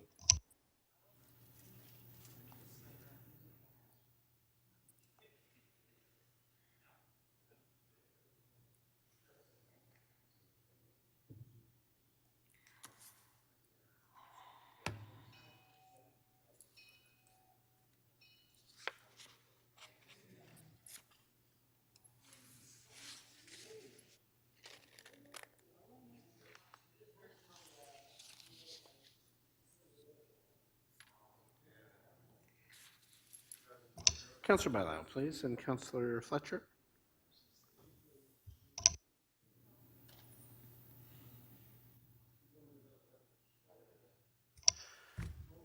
The item is adopted. The vote is 25-1.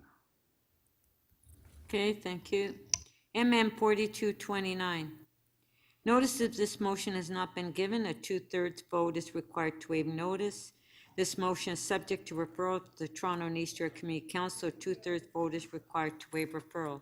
This motion relates to an Alcohol and Gaming Commission of Ontario hearing and has been deemed urgent. All in favor of waiving notice? Carried. All in favor of waiving referral? Carried. On the item, all in favor? Carried.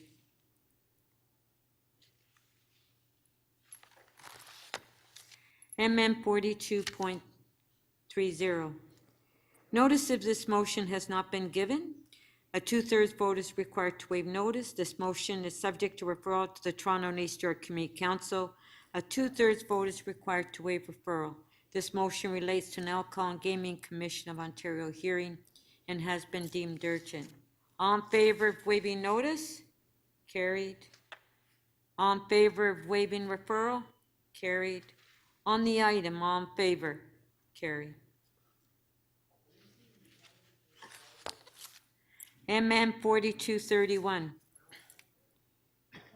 Notice if this motion has not been given, a two-thirds vote is required to waive notice. This motion is subject to the Toronto and East York Community Council. A two-thirds vote is required to waive referral.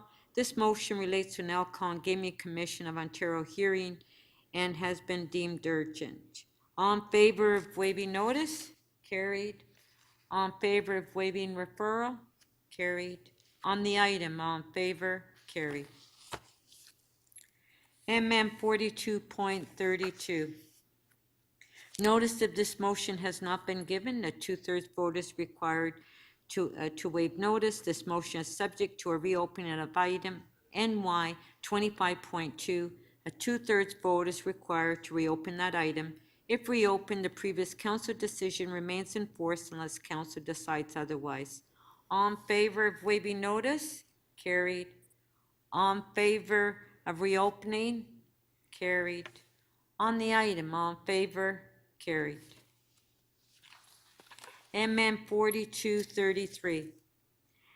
This motion has been deemed urgent by the chair. This motion is not subject to a vote to waive referral.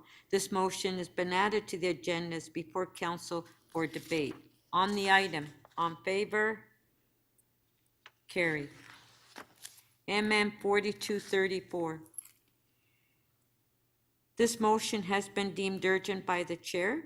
This motion is not subject to a vote to waive referral. This motion has been added to the agendas before council for debate. On the item, on favor? Carried. MM 4235. This motion has been deemed urgent by the chair. This motion is not subject to a vote to waive referral. This motion has been added to the agendas before council for debate. On the item, all in favor? Sorry. Counselor Layton, did you want to hold it? Yes, my apologies. I thought that the amendment had been made on the copy. I would like to make then a small amendment. On 35. So does the staff have your amendment, Counselor Layton? They do, yes. Okay.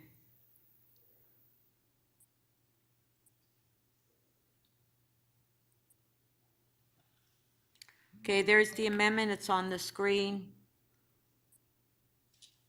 On favor of the amendment? Carried.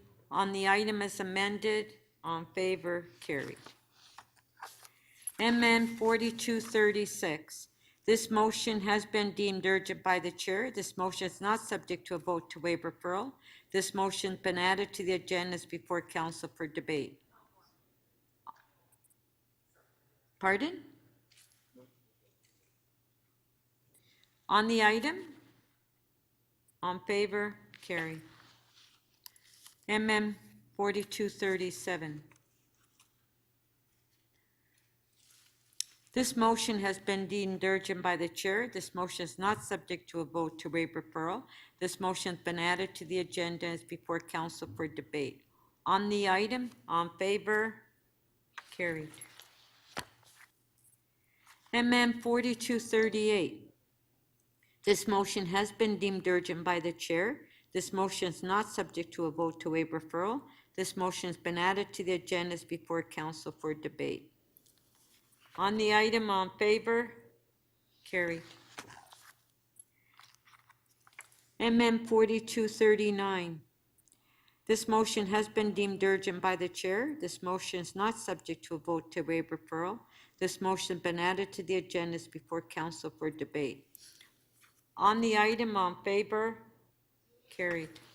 If I could just confirm, there was an amendment to that one that had been done in the revised. There was a dollar amount amendment that was properly done. Yes, thank you so much. Okay. MM 4240. This motion has been deemed urgent by the chair. This motion is subject to reopening of item amendment 3930. A 2/3 vote is required to reopen that item. If reopened, the previous council decision remains in force unless council decides otherwise. Okay, all in favor of the reopening? Okay. On the item, on favor? Carried.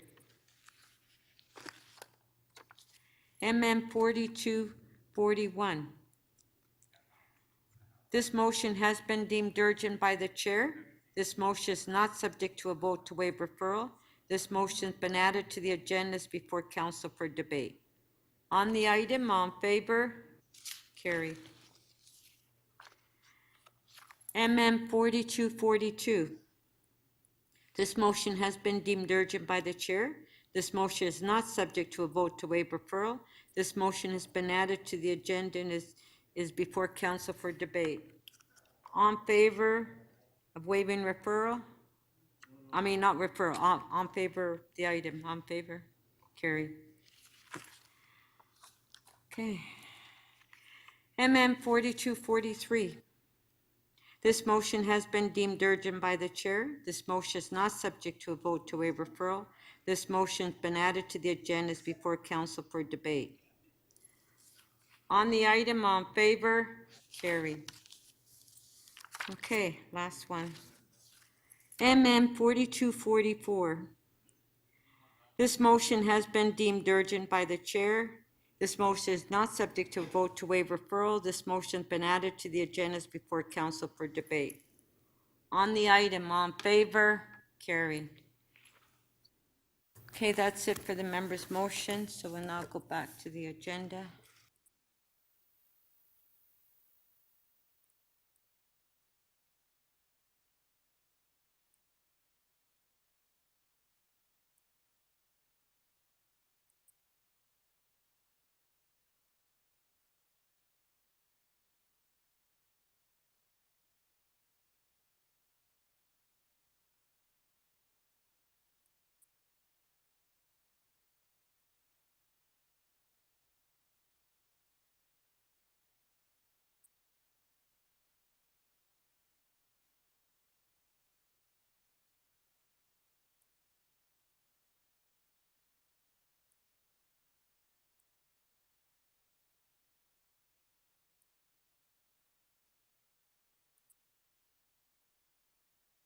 So before lunch, we were at IE 28.7.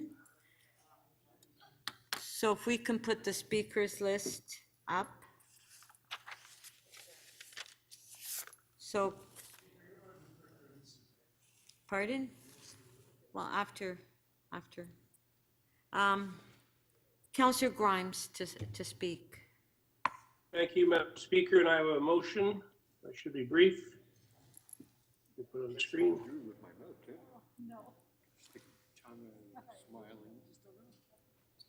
City Council requests the General Manager of Transportation Service as part of the next near-term cycling network plan update, review opportunities to extend the Queensway Complete Street project to Roy York Road. So with that, Madam Speaker, in 2023, we have the Queensway Complete Street project running from the Humber River to Mimico Creek. From Mimico Creek over to Roy York Road is not that far. I'd guesstimate probably a kilometer, if that. So what I'm asking is that if the General Manager can have a look at adding that in the next opportunity to take the bike lanes right over to Roy York Road. I know my friend Councillor Layton's probably on the floor, but I ask you to support that. Thank you. Thank you.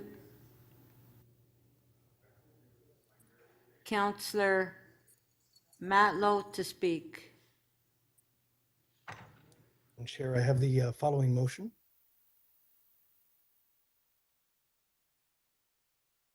Okay, so Sandra, if you can read the motion out.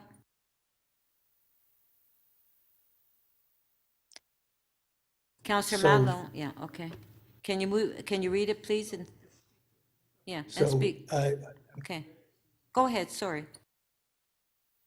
So if you could bring your attention to just the underlying portion at the bottom that simply adds and requests city staff to provide a community consultation strategy that, along with stakeholder groups, involves neighborhood residents, and request emergency management services and Toronto Fire Services to provide granular data regarding response times in the pilot area.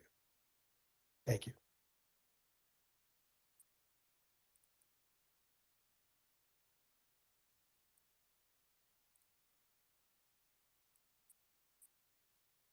Are those your comments, Councillor Matlow? You're done? Yes. Okay, thank you. And seeing no questions of the mover then, the next speaker is Councillor Holiday.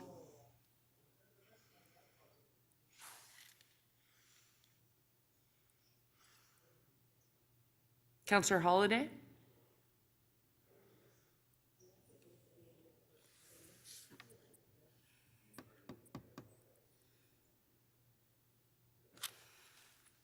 Are we having technical difficulty?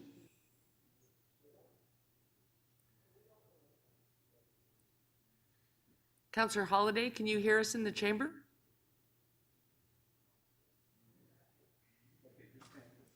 Okay.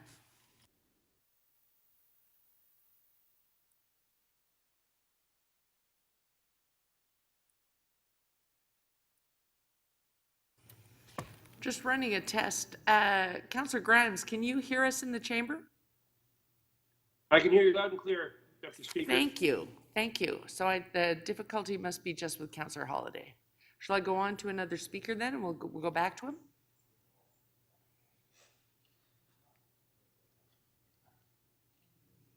Okay.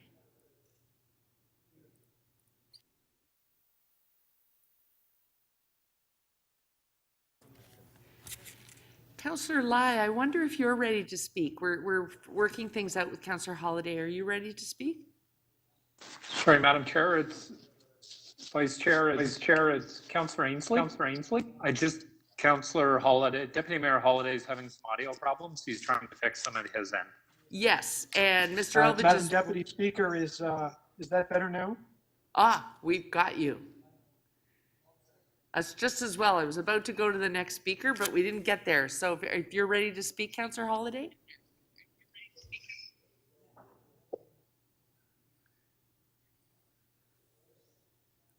And he's gone again. We heard you for a second there, Councillor Holiday. We've lost you again. Madam Deputy Speaker, how's that? Yes, we can hear you. Are you ready to proceed? I am. Thank you for your patience, Madam Deputy Speaker, and the same to my colleagues. Just a little bit of technical trouble here. I'm ready to go ahead. Thank you. I just wanted to wage my opinion on the proposals before us concerning the bicycle infrastructure. I'll be supporting most of the items here. However, I'm going to speak specifically against number 2, which is College Street, and against number 22, which are the active TO installations on Yonge Street and on Bayview. And I wanted to tell a brief story. The Bloor Street bike lanes are something that affects me personally as a resident of a West End community. I've had a chance to use them plenty of times.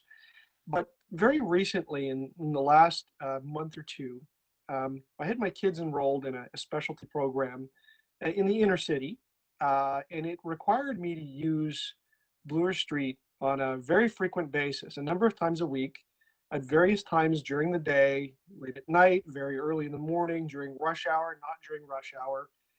Public transit, and people know I'm a supporter of public transit and try to use that when I enter the city as much as possible. But it necessitates us to drive, and I have to admit it was not a good experience. And I don't mean that in a stark way against the work done by staff. I mean, I think they tried to do what they could with the design, but ultimately it was a very, very slow crawl into the city. It had to do with reducing a street that was 4 lanes during peak times into something that is much narrower, and it crawled, and it was a very frustrating experience.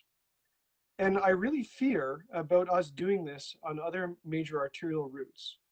And I understand, some members of council don't really worry about that, and some take a very local lens, and I'm quite sure that if you live right there, that's probably preferable. You kind of localize the street. But for someone like me that is on the edge of the city, that needed to go across the city, it didn't go so well. And, I think the point I wanted to leave you on this, I think that the point that was the most frustrating was that I'm going to probably think twice about going back to the program and try to find a different location. Just because, the cost benefit of trying to make that journey. And I don't say it lightly. I had a lot of samples, a lot of opportunities to try it in a short period of time. And I find myself, there's a lot of cars on the road and not very many bikes. And I get it. I get on busy sunny days, it gets really busy, but 365 days of the year, 7 days a week, 24 hours a day, I'm not so sure that's the case. I think that's a shame because we're really worried about our inner city. We're worried about our downtown core. We're worried about attracting workers back into the city after this work at home measures. We want to attract people to come down to a restaurant or to go shopping or do lots of wonderful things. And I'm just worried after what I had with my experience is we have the cumulative effect of these changes on the roads if other people aren't thinking the same. And it's by experience. So I wanted to add that story to it. I don't think I'm the only person that has experienced that because I've heard other things. And I just want to try to influence some temperament on the thinking of council as we make dramatic steps. And, there's lots of places for good bike infrastructure in the city, including in my ward. But there are some places that are vital arteries, and they affect people's mobility to get around the city. And in this case on Yonge Street, they're also going to have that extra impact on people that are using surface transit. And I think that's a double strike. So I wanted to share that. I thought it was just on reasonable experience, putting away the statistics and all of the depth analysis. Is just the simple use of the streets. Thank you for listening to me. Thank you. Councillor Lai to speak. Thank you, Speaker. I do have a motion. Could staff please post it? Okay, it's on the screen. Yeah, City Council direct the General Manager Transportation Services as part of the Steeles Avenue Complete Street project to work with the local councillors to host a community meeting on the project in advance of installation of communicate and hear feedback on the approved design, including translation of notices in traditional Chinese, as well as spoken language interpreters in Cantonese and Mandarin available for the meeting. This motion speaks to public input and process. A lot of my residents, I don't know about Councillor Mantis, they're not really aware of this, and especially those who don't speak English. And there's a survey, I was told, in the report that they've done, but I don't think it's enough. We do actually receive some emails, some pushback across the street in the York Region, Markham area. And I think it will be a good idea just to make sure that everybody understand what's going on. And like I remember Councillor Robinson yesterday said that Toronto is well known for its public consultation. So I think this step in the process should not be missed. So I'm just asking that staff will do a consultation on the design so that everybody knows what's going on, and I hope I can count on my colleagues for the support. Thank you. Thank you, Speaker. Councillor Robinson to speak. Thank you very much, Madam Speaker. Today I'm going to focus my comments and concerns around concerns and comments that have been shared with me by riders experiencing this critical corridor in our network, and what they're experiencing is surface transit delays. So as many of you know, Line 1 is the busiest rapid transit line in Canada, and I think second in North America, carries 825,000 riders daily, of course, pre-pandemic. And weekend ridership on the Yonge side of Line 1 is significant, with Saturday ridership of about 285 and Sunday 207,000. So this year alone, we are planning 27 full weekend and 104 night of early access closures on Line 1 to support Metrolink's crosstown build, and of course the ATC. Both very critical infrastructure projects in our city, and we can't really endure any further delays. So many transit riders, myself included, I do not know where my parking spot is at City Hall. They have experienced the chaos of taking the shuttle buses on Yonge Street, whether it's planned or unplanned. And I have been in those situations many times over the years coming to City Hall, and it's exasperating. And the TTC does the best they can do given the circumstances. But the thing you don't want is further delays. So a full bus carries 51 passengers. A subway train carries over 1,000, probably closer to 1,100. And so you need hundreds of buses to replace the subway. From the supplementary report from the TTC before us, it indicates that the pilot on Yonge Street is adding to the delays and disruption to the shuttles. And preliminary data gathered pre and post pilot implementation demonstrates that riders are being delayed.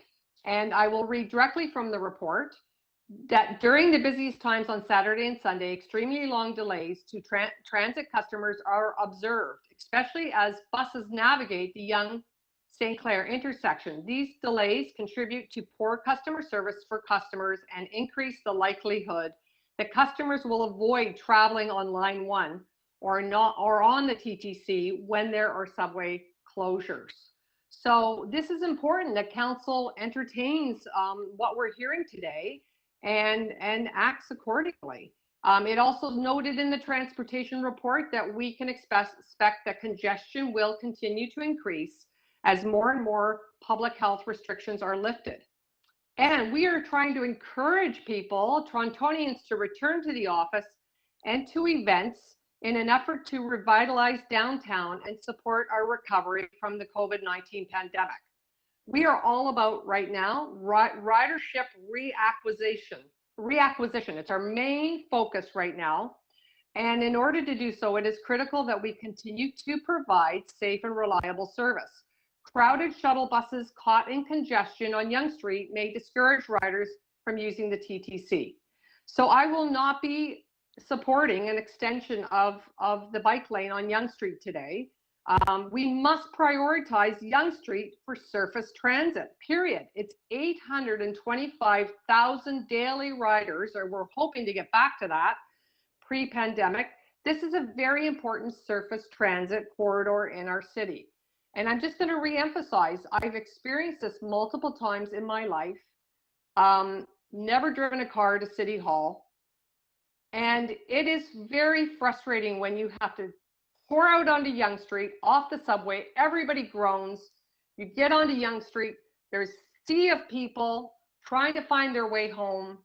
Some people end up walking because we wait forever for the shuttles to come, and they're packed. The first 20 shuttles you can't get near. We don't want to slow down people anymore. We want people to return to the TTC and feel like they're going to get a safe and reliable experience. So thank you, Madam Chair. I'll wrap up on that comment. Thank you. Deputy Mayor Minnan-Wong to speak. Thank you, Madam Chair.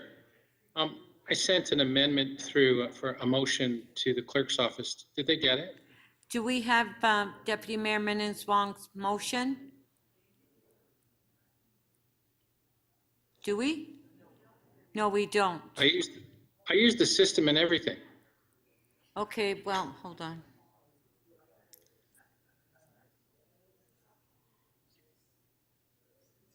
We don't have it? Okay. They don't have it, Madam Chair? I don't know. Just give us a second. Can I just start speaking? I'll tell you what, and I'll speak about it while they're working on it. Well, I just wanted to amend. Okay. First. Hold on. Just let me find out where they're at with this motion first, okay? Okay. I've stopped your time.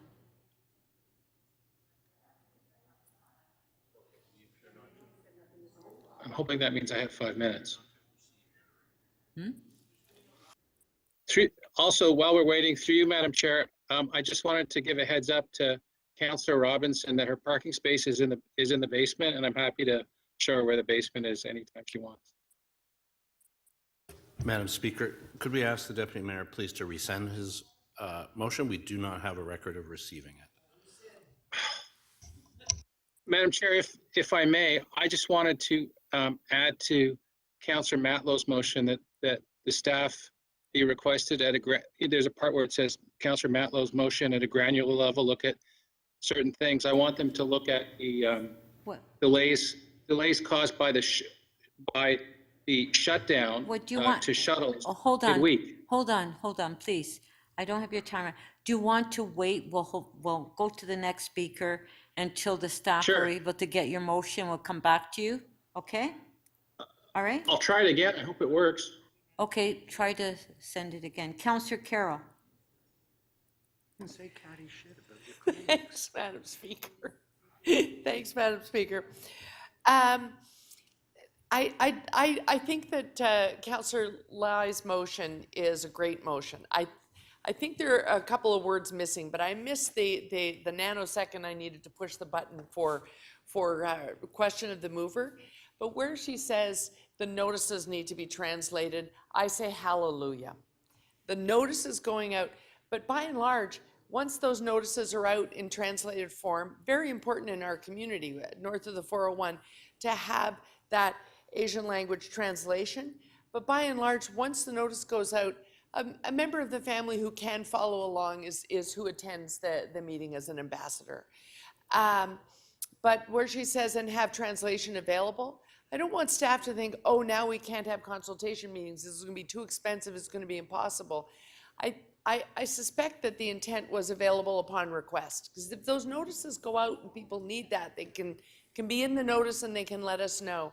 And here's why it's important, because we're actually consulting to a fault now.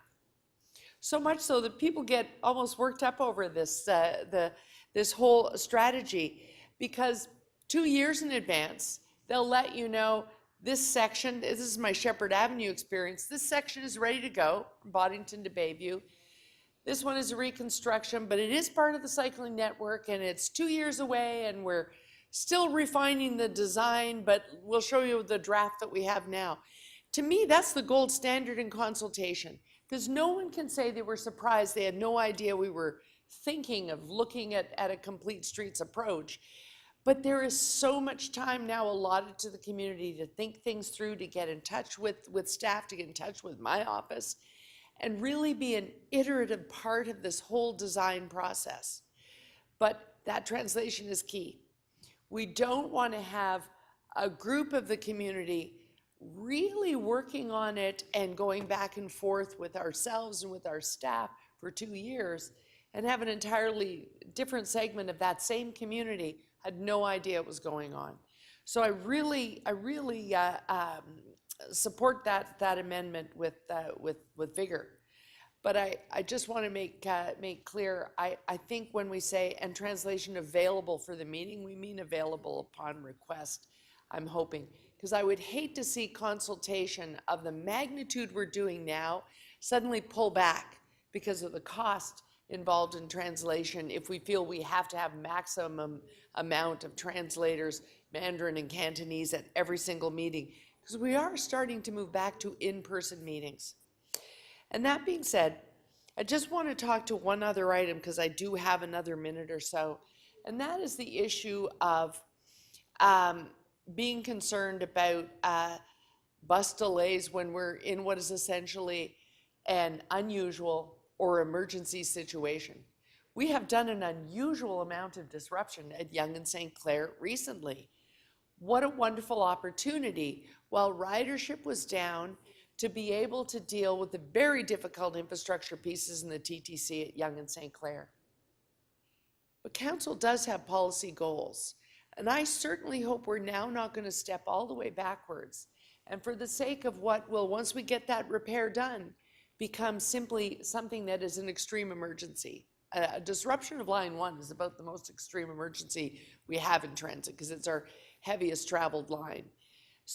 So in those disruptions, yes, there will be delays, and yes, there is always a little bit of chaos. It doesn't even hold a candle to the chaos that ensues always at Bloor and Yonge.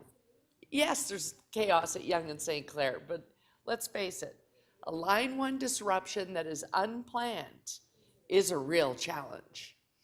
I would hate to see us say we're just going to have to abandon our cycle strategy goals because once in a while there's a disruption. What we should be doing is investing our money so that on the base system there are far fewer disruptions. The gold standard that we should have is the track infrastructure and the performance of the vehicles on Line 1 so that unplanned disruptions are far fewer than they are today.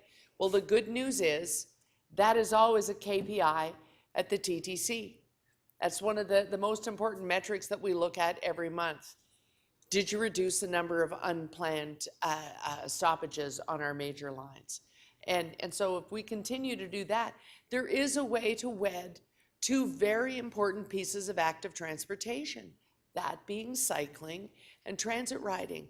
The two of them going together means we don't have to worry quite so much of the flow of traffic on Yonge Street because most of it is happening in active transportation through cycling and transit ridership with a gold standard system underground.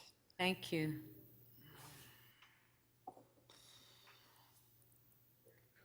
Councillor Layton to speak.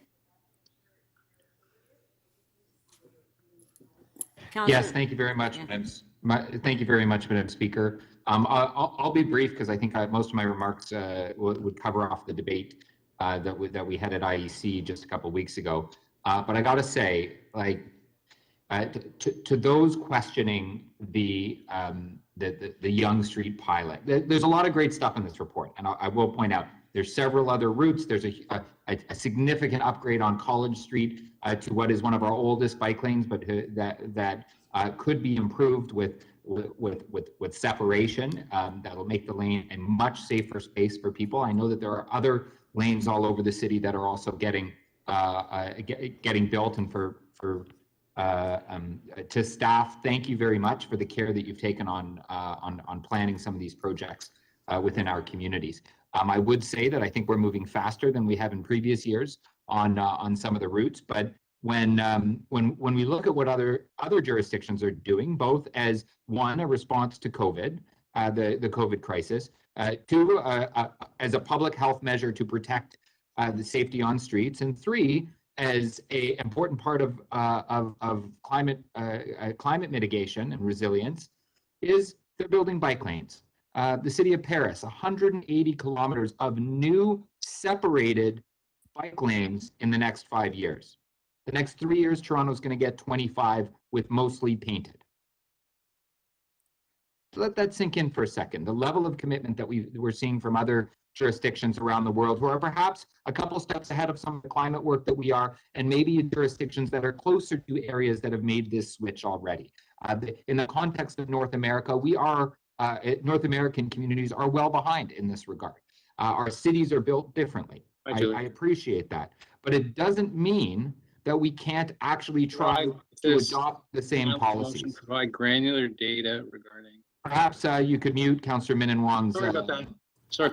Deputy Mayor, please, can you turn your mic off? I would just say, wow, oh, he's got it. I would just say that while they're moving ahead, we have the same goals. We just adopted Transform TO. Thousands of new lanes of bike lanes are going to be required for us to achieve that goal. That comes from that plan that we just adopted. Vision Zero requires us to do these things to make our roads safer, because we know they are made safer about this. When arguments are made about slowing down EMS and fire vehicles, well, that was flat out wrong. It was incorrect, and we heard directly from the chief of fire and paramedics at IEC. You didn't have the benefit of that here, but we were trying to move the debate along. So I hope that folks reflect back on that. We have heard from TTC, albeit the first report we got had some errors that significantly over-exaggerated the impacts that these lanes are having on the occasions of having shuttle buses on Yonge Street. But I'm going to remind you, Bloor Street, west of Yonge, is either the same width, if not more narrow, than Yonge Street at points. And yet we've been able to accommodate not only bike lanes and some parking, but also shuttle buses when the occasions occur that they're required. We are able to change. We can't be so adverse or allergic to doing stuff differently in our city. All the plans that people care about most, the Vision Zero, Transform TO, these are things that require change. They demand it of us. We can't be afraid to undertake these pilot projects and to look at real data, to look past some of the claims that are being made and actually at what is happening on the ground. We did that on Bloor Street. We looked at the numbers. There was a small delay in traffic, the movement of traffic. But some of the other claims that were being made were either exaggerated or dead wrong. And we proved that through data. We shouldn't have to spend millions of dollars studying projects over and over again to break down these assumptions that people have of this infrastructure just to get a little bit built, just to get 25 kilometers of lanes versus 180 built. We've got to find a way to move faster, folks. We've got to find a way to change quicker. Because our behavior on our roads with respect to our climate is killing us. Killing us. The worst of it is if we don't move now, there's going to be no stopping it. The IPC just released another report, and your kids and your grandkids are the ones that are going to be holding the bag at the end of the day. Thank you. Thank you. Madam Speaker, I have a point of privilege. Point of privilege? Yes, Councillor the Robinson. speaker just cited the TTC report as significantly over-exaggerated, and I want to clarify that comment.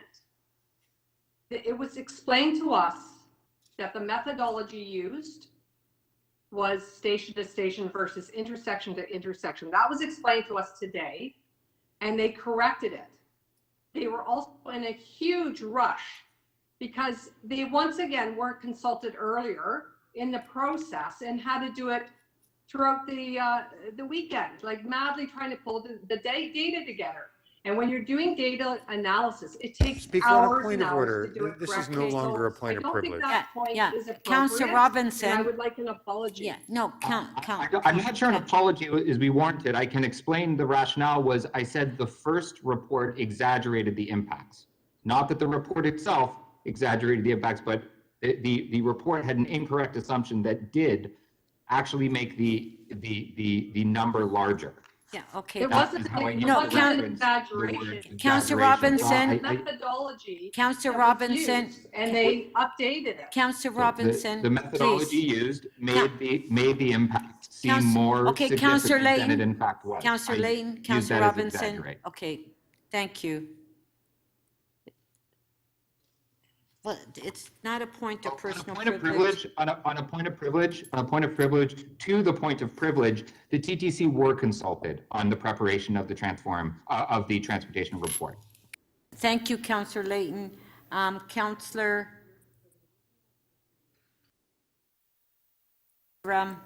McKelvey to speak. Sorry, Madam Chair, is my motion ready? Because I can speak. After Councillor McKelvey, you will be on. You can go first. Ready yet? Thanks. Thank No. you. Councillor McKelvey, please, can you go ahead? Yeah. Thank you, Madam Speaker.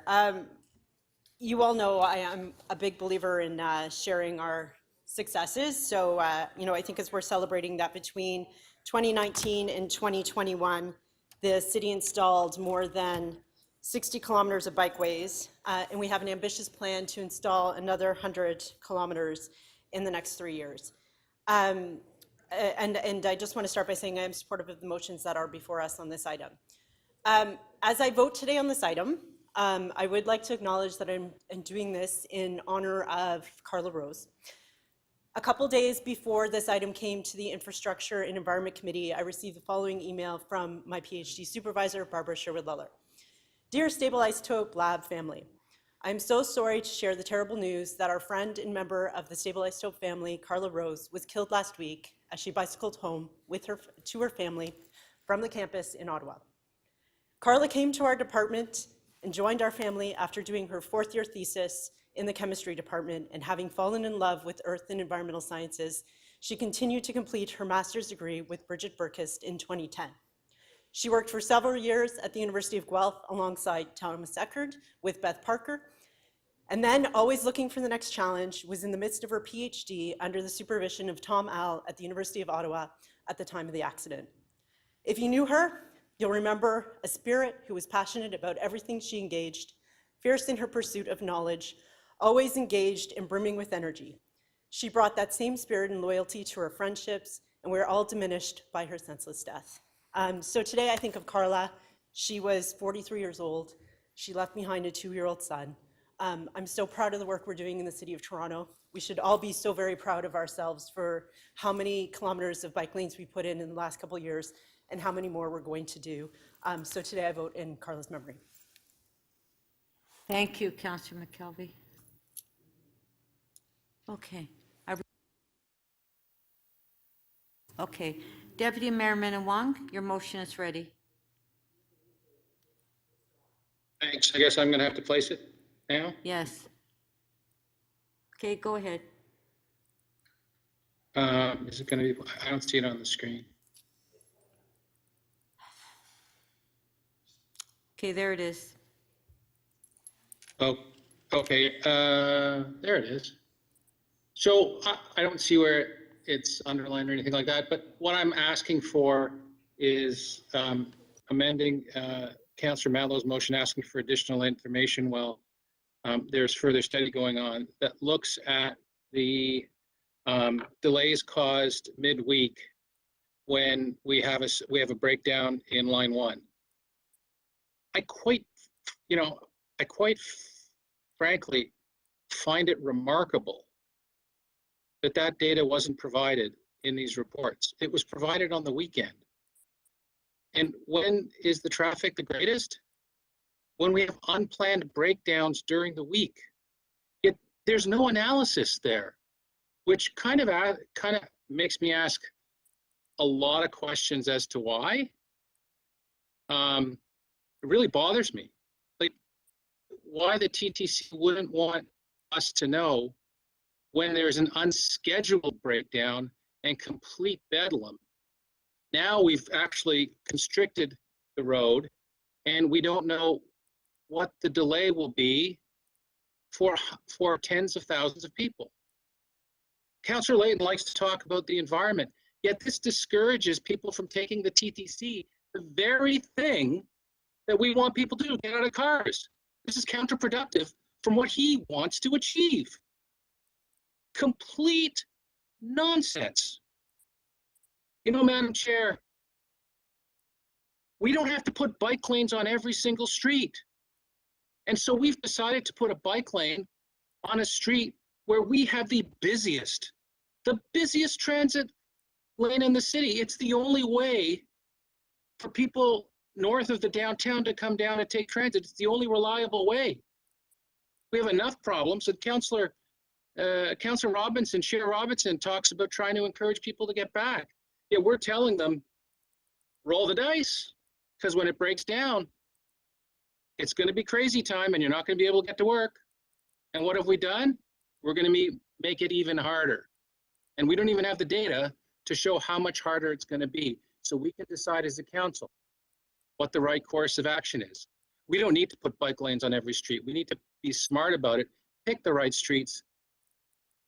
Picking Yonge Street when we have line 1 on it is not smart. It's dumb. Pick another street. Pick Avenue Road, it's wider. Pick something else, pick Bathurst, not Yonge Street. Then we'll get the data, and now we'll get the data, and we'll be able to make a decision. That's what I think we need to do. Thank you, Madam Chair. Thank you.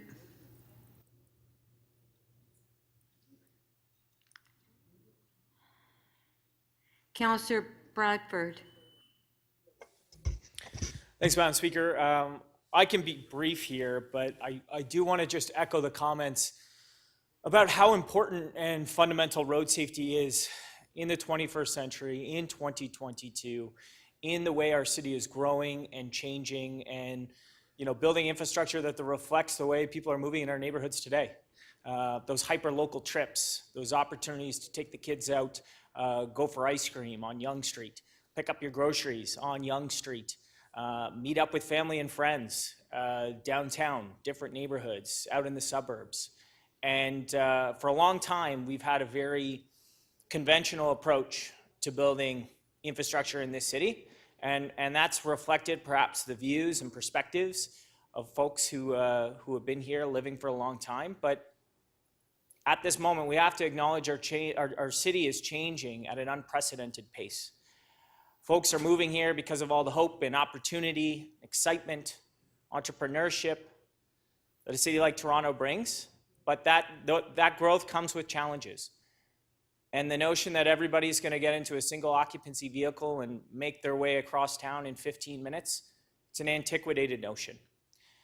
And so it behooves all of us here in this council chamber to make sure that we are planning for and building a city for 2022, planning for and building a city for 2035 and beyond.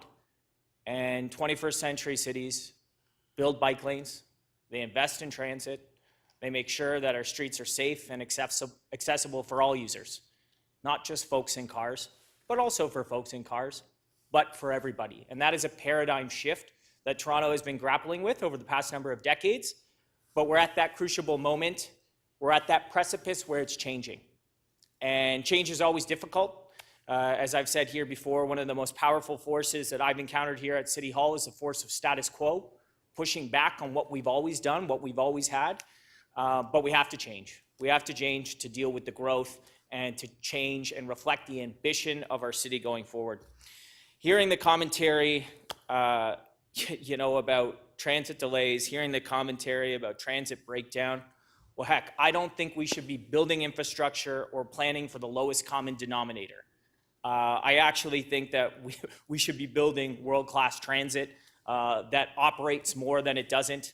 That includes, state-of-the-art vehicles that are reliable and have longer operating cycles and can move more people on tighter headweights, because we're going to need that. And so this notion that we need to plan and operate as if it's, we're experiencing catastrophic delays 5 days a week, I don't think that's helpful. I don't think it's helpful at all.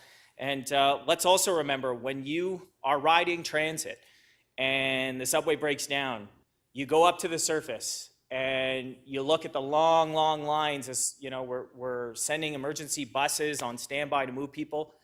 What are the majority of people doing? They're trying to hail a cab, they're dialing up an Uber, and that acts as a magnet for a ton of single occupancy vehicles to flock to that location as well. Here's an idea: more bike share, more road safety infrastructure along transit lines as a relief valve for those periods of time when transit is not operating. If we provide the infrastructure, if we make it safe for people, we have seen time and time again, they will use it. I think that's a solution that we should explore in earnest. Now, this plan, although it's outside of Beaches East York, we recognize today that it is a cycling network. I ride my bike to City Hall most days, rain or shine, year-round. I go across the beautiful new Danforth bike lanes. I go down Sherbourne.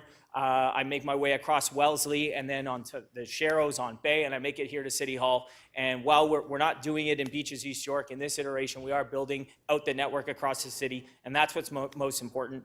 I was struck and choked up just hearing our infrastructure chair, Councillor McKelvey, talk about her friend Carla. And let's not lose sight of that. Let's not lose sight of people who die on our streets because there is inadequate infrastructure to keep them safe.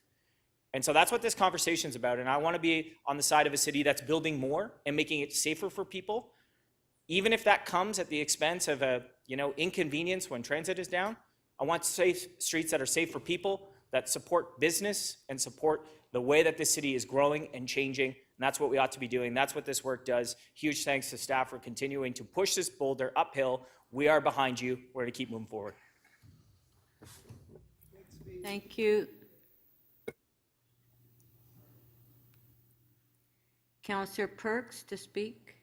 Thank you, Speaker. Every once in a while, you hear an argument that is so poorly constructed and so utterly evidence-free that you can't let it go by without putting your finger on it. I want to congratulate the Deputy Mayor and the Chair of the TTC for the Howler of the Month. The idea that the thing we really need to do to prepare for subway emergencies is to remove bike lanes is so badly reasoned and so utterly without facts behind it. Let's spend a moment on it. Okay, let's suppose that you were foolish enough to think that we should design our streets with the idea that the subway is going to regularly fail. I mean, that's just bad to think, bad thinking to start from. But we'll accept it as a premise. Okay, so you look at Yonge Street and you ask yourself, when the subway fails, what's the problem? Well, you want the buses to be able to run up and down the street as quickly as possible. So you want everything else out of the way. Okay, what's in the way? On Yonge Street, when the buses are trying to recover from an emergency on the subway, what's in the way? Well, it's cars. So by Deputy Mayor Min Wong's reasoning, what we really need to do to prepare for the subway closing is to make Yonge Street car-free. What's the second most congested area on Yonge Street when the subway goes down? Why, it's the sidewalks. I've been there. I've been on a subway. Out you go, and you're the first lane at every subway station is full of people who can't fit on the sidewalks. So, by the Chair of the TTC's reasoning, the next thing that we have to get rid of is to get rid of all the sidewalks on Yonge Street. No cars, no sidewalks. Then you say, what's the next busiest thing? Why, it's the Ubers. So what we should do is we should have a condition in our licensing of private transportation vehicles that says, in the event of a subway closure, you must stop operating. That would actually make a lot more room for the buses to get there. It would free up a lot of intersection space. And then, and only then, would you come to the mode that is taking up the least road space, the bikes. That's how bad that argument is on its face. I'm kind of embarrassed sometimes. I go home after a day's work and at council and try to explain, well, I had to point out to the Chair of the TTC and the Deputy Mayor that actually the big problem is cars, the big problem is our sidewalks are too narrow, the big problem is during an emergency, Uber goes there. They were all fixated on bicycles causing congestion in Toronto. It's embarrassing. I get through it. Thank you. Councillor Bylaw to speak. Thank you, Madam Speaker. This is an issue that Pardon me? it always boggles my mind on how controversial it's become, because I always feel like it's us versus them. And it's impossible to be an us versus them, because what we're talking about here is a mobility strategy for the city. We're talking about mobility. We need to think of pedestrians, we need to think of cyclists, we need to think of cars, and we need to think of transit. It's how we move people and goods around. And in order to do that, you need to create safety and you need to create networks. And in a growing city, you have more and more people living here. You need to ensure that the safety and the networks get improved.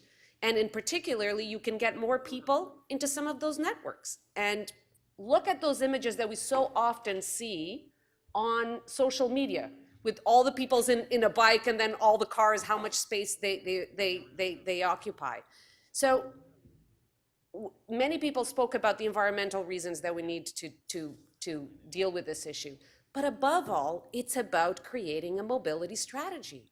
If we don't have this strategy that involves cycling as well, we're going to be stuck. Like, cars will not move in this city because it's just impossible to move the amount of people that will live in the city just using cars. That's why we need to invest in all these areas. So yes, we need to work with communities to ensure that we build it in the right way, and we'll listen, we'll consult. But this is not an if, this is an how. How do we create these networks, and how do we make sure that they're safe for people?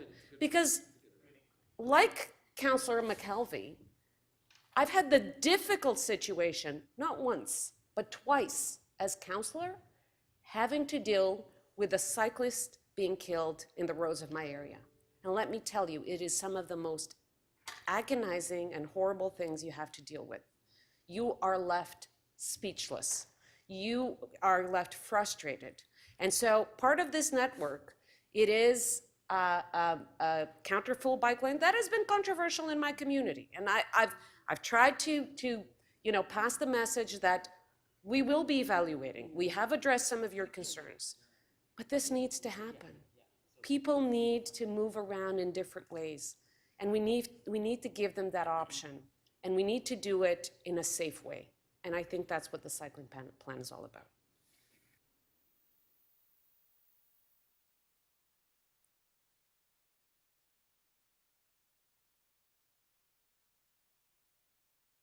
Councillor Wong Tam to speak.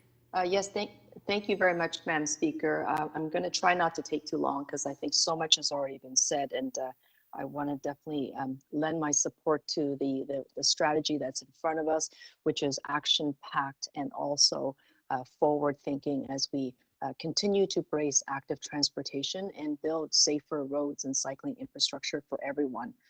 I did want to speak to the mayor's motion, and I know that we're running out of time because I am the last speaker, but I was hoping that the mayor could perhaps clarify whether or not he had intended to put Bayview into the mix of further consultations regarding BIAs, more studies, and largely just because I believe it was an accident. But I wanted to just flag that because I've been trying to find a way to remove Bayview Avenue for active TO from the mayor's amendment, which is recommendation number 22.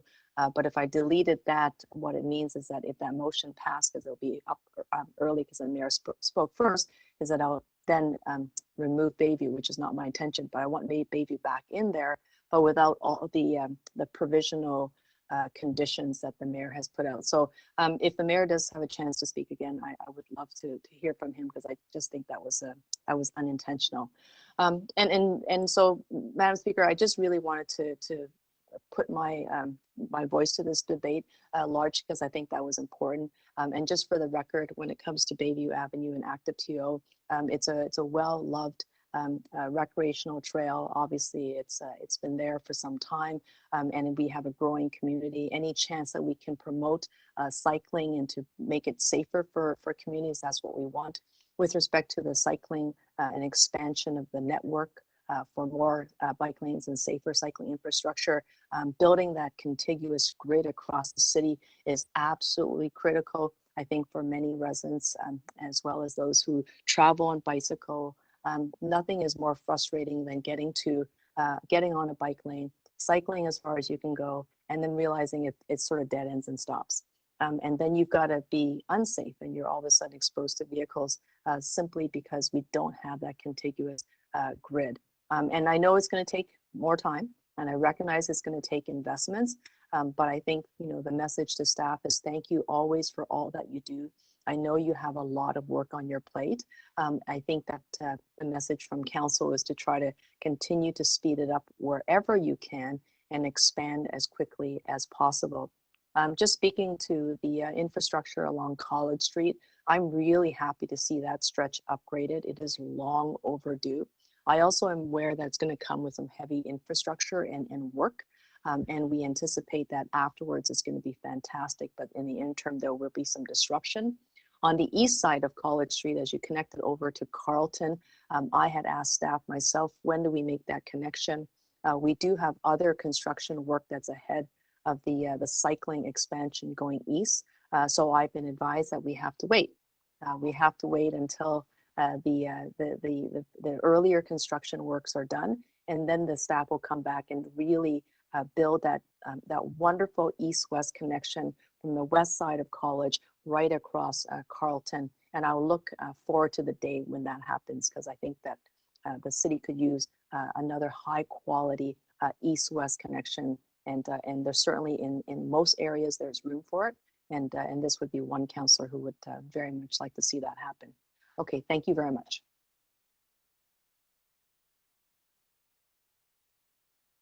Thank you. So that's it for the speakers, and so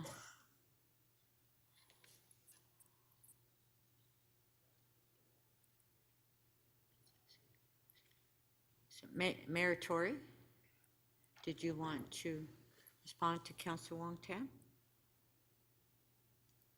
Just within the context of fixing the technical problem? Yeah. Well, I think the clerk or my staff were working on something that was going to remedy that, but I'm certainly quite prepared to accept. The intention was never to affect the Bayview, the Bayview infrastructure at all. It was really as regarded Yonge Street, and so if there's a way, I gather there was some challenge as to exactly how you could fix it without negatively affecting the Bayview project, but I'm quite happy to abide by the clerk's advice in that regard. Okay, so the staff will then amend it, and okay. So we should wait to vote? Marilyn just came over to me. She doesn't think it's technically possible, because if you remove Bayview from your motion, technically Well, that's what she said. Right, That's so- what Kristen wanted.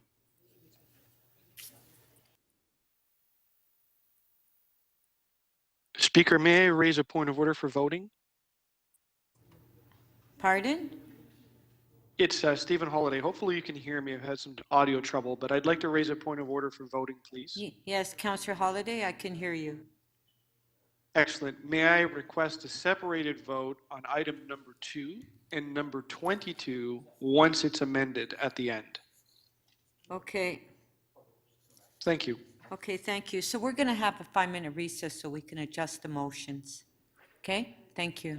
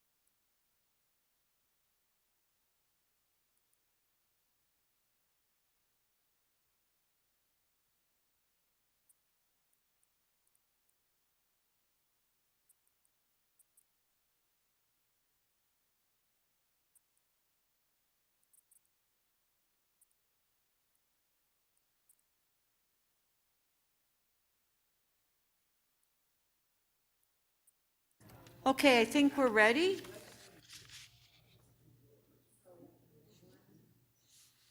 If we can put the motions on the screen.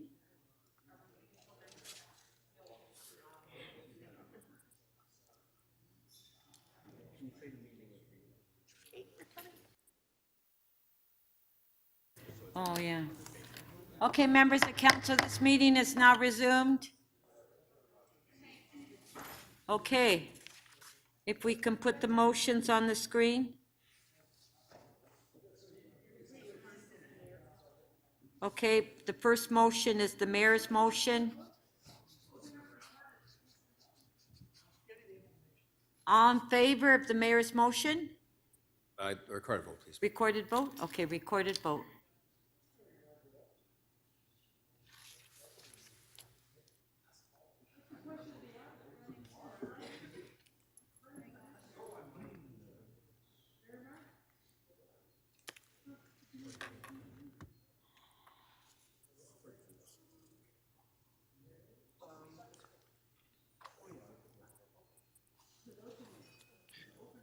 Madam Speaker, can we have those split?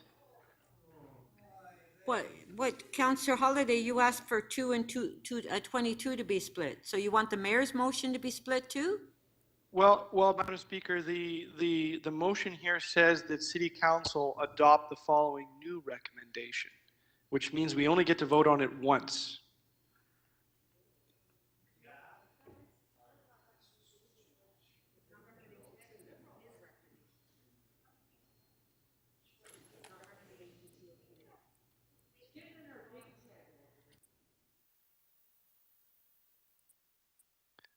All right, Madam Speaker, I'm okay. I'll vote. I'll do this. If you can allow the item as amended, number 22 amended, to be voted separately, I'm satisfied. Thank you. Okay, thank you.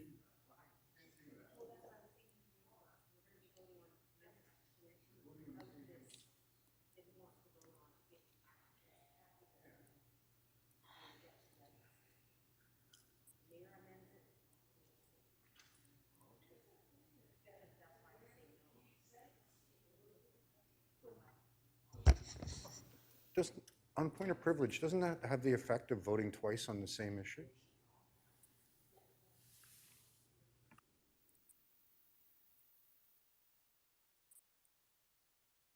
Councillor.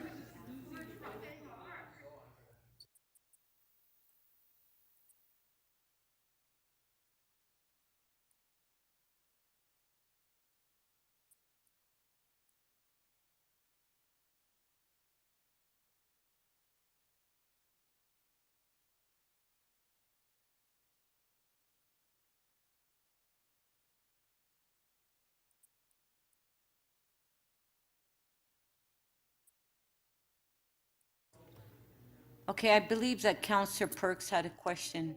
On a point of order, wouldn't what Councillor Holliday just asked for have the effect of making council vote on the same proposition twice?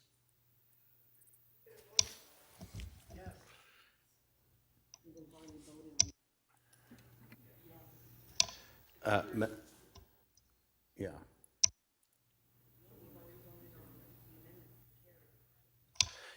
Madam Speaker, just on Councillor Perk's point of order, my advice to you would be yes, if that is the case, it would be voting on it twice.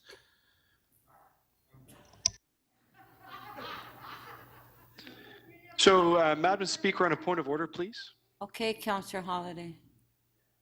I'm fairly confident that the procedure in the chamber and council has been that we have considered amendments to recommendations before us, and then we have once again voted on the item as amended.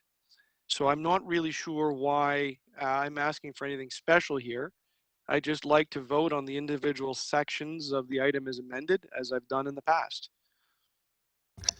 Madam Speaker, the rule in the procedure is that if you determine that the matter is divisible, then a matter can be divided. But that'll be the central question.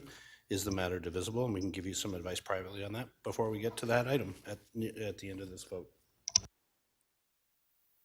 Okay, Councillor Holliday. Oh, well, Madam Speaker, on a point of order, I think in order to cast my vote, I need to know if I'm voting on this once or twice. And if you can't fulfill my request to separate the vote on the item as amended. I'd like to know that right now.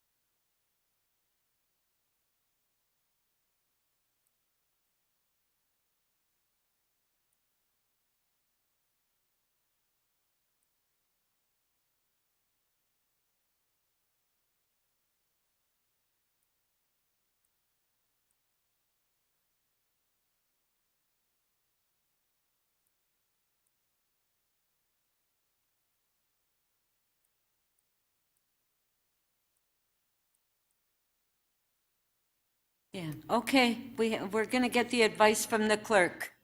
If every, please, let's get this all sorted out, okay. Madam Speaker, if you allow me just to read Chapter 27, Council Procedures, Section 27-12.4, Part 6.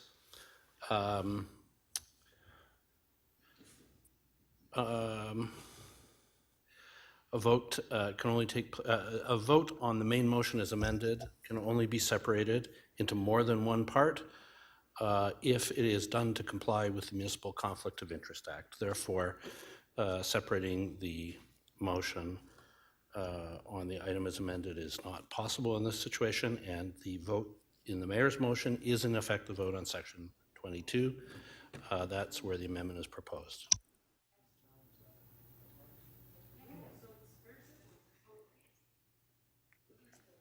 Okay, Thank you. okay, so were we in the middle of a vote? We're in the middle of a vote.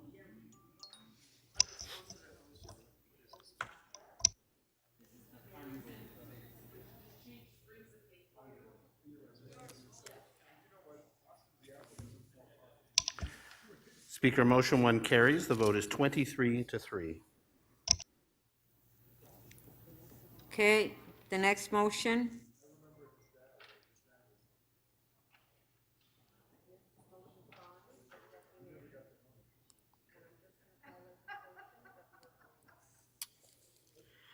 Motion by Deputy Mayor Minnan-Wong, it's on the screen.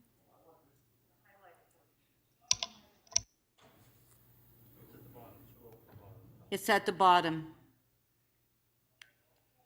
If you scroll up, it's at the bottom.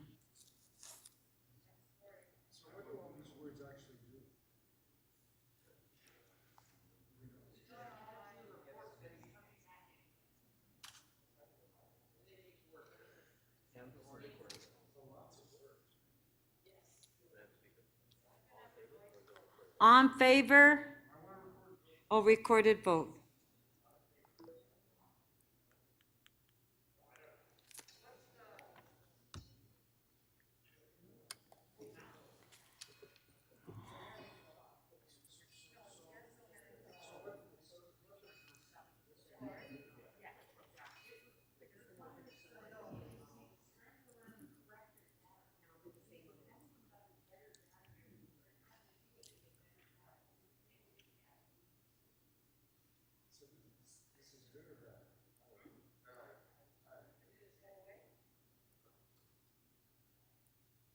Mayor Tory, your vote, please.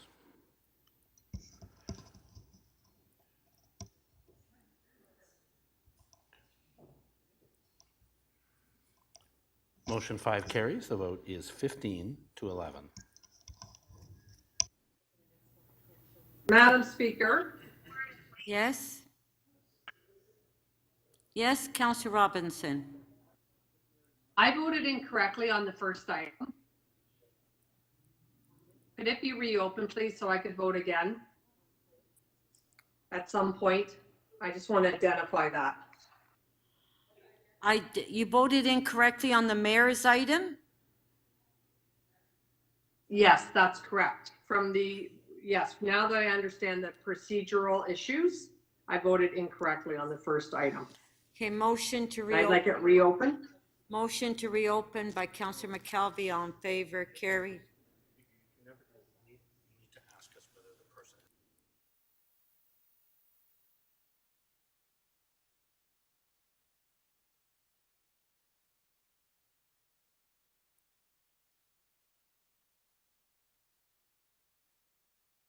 Okay, on the motion to reopen, moved by Councillor McKelvey, carried. So let's take another recorded vote. It's on the mayor's motion. Recorded vote.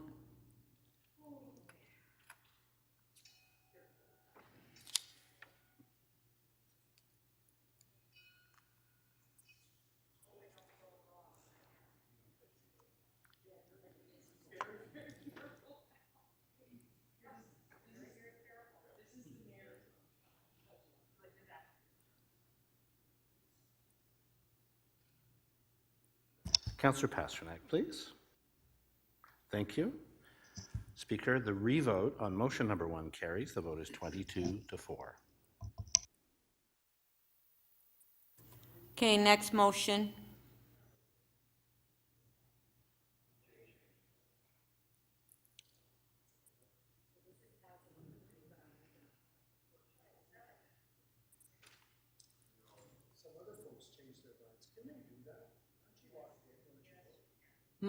Motion by Councillor Matlow as amended.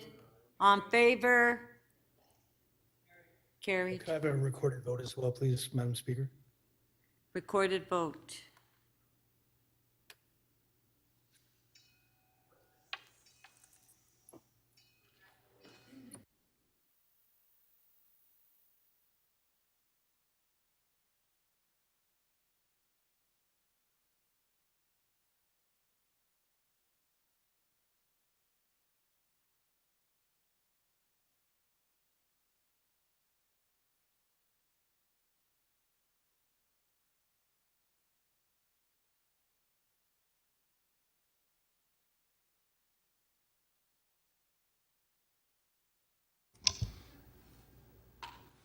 Councillor Filion, please.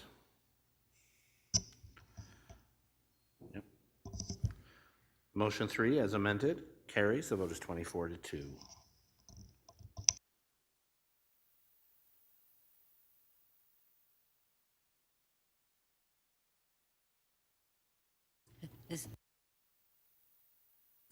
Okay.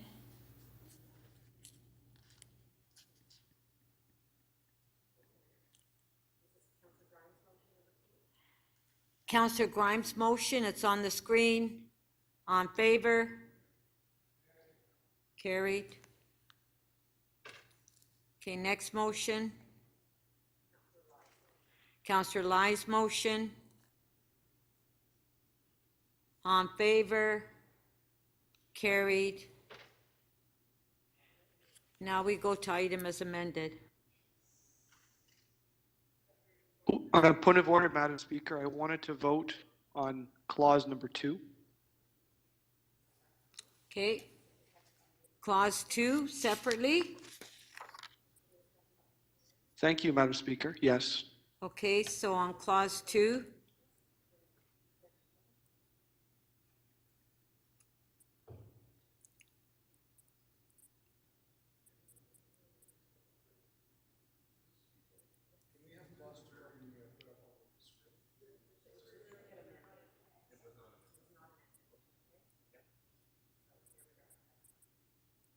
Okay, there's clause 2, recorded vote.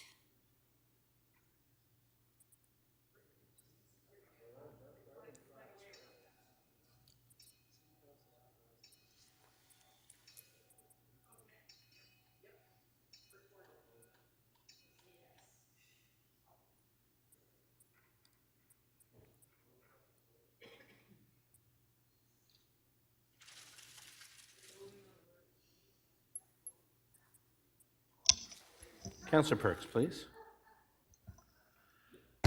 I'm sorry, Mr. Clerk, I'm getting the blue circle of death here. Oh, there, okay. Part 2 of the item amendment carries, the vote is 25 to 1. Okay, on the remainder of the report, on favor? Carried, thank you. Okay, before we go to our next item, there's a member's motion that Councillor Grimes would like to introduce. Councillor Grimes? Sorry, Madam Speaker, I apologize to my colleagues that came late, but if you just put on the screen. It's regard to an art project in my ward that they need this funding to complete the project on Maple Arts. Okay, we'll introduce that motion. On favor, carried. Before we go to the next item, do we have any quick releases? Councillor Thompson? Quick release? Does anybody have a quick release? Okay, Councillor Perruzza. Yes, Madam Chair, that would be item CC 4214, 2370 Finch Avenue West, official plan amendment and zoning bylaw amendment application, Ontario Land Tribunal hearing, request for directions, Ward 7. I'm happy to release that. Okay, on CC 4214, Councillor Perruzza is releasing. On favor, carried. Do we have any other quick releases? It's Councillor Wong Tam. Councillor Wong Tam? Yes, thank you. It's actually EC 28.15, updating Toronto's food charter for all. Councillor Fletcher had already moved her motion, and I had another quick one, which the clerks now have. Clerk have it? So I can move my motion, and we can probably vote for it. Does the clerk have Councillor Wong Tam's motion? This is on EC 2815, updating Toronto's food charter. Okay, there's Councillor Wong Tam's motion. Amendment on favor. Yeah, and we have Councillor Fletcher's motion. I'll say on Councillor Fletcher's motion on the item. There it is. On favor, carried. Item as amended, on favor, carried. Mayor, did you want to, for GL 2910, did you want to, oh, okay. Okay, Councillor Fletcher, you have another quick item? Yes, I do. I have CC 4210. Okay. CC 4211. Okay. 954-956-958 Broadview. Settlement, mediated settlement. Okay, so you're releasing both? Yes, please. Okay, CC 4210, 954, 56, and 58 Broadview Avenue. Councillor Fletcher's releasing. On favor? Oh, I've got a motion that was Oh, circulated I'm sorry. earlier. Okay, there's the motion. Yeah, I apologize. So the amendment is on the screen by Councillor Fletcher for CC 4210. On favor? Carried. Item is amended. On favor? Carried. And then 11, too, please. That's the staff report. Okay, on CC 4211.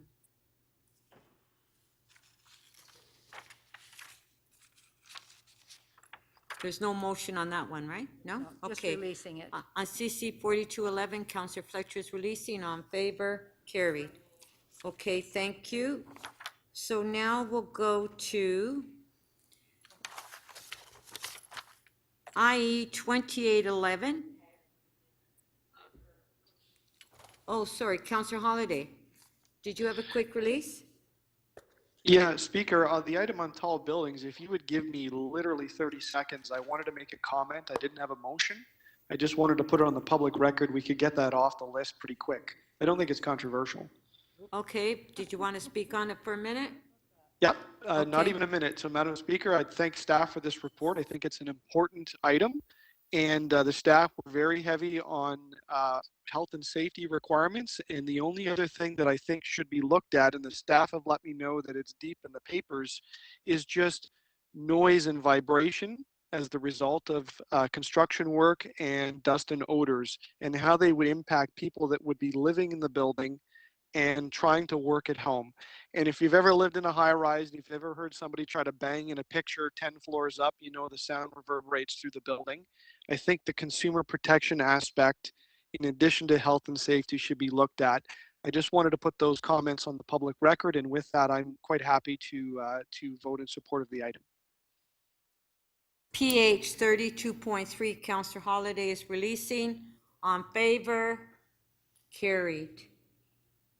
Councillor Grimes, do you have a quick release? Thank you, Madam Speaker. That one I just introduced, 4245, release of Section 37 funds. I don't think it's contentious. I think we can deal with that if you'd like.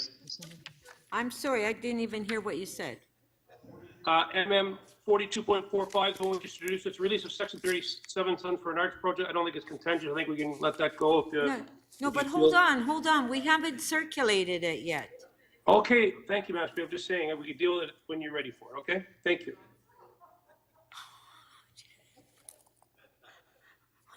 I didn't understand a word he said. Okay. It's on the screen, Madam Speaker. It's not contentious. It's Section 37 funds. Okay, all right. It was just, you just introduced it a minute ago. Okay, so I'm just trying to be helpful to get the list down. MM 42.45, Councillor Grimes is moving. On favor? Carried. Okay. Okay. So, Mayor, on GL 29.10, which was reopened earlier, did you want to speak on it? Simply to ask, Madam Speaker, with the concurrence of council, if we could put that over to the next meeting of council. Okay. So, Mayor Tory is moving that defer to the next meeting of council. That's GL 29.10. Application for approval to expropriate parts 2 and 90 Bloor Street East. On favor? No, I'm sorry, Madam Speaker. If we're gonna start deferring it, I'd like to know if there are implications about that. So I'd have questions of staff in that regard.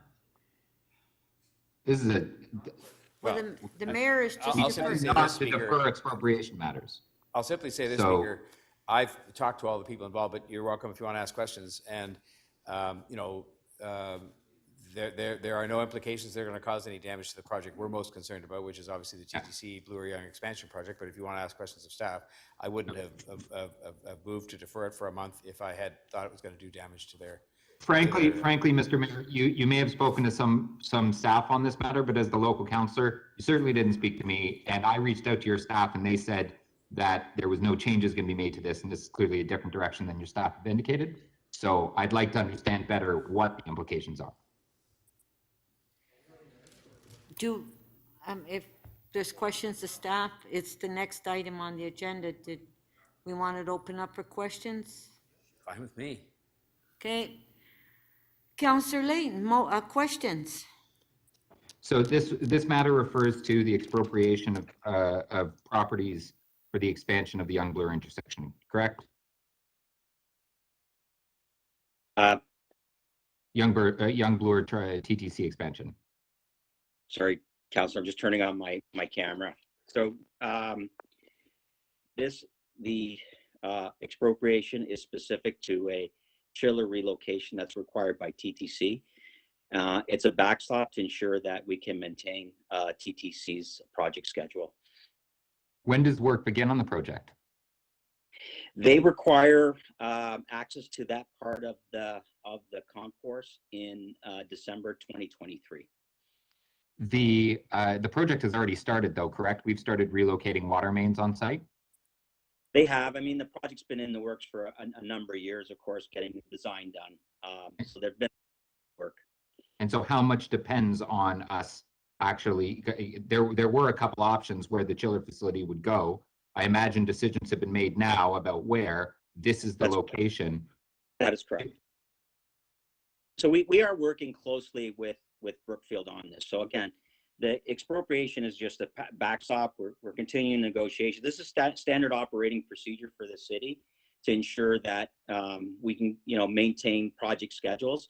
Of course, our preference is always to negotiate a mutual agreement on the compensation with respect to where the chiller has to go with respect to those fee simple lands, and that's our goal, to work with Brookfield to get it done in advance of moving to a stage 2.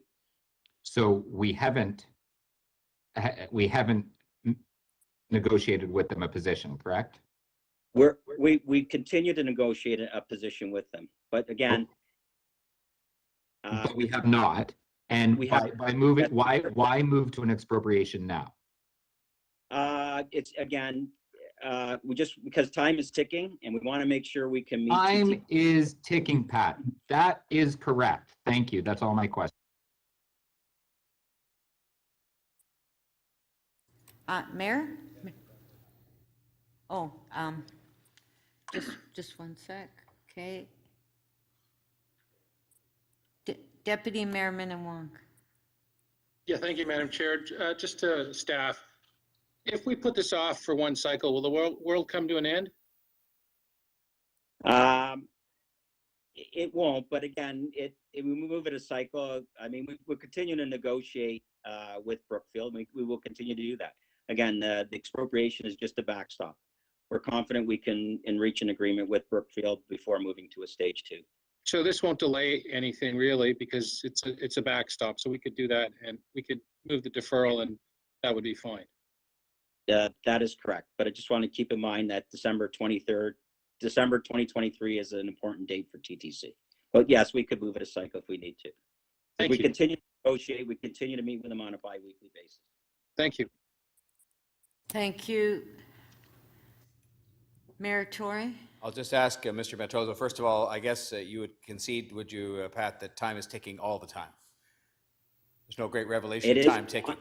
In our project world, absolutely. We always, again, all projects are time bound, and we're just trying to, maintain the schedules on behalf of ourselves in delivering projects, as well as clients like TTC and others within the city come to us with respect to expropriation proceedings. And you would agree with me, I think, that these expropriations, even to the next stage where it has to come back to council, that would take about a year, and that the full process might take, on average, give or take, I'm not speaking of this one in general, but these kinds of proceedings would maybe take 2 years?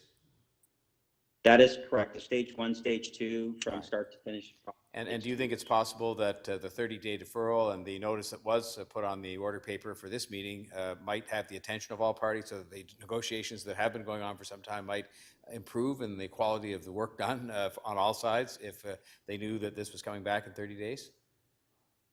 Through Madam Speaker, yes, Mr. Mayor, that is correct. And in light of things that I've been informed of, such as the fact, for example, that there would be, even if you expropriated this land and put the chiller there'd be all kinds of agreements we'd have to reach with Brookfield, for example, that it might be better and more efficient if by any chance we're able to reach a negotiated agreement in the next 30 days than to have the expropriation proceed and have what I'll call an adversarial kind of environment. Is that going to be better?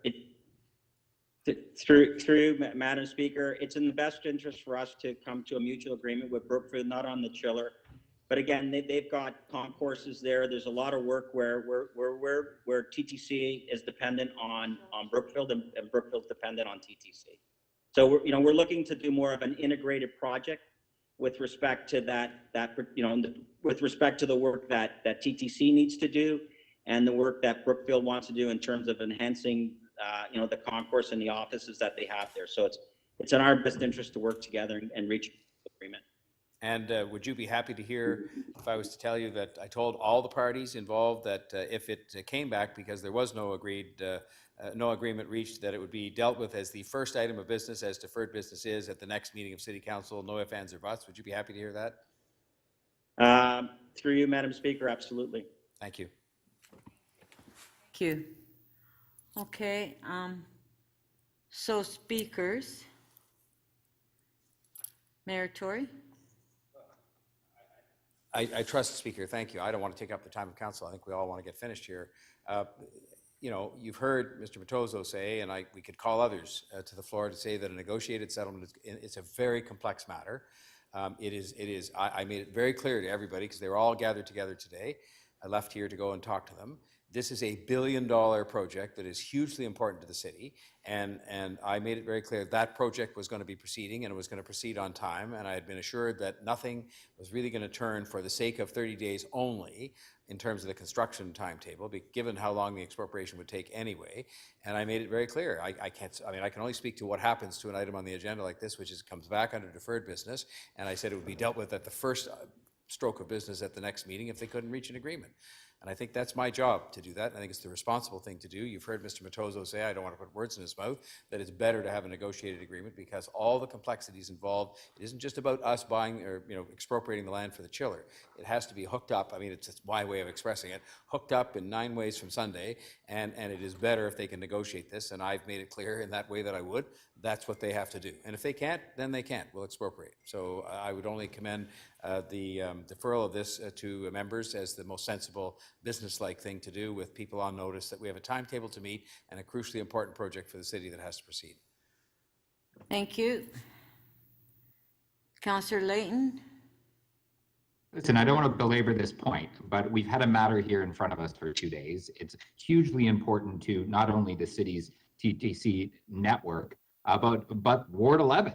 I was a little shocked to see the deferral here, given the enormity of the undertaking. It's I think a 6 or 7 year construction project at the busiest intersection, maybe in the entire country. And now, because we got a letter from Brookfield a couple of days ago, we have a deferral on this item.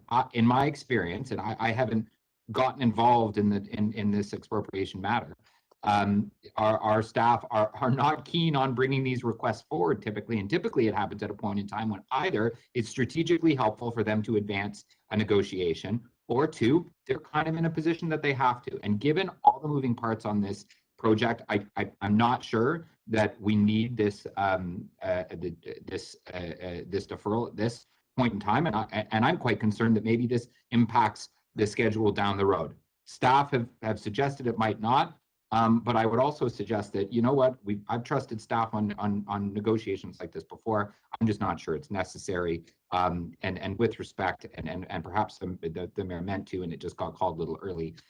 But it would be nice to have some advanced information if a project of this size and scope is going to be deferred, just out of courtesy to the local councillor. I appreciate that maybe that was not the intent, and I may have taken it that way. But this is a pretty important project.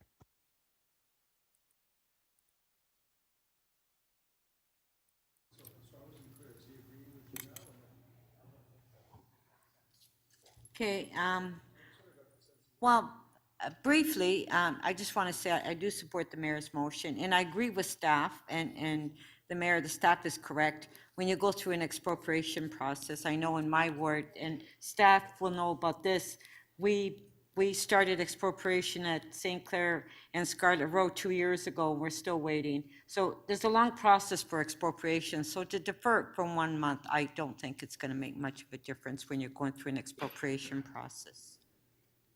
Okay. On the motion by the mayor. All in favor? Carried.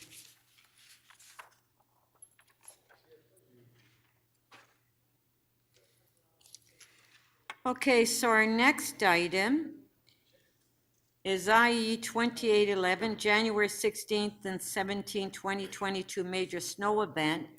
It was held down by Councillor Matlow. Do we have questions to staff? Councillor McKelvey. Sorry, Councillor Matlow, do you have questions? You held the item down. Councillor Matlow? I don't. Okay, Councillor McKelvey, questions? Thank you, Madam Speaker. To city staff, why are you recommending that this report comes back in January 2023? Through the speaker to Councillor McKelvey, we are going to be developing this emergency response plan for snow and extreme weather. We are going to be developing it over the summer, and we're going to be going out and talking to stakeholders about it. And so we believe we would be prepared to advance a number of the recommendations into October, November of this year, but not have the final plan prepared and ready to bring back to council until after the break. So it's just the timing that we don't have a November meeting and a December meeting. Okay. Would you be able to do this work by July? Well, no, not comprehensively, we would not. Okay. At the Infrastructure Committee, I moved two motions. The first was that City Council requests General Manager Transportation Services implement initiatives and service improvements as soon as feasible in advance of the next winter season. So in the absence of coming to us in January, will you be implementing improvements to snow clearing in the City of Toronto? Absolutely, and we will bring forward, especially on the communications side, we're working very closely with technology services on upgrades to Plow TO. We're working very hard to make sure that's ready and available for the new winter season, as well as communications protocols, as well as launching our new set of winter contracts. And the other motion I brought was requesting that you meet with ward councillors in advance of the next winter season to let them know about the local improvements to snow services, including ward-specific contracts and measures. So are you prepared, in the absence of having a council meeting, to meet with all of the councillors individually to share this information with them? We absolutely are, and we've met with about 13 of the councillors and the mayor prior to coming to this session, and have asked a bit about what would be the best way to accomplish that. So we're happy to move forward with that, absolutely. Okay, so in advance of this meeting, you did that, and you're willing to do that in advance of the next meeting as well, recognizing Correct. we don't have that council meeting. Okay, thank you so much for your work on this. Thank you. Councillor Pasternak, questions? Yes, thank you, Madam Speaker. Through you to staff, I just want to follow up on a couple of questions from committee. Now, on page 4, you mentioned that part of the problem here was your needed parts and products, and there were shipping delays and disruptions to manufacturing processes for newly approved sidewalk clearing equipment. Now, those units were $100,000 each. I'm wondering whether they came in a good state of repair, and why you would need parts almost immediately upon their delivery. Through the speaker to Councillor Pasternak, I'm happy to start, and David Jollimore is here from Fleet, and he can get into more details. The new sidewalk plows the council approved last year were delivered in batches over November, December, January, and I believe the last batch came in February. Those machines were put to their test, absolutely, and there were some issues that cropped up with them. Mechanical issues that needed to be repaired. They're all under warranty. We had very good response from the vendor who came and did many house calls to help support and get those machines back up and running as quickly as possible. We had a lot of support from Fleet to do that as well, and also training of our new staff to be able to operate those machines as efficiently as possible. So we did have issues. We worked through to get them fixed, and I don't know if David has anything else to add. So I'll only just add, just wanted to reconfirm that the units did come new under warranty in a state of good repair. And as Barbara said, we reacted quickly when we did run into issues. I think the conditions themselves, as I shared in the committee meeting, that the conditions themselves exacerbated the issues with the equipment. So these sidewalk plows couldn't manage the snowfall that we received. I think that none of the sidewalk snow plows, whether they were ours, the new ones that we had, or many of the contractors who had the bigger sidewalk snow plows, also experienced real difficulty in managing that volume of snow in that small space. We did add some attachments to those sidewalk snow plows, as well as the contractors did, blowers and other bits of equipment that we found to be helpful in clearing that volume of snow on the sidewalk. Okay, so somewhere else in this report, I think there's a reference to, and correct me if I'm wrong, 500 TTC buses that got stuck on our roads. That's correct. So don't we pull, in major climate, extreme weather situations, don't we pull our service vehicles, our TTC service vehicles off the road? Or is that something we defer to TTC? Jim Ross is here. I'll let him talk about their procedures. Through you, Madam Speaker, we adjust our service delivery. We do adjust our service delivery, but we do not pull vehicles off the roads on that scale. So in hindsight, do you think you should have pulled the vehicles off the road? I think we should a further adjustment to our service. I think the city relies on us, and we can't suspend service, but we are taking a look at how our day went on January 17th, as well as in collaboration with transportation services. Right. Well, services was suspended. It wasn't suspended by you, but it was certainly suspended by storm conditions. Now, the contracts, several of these companies that worked that day had been notified that their contracts had been canceled. Not canceled, but they would not be renewed the following season. Is it a normal course of action to let our vendors know in the middle of the winter that they will no longer be working for us? And do you think their response to the snowstorm was impaired by the fact that they no longer were under contract past this winter? Through the speaker, so I'll answer those in the opposite order to which you asked them. So we did not find service impacted by those contractors who are not continuing on in the new winter contracts. And it was a normal process that when the contracts were issued and approved, that we notified the existing contractors as well as the new contractors, of which there are many of the existing contractors who are part of the new contract packages as well. Now, going forward, you're going to be working on an extreme weather response plan. Now, I thought through Transform TO and our resiliency strategy, we already had an extreme weather response plan. Is that not the case? I think we have a pretty broad one. This is a specific operational plan, and I think your example of the 500 buses is a good one. We'll work very closely with the TTC to talk about the protocols for digging out vehicles and whether service gets deployed in the same way. There's a lot of operational details that come into play when you get beyond a 25 centimeter storm, and that's what we would focus on. Okay, Thank you. Councillor Robinson, questions? Thank you, Madam Speaker. My question is about next winter. What are we going to see, or residents going to see, for improvements in plow TO? Because we, as I discussed at our last meeting on this issue, we had so many complaints about the functioning of plow TO. So what will residents see next winter when they go to that key communication device? Thanks, Councilor Robinson. I'll start and I'll let Vince or Lawrence Etta jump in. But it is being updated right now. I think a lot of the frustration, and I think we very much appreciate that people go to Plow TO so that they can get information. That information in the existing system is a little bit challenging because it talks about pieces of equipment that are being deployed, and it doesn't get very specific about what. We have new GPS on the new vehicles that are going to be in the new contract, and we are working with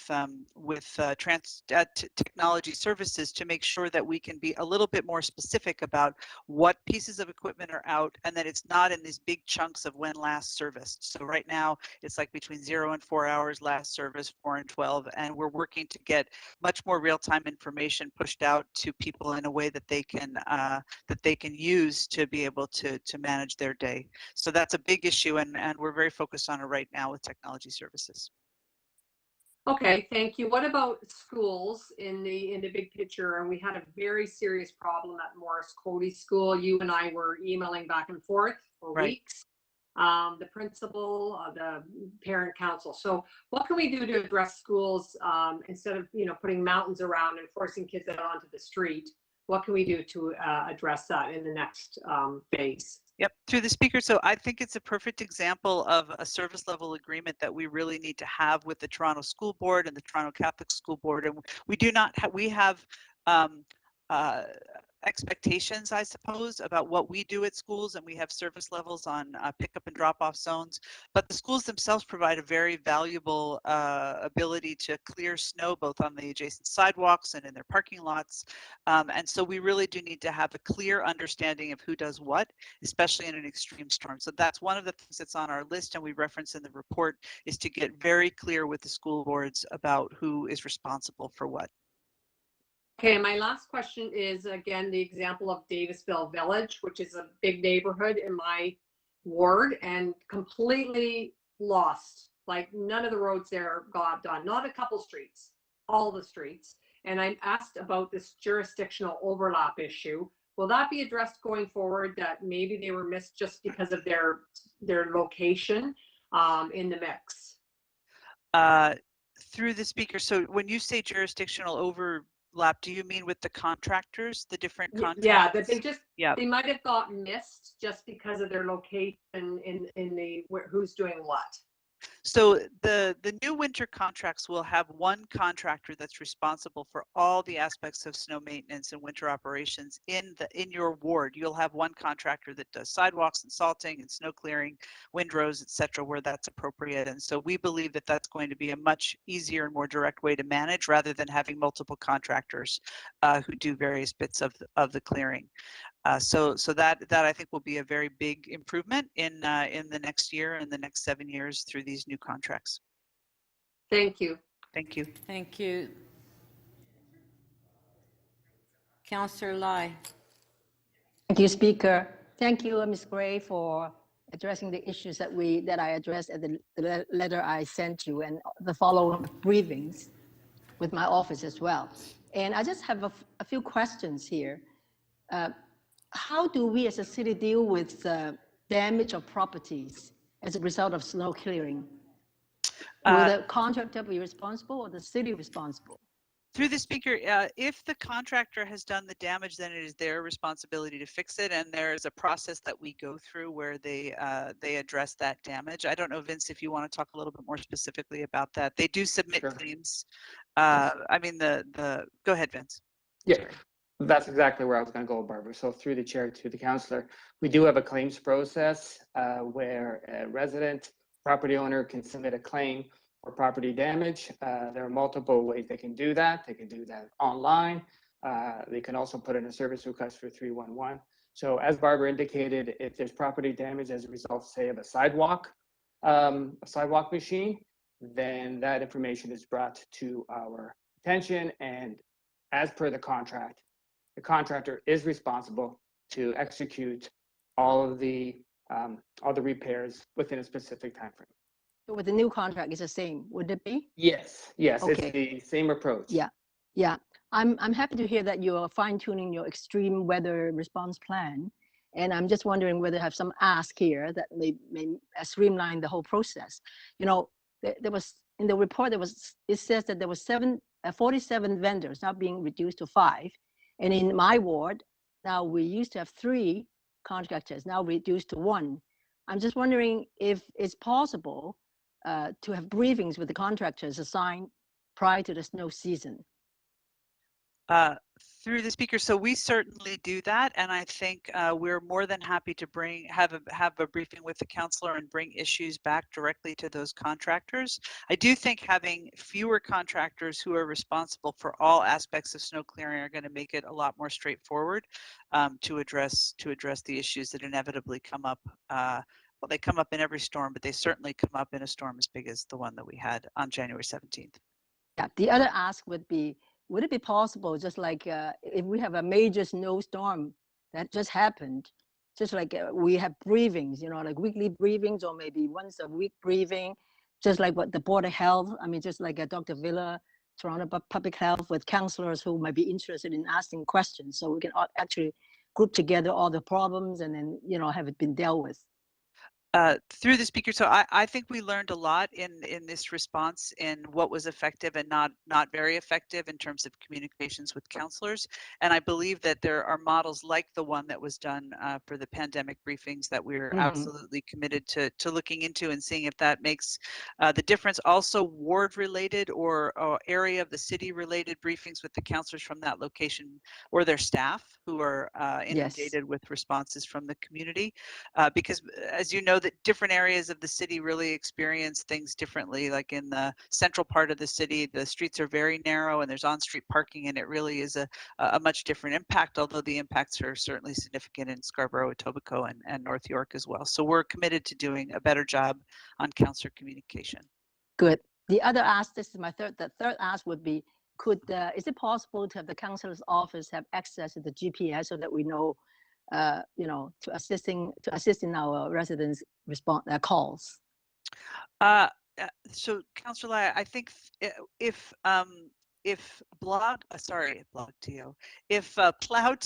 works as well as we hope it will, that is a feed off the GPS. And so, we're responsible in overseeing the contractors, and they're responsible for making sure their GPS is up to date. But I'm happy to take that back and have a deeper look at that. I'm hopeful that Plow.to in its new version will provide excellent information. Yeah, my last question would be, what measures do we have to ensure the new regime will be better than the one that we have now? Well, we're in the process right now of ramping up our team to provide more deliberate oversight of the contracts. And this was one of the things that the auditor talked about when she did her initial review of our winter contracts, is having our staff be much better trained up. And we're actually having a workshop, I think it's starting in the next week or so, where we're starting to roll out the provisions of these contracts for our staff and making sure that they fully understand their responsibilities and they are going to be overseeing the contractor's work, because that's a critical piece of making sure that it gets done right. And I think we have some improvements to do there as well. Okay, thank you. Thank that you, was Speaker. your Those are my last questions. question. Councillor Ainsley. Thank you. Through you, Madam Speaker. Sorry, I don't know if this is to Barbara or Vince, just about Plow.to. There seems to be an inability of it to report on multiple plow rounds of clearing and snow removal. Is that something that's going to be updated or looked at changing? Yes, through the speaker to Councillor Ainsley, absolutely. Plow.to is something that we started internally a number of years ago, and we've done, I think, one update to it since. But now that we will have better technology on the pieces of equipment, we really need to be able to provide the public with a much clearer understanding of what they can expect and when the last time which pieces of equipment were there to service the streets in their neighborhood. And we've added things over the years. We've added the sidewalk plows, I think, in a few years back, but it still doesn't provide the kind of information that people are looking for, and so we're going to try to achieve that in this next round. Would that include salting as well? Yes. But I think right now it's kind of all together, right? It's like salting and plowing is one icon, and so it's really what was the last time a piece of equipment serviced your area, and sometimes that's not visible. So yeah, and the other difficulty I'm finding is sometimes I get a plow that goes down a street, doesn't plow, it's going somewhere else. It cuts through a residential area, and it gets recorded on Plow.to as plowed. So I assume that Plow.to is working on a GPS system on the vehicles. Yeah, I don't know, Vince, if you want to talk a little bit more about that. So all of through the chair to the councillor, every piece of device will have a GPS device included or inserted on it, and that device will be the source of data that will feed Plow.to. So whether it's salting or plowing or removal, we will attempt to distinguish those services so that is better reflect or accurately reflect onto Plow.to. And also how many times, right? How many times it's gone up and down that road, sidewalk, or bicycle lane. Right. And then in terms of the equipment that's being used, so sidewalk snow plows, like I understand a fair number of them were out of service. There was either mechanical issues or I understand some were out of service because of windshields or they just wouldn't start. Do we review with the contractors, or I don't know what's in the upcoming contract, as we seem to be having more severe storms like this? Is the capacity of the equipment reviewed? Like, do we need bigger tractors on our sidewalks now? I think through the speaker to Councillor Ainsley, a part of the challenge with the sidewalks in downtown is that we specifically had to purchase smaller gauge equipment so that we could navigate those narrow streets. And if you might remember, we had to do an entire assessment of where we could actually get a plow through. So this piece of equipment that we are using for the downtown sidewalk snowplows. Sorry, Barbara. Sorry, I meant more like I'm out in the east end of Scarborough.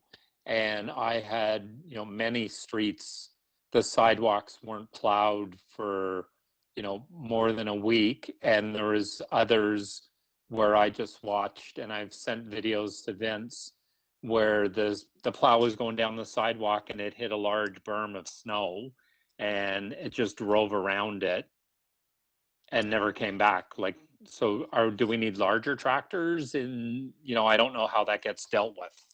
Well, Vince might be able to answer this better than me, but I think part of the issue that we would need is sort of a plan B through this extreme winter weather plan, because part of the issue with those sidewalk snowplows is, to your point, they would hit these massive boulders of snow and the equipment would not be able to function that way. And many of the contractors attach blower attachments to their sidewalk snowplows later on in the storm so that they could be more effective. So we're certainly looking at that. I don't know if David or Vince want to get into more detail. Through the chair to the councillor, I will simply say that in advance of the new contracts, the one key requirement was that all of the equipment had to meet our service levels.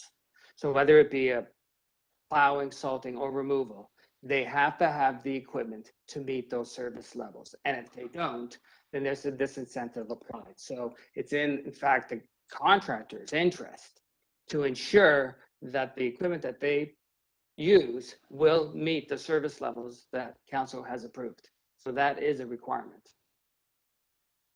Okay, but so I guess the problem. Okay, that was your last when you question. Okay, thank you. Okay, members. Councillor Bylaw. Yes, Madam Speaker, I'd like to move a motion to extend to finish the agenda. Okay, Councillor Bylaws moved a motion to finish the agenda. So we have 3 items left. We can get it done if we rush. Otherwise, we come back tomorrow. All in favor? Carried. Okay. Thank you. Councillor Cole, you have a question? Councillor Cole. I know why you didn't want me to ask the question. No, but I think we were all briefed, so. Anyways, the question pertains to you. Is during the snowstorm, the residents were asking me, why aren't we using Snowzilla? It's parked in the Old York's workyard on Castlefield, and it's been sitting there for 20 years. So why aren't we using Snowzilla? Or what happened to it? And if we're not using it, why don't we sell it for scrap? Why is it just sitting there in Councillor Nunziata's ward there? Through the speaker, so Councillor Cole, I think you're referring to a snow melter was up at Castlefield Yard. We did service that snow melter, and in fact, we used 1 or maybe 2 snow melters this storm. I believe we used one up at the transit yard, and we used one down in Ontario Place. And we actually haven't used one of those for quite some time, but we did use the snow melters this time around. Okay, thank you. So wait a minute now. So that one in Councillor Nunziata's ward is working? Is it functional? It's only working in my ward. I don't know if David wants to talk a little bit more about that, or Vince. Quickly. To the chair, to the councillor, I believe the equipment in question that the council is referring to is the snow melter that was located at Castlefield Yard. which in fact we did service, as Barbara did say. So it was in operation? Yes, it was. Okay, that's good. That's all I want to clear up. Okay, so let's go to speakers. Before we go to speakers, do we have any quick items? Councillor Robinson, I understand that you're ready to release an item. Yes, I am. I'd just like to say a couple words, if that's okay. Okay, this is on CC 42.7, right? That's correct. Okay.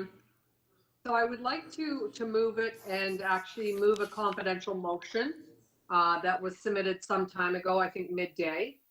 And I just would like to thank a couple city staff who did a brilliant job on this application, which was very difficult. Jessica Braun and Catherine Moore both did a great job in bringing the parties together. And Catherine Moore is moving on from North York to another division. We are going to miss her. She's an excellent planner. I'm sorry, I thought my camera was on. She's an excellent planner, and just really grateful to her for her amazing work, just generally, but on this application. I also want to thank Sarah, now renamed Cedra, and specifically Andy Gort for his work on this file, as well as the Leaside Residents Association, and most importantly, the immediate neighborhood, who were engaged from day one right till the bitter end. So thank you to everyone for their involvement. And on that note, I'll move this amendment. Okay, so on CC 42.7, Councillor Robinson is moving an amendment. If we can put the amendment on the screen. There it is. On favor, carried. Item as amended, on favor, carried. Okay, so let's go to the speakers. Councillor Matlow to speak. Madam Speaker, I have a motion. And it's the motion that I requested the committee move, which was not, but a recommendation was moved at committee that I would submit doesn't do the job. I heard Barbara say earlier that they wouldn't be able to do a comprehensive report by this year. But at the very least, I believe that we should expect first steps. It shouldn't just be if you can, maybe, possibly. The committee's report, with all due respect, it waters it down. It's wetter than the slush that was left from the thaw. And it assumes that it isn't likely that it might snow again this year. I predict it will. And I would have asked a question of somebody from Environment Canada if they were here, because I think that they would affirm that it will snow. How big it will be? We don't know yet, but we need to be prepared. And I would also suggest to us all that we shouldn't gloss over the fact that the City of Toronto failed this year. Notwithstanding the fact that we have magnificent staff who I respect and I admire and I support. And notwithstanding the fact that it was a massive snowfall, much larger than we were accustomed to. And most reasonable people in my community, and I imagine in yours, understood that if it was a day, 2 days, a few days, a week without clearing, massive snowstorm, we get it. A week and a half, what's going on? 2 weeks, where are they? 3 weeks, what on earth? And even more. In fact, there were some streets that weren't touched at all. We failed. We didn't do a good job. So let's not gloss over it. I said to you at the last meeting that we discussed this, it was so frustrating for residents to hear press conferences come from City Hall where City Hall boasted about how many tons of snow had been cleared. And the drones would go up on the news and show the mountains of snow that had been cleared. And for the average resident who's sitting looking through their window at a street that had not been touched, the message is so great. You've done everywhere else but my street or my neighborhood. I mean, it wasn't done well. The communications wasn't done well, and most importantly, the clearing wasn't done well. The sidewalk, the new machines weren't working. The plow TO has been mentioned several times today, didn't give either accurate information or relevant information. I mean, it didn't discern between salting and having been plowed. And it often suggested that your street had been plowed when you know it hadn't been. So what, imagine being a resident, maybe some of you were, where not only did you know that your street hadn't been plowed, but you think the city has forgotten about you because on their map, ironically, Ploutio being created to give us reassurance that everything's going to be okay, suggests that they think that you have been served well, which you have not, and you know it because you're there. It just wasn't done well. And it's going to snow again this year, I promise you. So it's one thing if we write back to our residents and say, you know what, we don't know what happened. We'll follow up with staff.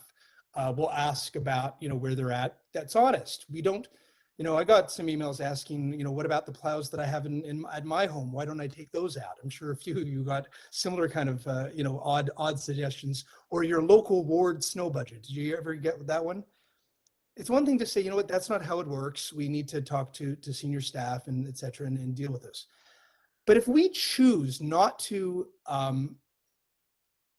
demand really that we are prepared and that we know we're prepared for this year, then it's on us. So I don't think the committee's recommendation goes far enough or is strong enough. I think it kind of has mushy words in it that doesn't kind of really say what we want. By the way, and speaking of watering, I've got to admit, my initial motion was going to be a much harder than this. And I spoke with some of my colleagues who said, you know what, realistically, like staff can't do the whole report this year, so don't be unreasonable. The way that my motion is worded is just asking for something real this year to start on, to demonstrate to our residents that we are ready for this winter. I ask you for your support, not for me, because I believe this actually supports you too, and your residents in your community. Thank you. Okay, we do have a question. Councillor McKelvey, clarification of the motion. Thank you, Madam Speaker. Councillor Matlow, did you talk to city staff about the timing you're recommending for this report? I didn't need to. Were you one of the 13 councillors that accepted a briefing on the snow report? I've been speaking with Barbara Grains and staff throughout the entire experience. Did I come to a meeting with 13 people? No, but have I? There been in wasn't a touch meeting with 13 staff people. Most of them were consistently? individual, but they put out they put out an offer for briefings. Did you take one? I've spoken with them consistently throughout the year, yes. But not the briefing most recently on this report. I honestly, I'd have to look and see exactly which meeting you're referring to. Notwithstanding the fact that we don't have a report being recommended to come forward this year before it snows, and that's what we should be expecting. So I don't need to be briefed to tell me that it's not possible to do. What I'm asking here is for at least initial steps to demonstrate that some real work is going to be done in preparation for this winter. Okay. If your motion fails, staff are, based on the motions we moved at infrastructure, they are willing to give briefings in advance of the next snow season. Will you be taking one of those briefings to find out about ward-specific issues and improvements? My office and I get briefed regularly, and Barbara has actually been very gracious about speaking with me when requested. It's not a briefing or communications effort that I'm looking for in this case. I actually want some substance to be prepared for this winter. So what you're talking about is not what I'm asking for in my motion. But if you take that briefing, it could go through what is the substance specific to your ward, and you could have input on that. I think we're talking about the same thing. You're calling it a briefing. I'm having conversations with Barbara and her staff throughout this experience. So is it like a formal or scheduled briefing? I don't know. Okay. Well, just have a look at recommendation 2 and 3 from the committee, and should your motion fail, hopefully you will take them up on what is in recommendation 3. Thank you. I'm always happy to meet with them, and they've been gracious about always being happy to meet with me. Wow. We will meet and we will meet and we will meet. And I also want to see a plan coming forward this year with initial steps to actually clear the snow when it snows again this year. Okay. I'd like to just follow up to Councillor Matlow on Councillor McKelvey's motion. So staff have contacted all the members of council in the past month on giving them a briefing on this report. So what you're saying is that you did not have a briefing with staff and chose not to, instead put a motion through today. No, I'm not saying that. Well, you are I'm saying I that chose because you didn't have a briefing. Okay. So are we debating what No, I'm not meetings I've had debating. with I was just staff? wondering, Or are just, you asking me no, I'm about just the wondering substance why of the you would motion in put your front of me? motion through to have the staff report back July of 2022, because if you had the briefing, Because I then you wouldn't be disagree, putting because this I motion through, so I respectfully just want disagree with staff. clarification. Madam Speaker, I Yes. respectfully disagree with staff about their strategy with respect to the timeline for when they'd like to bring back the report. I would like to see a real action strategy for this year. I made my motion in a way where it didn't ask for the whole holistic strategy because I recognize that they need more time. Okay, But I do thank want to you. see something this Thank year. you. So I disagree Well- with waiting till next year. Well, you may disagree with me, I disagree with you. Thank you. enough. Councillor Wong Tam to speak. Thank you very much, Madam Speaker. I want to thank the staff for their hard work. I recognize that this particular winter was so difficult. And of course, people were also very frustrated. I also recognize that staff probably felt frustrated just because they're not always on the road, but we're working with third-party contractors. And this historic snowfall was, of course, really difficult to manage just because we've never dealt with anything like that before. And this is with as you know, 21st century technology.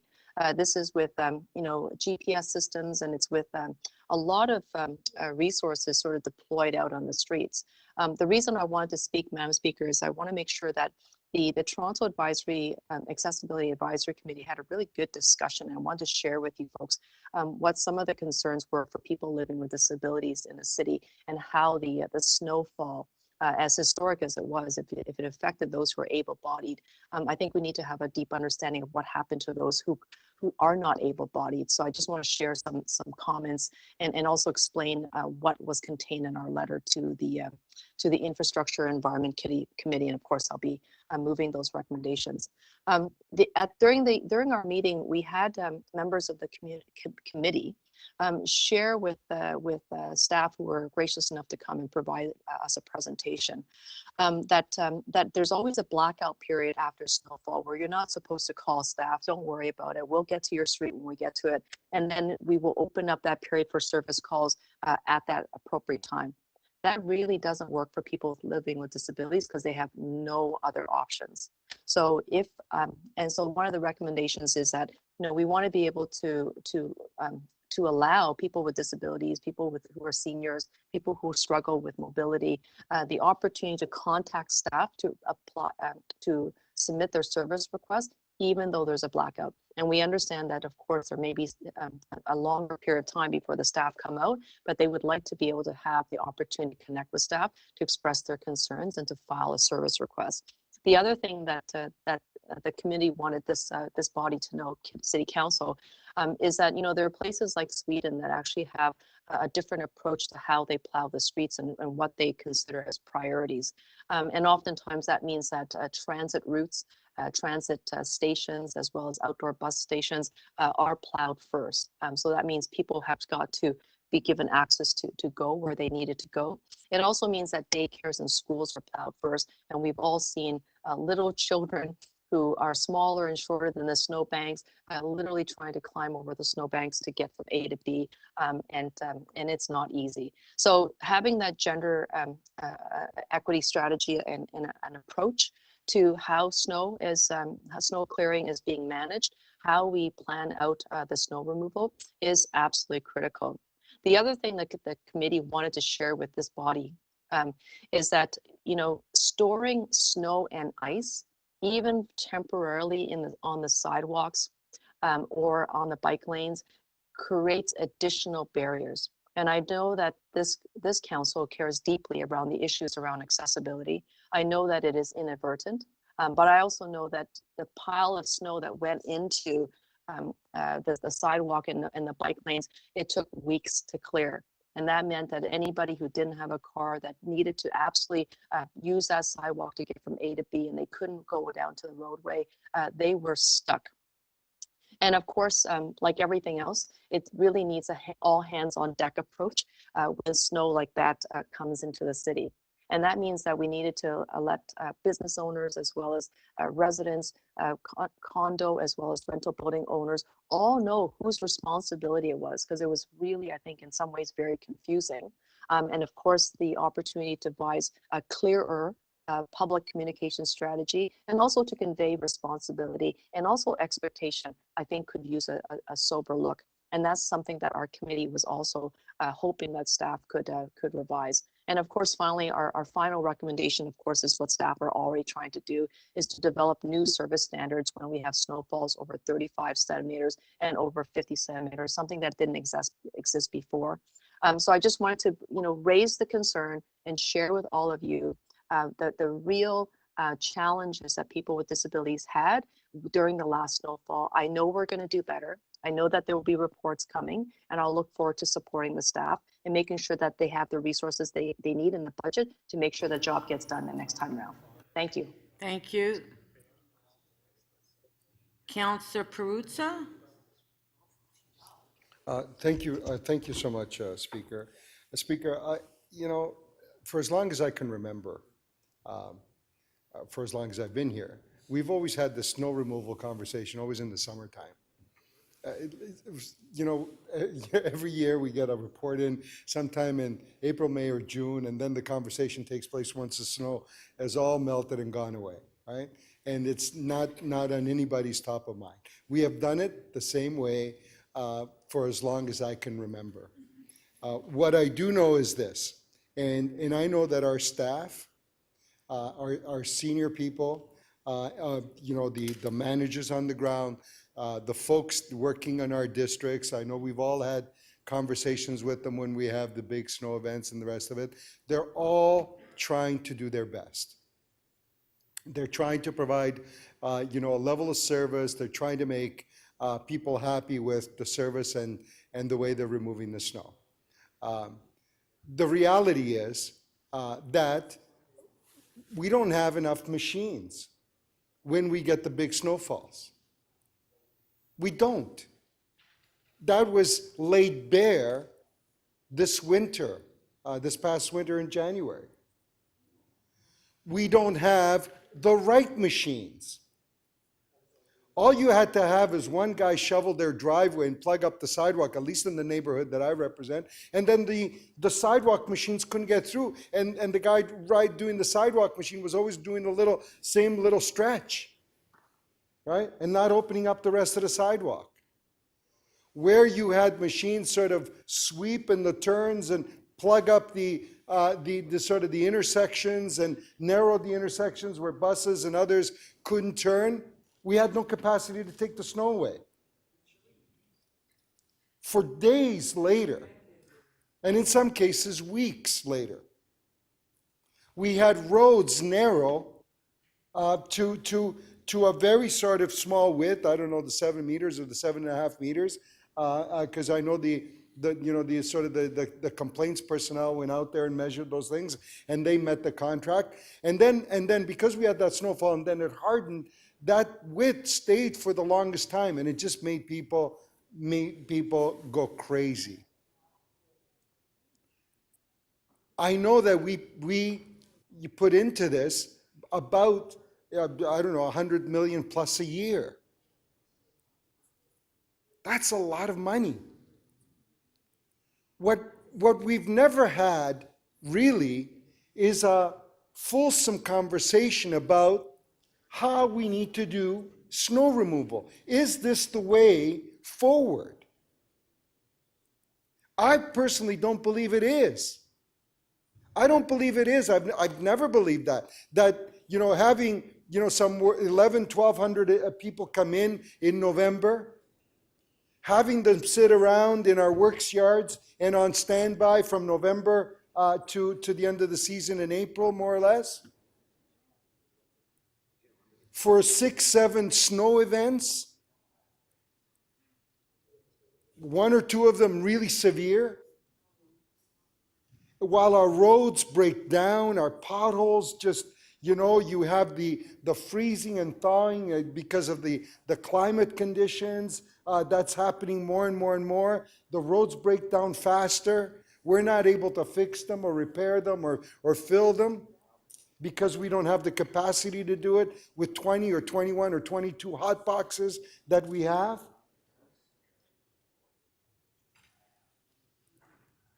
So I believe that we need to have that conversation. I think we need some kind of a hybrid model.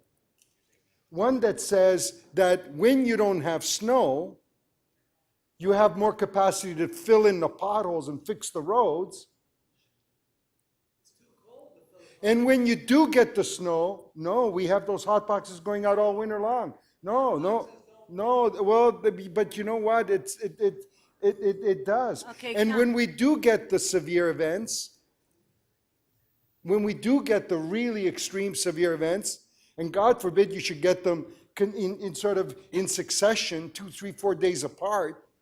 15 seconds. Then we need to figure out how it is that we have access to the workers and the machines to be able to clear those roads. Because right now, I'm afraid that we're not. Thank you, Councillor Perruzza. Sure. Thank you. Councillor Ainsley. Thank you, Madam Speaker. I certainly look forward to the review that Transportation Services is going to be doing. I appreciate the lens they've given it to date, but I think a lot more work needs to be done. One of the benefits that I've had of COVID and working from home is driving less and going for more walks. So it's kind of put a different lens on how I'm looking at my community, including the 5 neighborhood improvement areas that I have in my ward, because most of those residents in the neighborhood improvement areas take public transit. So, and I understand this is a major storm and,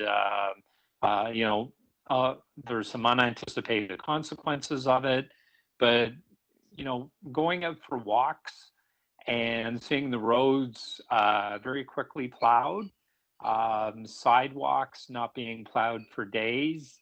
I would go along one stretch of Eglinton or Kingston Road. The sidewalk would be very nicely plowed after a few days to come to a bridge where the sidewalks are impassable, forcing people to walk to transit on the road, people pushing baby carriages out on Kingston Road, Eglinton, Lawrence Avenue. Sorry, Councillor Ainsley, there's too much noise. Councillor Cole, please. And Councillor Perruzza. Both of them are in front of me screaming. Well, they're talking loudly. Okay, go ahead. Thank you, Madam Speaker. And then I saw other issues, as I mentioned earlier in my questioning, watching sidewalk snow plows plow a sidewalk, get up to, an area that's impassable, and just driving down on the road and driving around it, and nothing being done for days. I resorted to contacting 311. One area in particular, the sidewalk wasn't plowed for weeks. Impassable. I've raised issues with plow TO. Here we are in 2022. I look forward to a much better plow TO. It's not reflective of the work that gets done. It's very hard to comprehend how many times a plow's gone down a street. Other areas, on the map, the plow doesn't go down the road at all. Residents are making me aware of it, and I'm going to plow TO to confirm what they're saying, and going to staff, and they're like, no, that's wrong, a plow went down there.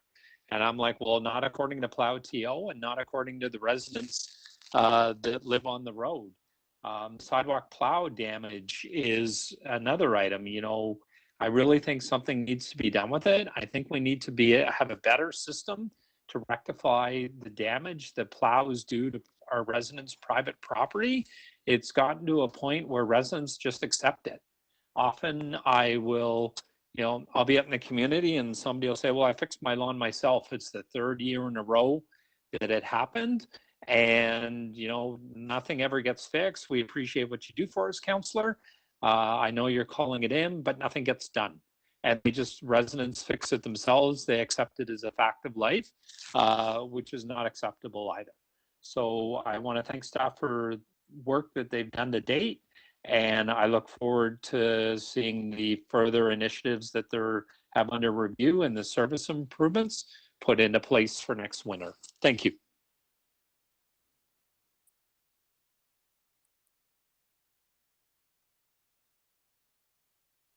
Speak briefly. First of all, I will be supporting the staff recommendation. I will not be supporting Councillor Matlow's motion. Unlike Councillor Matlow, I did get a briefing from staff, and they briefed me prior to the report coming forward to committee. Now, I know there were a lot of challenges in the last snowstorm. It's one of the biggest we've had, as long as I can remember. But the important thing is, and I think it's been said over and over again, is the communication and how councillors can communicate to their constituents. And I think that that's what the staff is working on when they bring back the report. There were a lot of issues as well, and some of the streets in my ward, I know in particular, where you have cars parked, so it's difficult. So there were so many challenges. But I think, for the report coming forward, that we need to have a communication plan where, we can communicate to our constituents rather than get information that the snowplow is going to be there in 48 hours and then a week later they're not there. So that's why it's so important that we communicate the right message to our constituents. And I'm very pleased to hear that we are going to, and Councillor Robinson asked a question, working with the school boards with some of the schools, because the biggest issue, I had it in my ward, and I'm sure other councillors, where the kids were walking on the street because the sidewalks were not plowed in front of a school, but yet the school board would plow their parking lot but not plow the sidewalks. There has to be a partnership with them, with the various school boards, that everybody has to support each other when we get a huge snowstorm, as we did, and take some of the responsibility as well, rather than just saying call the city, it's not our job, which was very frustrating. So I'm pleased that that's going to be part of the report when it comes back. Thank you. Okay, last speaker, Councillor McKelvey. Thank you, Madam Speaker. I just want to thank staff for preparing this report and for the hard work they're about to undertake. They have been very open and honest that things could have been done better on this snowstorm. It was unprecedented, 55 centimeters in 15 hours. We haven't had that much snow, I think it was since 1944. It's been a very long time. But we do know that we're going to have wilder, wetter weather as a result of climate change. We know that we can expect storms of that significance more often in the future, and city staff have been very open in acknowledging they need to address that. In advance of today's meeting, they put out a very generous offer to every single councillor to have a briefing on this report. Thank you to the 13 of you that did that had a conversation with them about the very specific issues you're dealing with in your ward. That can help to ensure that those issues are addressed. They are recommending that the report comes in the first quarter of 2023. I am supporting their recommendation on that. But they've also said that they're quite comfortable with the recommendations we brought forward at IEC, and that is that they implement these improvements as soon as feasible in advance of the winter season, and that they again offer briefings to each councillor that requests it in advance of the next season. I think that's important because we're also going to all have new contractors, and the contracts are going to be aligned differently. Instead of having different contractors that are doing the sidewalk, the road, the Windrows, you're going to have a single company. So there should be better coordination between those three. So I think we let them get to work. I look forward to taking my briefing with them in advance of the next snow season, and I hope all of you will as well. Thank you. So if we can put the motion on the screen, recorded vote. Mayor? We're voting, recorded vote. Okay, recorded vote. Councillor Matlow's motion is on the screen.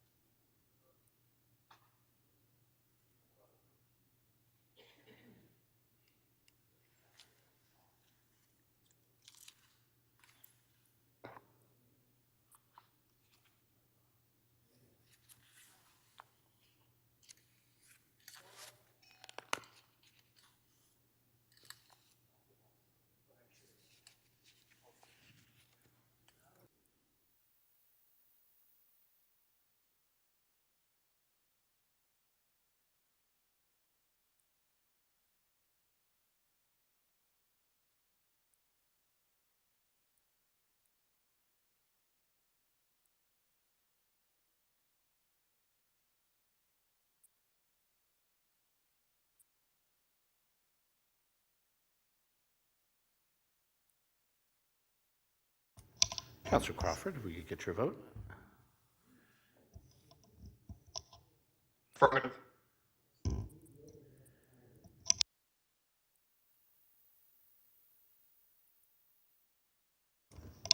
Councillor Crawford, did you say affirmative? Yes, I did. Oh, sorry, that's a no. Apologize. Oh, we've received your vote. Thank you.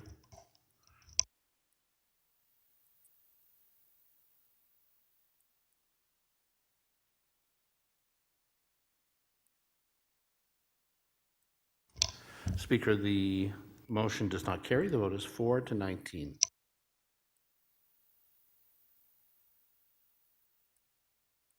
Thank you. On the item, on favor? Carried. Thank you. We do have a member's motion that we like to introduce. Mayor Tory?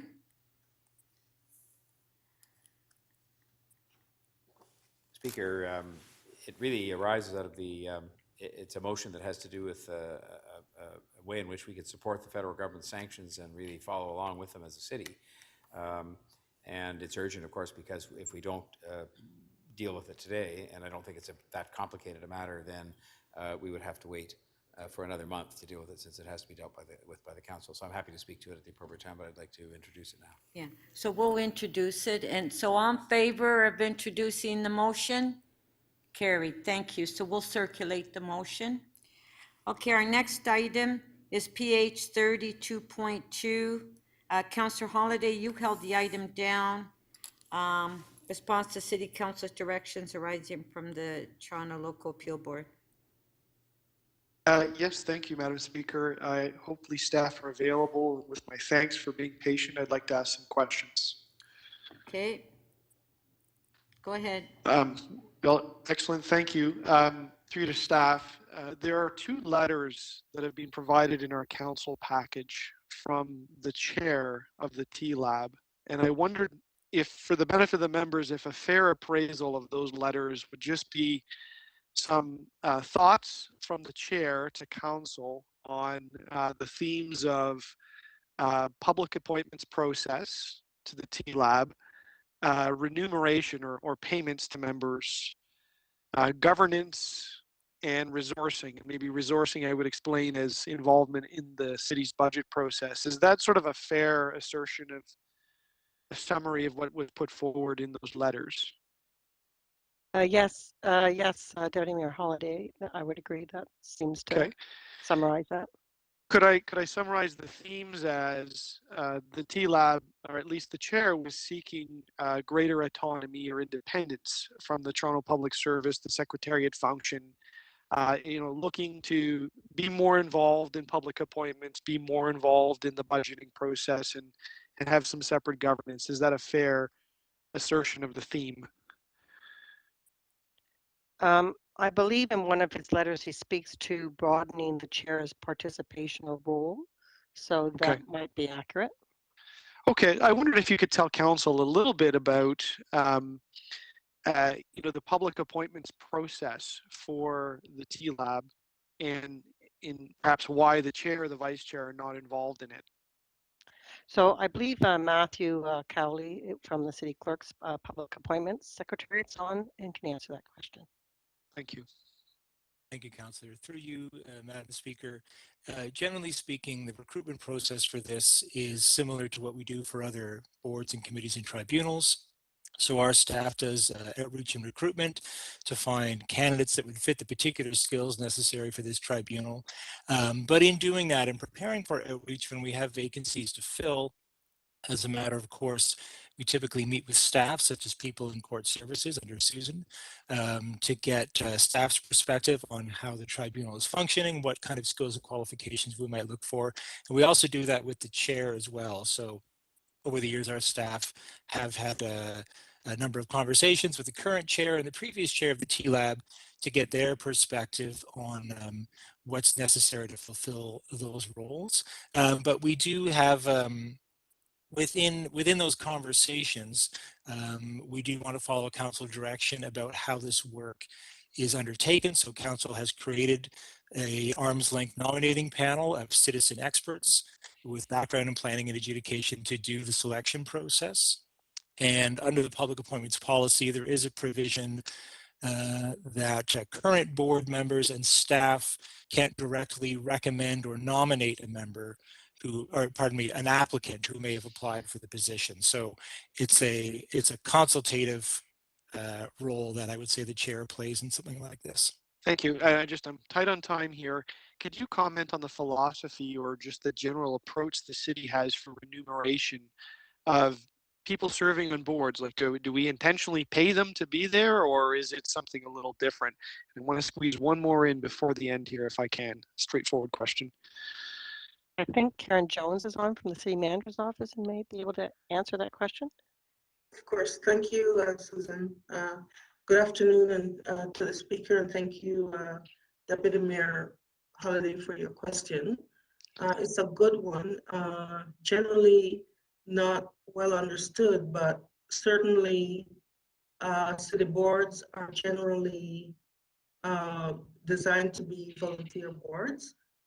There is an implication of public service in the appointment of members to the board. And it is certainly the remuneration offered by City Council is not meant to be, pay for employment. It's meant to recognize extra effort, complexity of the work on certain boards, the adjudicative boards being one of those boards. Thank you. Ms. Garcino, what would it take question. Thank you, Madam Speaker. What would it take to unwind and dissolve the TLAB and send all this work back to the tribunal where it came from? I believe the city solicitor is on, might be able to answer that question better than I can, because there's a legal framework that's involved. Through you, Madam Speaker, although Toronto City Council established the TLAB, Toronto City Council cannot dissolve it. Only the minister can dissolve it through an order. And just to add to that, there are a number of rules around what would happen with applications that are in the course of going through the process should that occur. So it would be a fairly complicated process. It would require an order from the minister. Thank you. Okay, that's it. Councillor Holiday, just move the item. I will, if I may speak briefly, Madam Speaker. Okay, I think it's important. Go ahead. Yep, thank you. I don't think I need 5. I just would encourage members to read the letters if you haven't seen them. I know our meeting packages are pretty thick and there's a lot of stuff in there, but this one stood out to me in the things that I've seen in my time here as a councillor. I would sort of call it you would describe it editorially as a sort of a public airing of dispute between the TLAB chair and staff and the report. By the way, I'm going to vote against this out of principle because I'm actually very upset by the way that this has come before council and a little disturbed. Now, members that were around would remember that I was not in favor of supporting a TLAB. I saw that as a voluntary downloading. And I remember how excited members were about this idea that, you know, these decisions would be made in-house.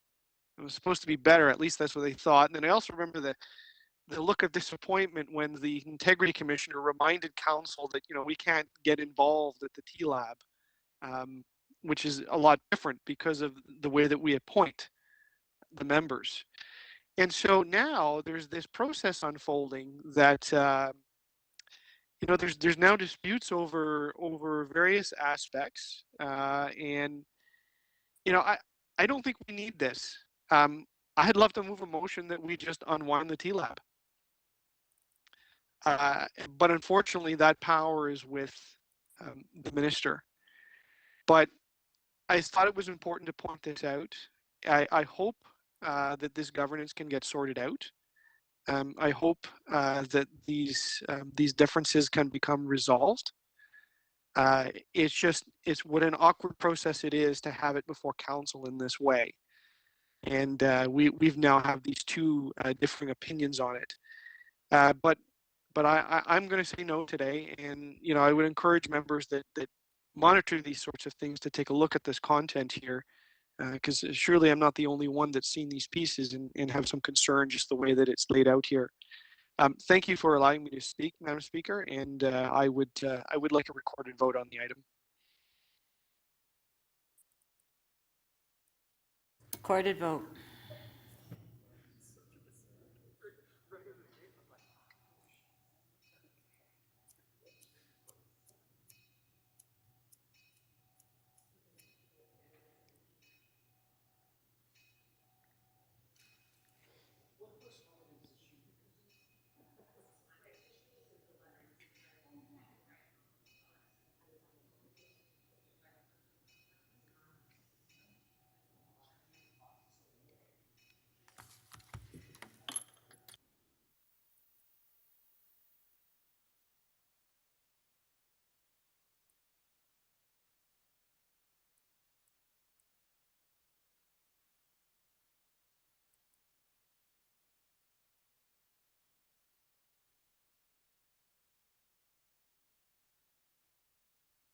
Councillor Fletcher, please. Councillor Fletcher.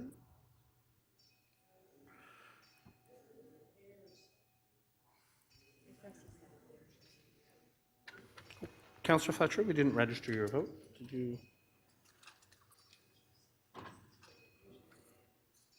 That was in the affirmative, Councillor Fletcher.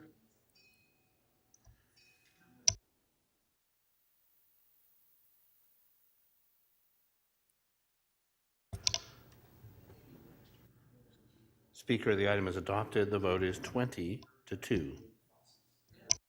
Okay, thank you. At this time, if we can put the mayor's motion on the screen that he just introduced, and we can have a recorded vote. Mayor Tory? Yeah. Could you just introduce your talk about your motion, and we can have a recorded vote on it? And yes, I think I did introduce it, and yeah. would you like me to speak to it? Would you speak? Yes, please, yes. So there's a number of other cities that are looking at doing this, and it is, I think Toronto should take a leadership position for all the reasons that we were reminded of this morning. And what it does is, and if you look at the summary of the motion up above, the first and most important thing to note is that it does not impact previously awarded contracts, because that's obviously a hornet's nest. And there was one that I spoke out about, a very large one that I wanted the legal people to look at. I said I would love to cancel it, but I also said in my own statement that it would be challenging to do so. But going forward, and the change that's recommended here to our supplier code of conduct is one that says that a supplier will be required to certify compliance with the code of conduct, and that a contravention would include a failure to disclose sanctions imposed by the federal government of Canada. So what that means, in light of the fact the government of Canada has imposed a number of sanctions on firms that are controlled by these Russian oligarchs, that a supplier would have to disclose that their involvement or their ownership stake held by one of these people or anything to do with them that was not in compliance with the federal sanctions, and it would thus allow us to insist that that kind of information be given, and any failure to do so would allow us to disqualify those people. This has been, because this has been discussed in a number of municipalities and had been discussed here by our head of procurement, he'd had an opportunity both to prepare this draft that's in front of you and to run it by legal.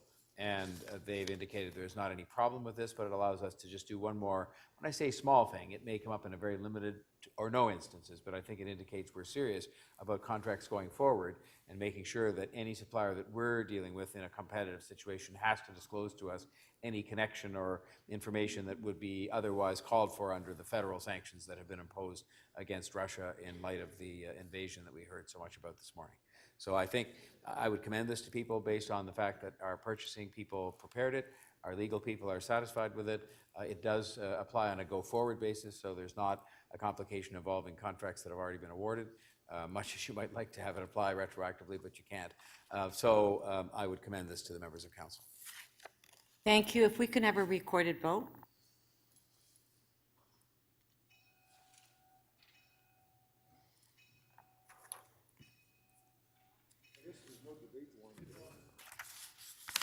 You can if you want.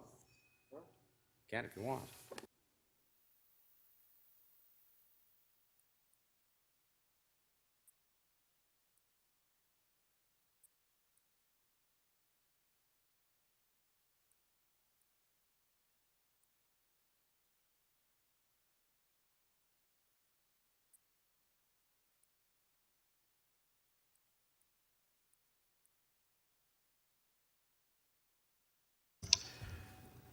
Speaker, the item is adopted unanimously, 22 in favor.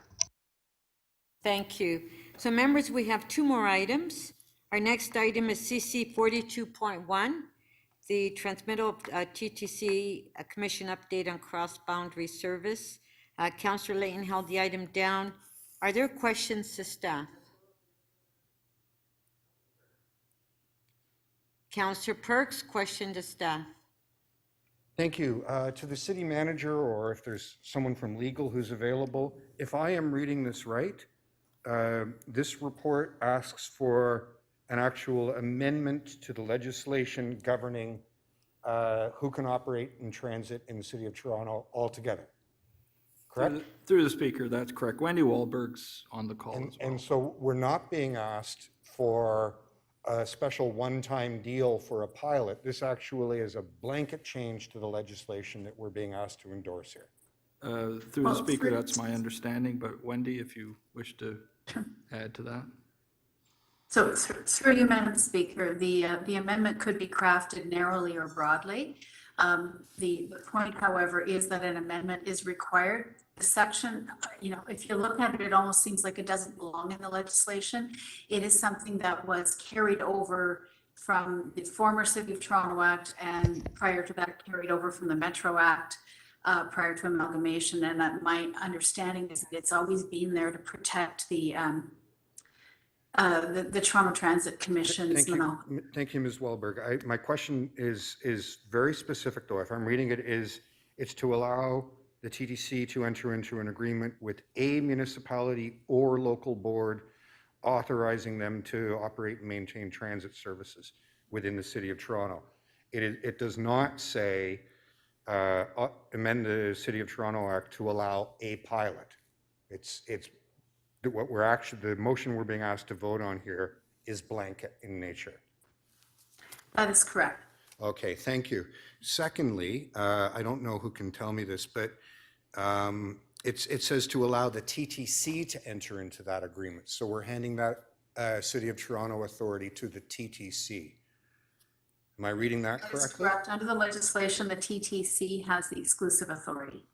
Right. So the City of Toronto wouldn't get to decide in future cases, but rather the TTC would. That's correct. Okay. I don't know if there's anyone here from the TTC. In relative terms, I think York Region is the second largest local transit authority in the GTA, right? It's TTC, then York Region? I think that's right. I don't know. Yeah, York or Peel. Can somebody answer that question? Through the speaker, Mark Miss from the TTC. It may be York Region, but I think it's Mississauga Transit my way. Mississauga?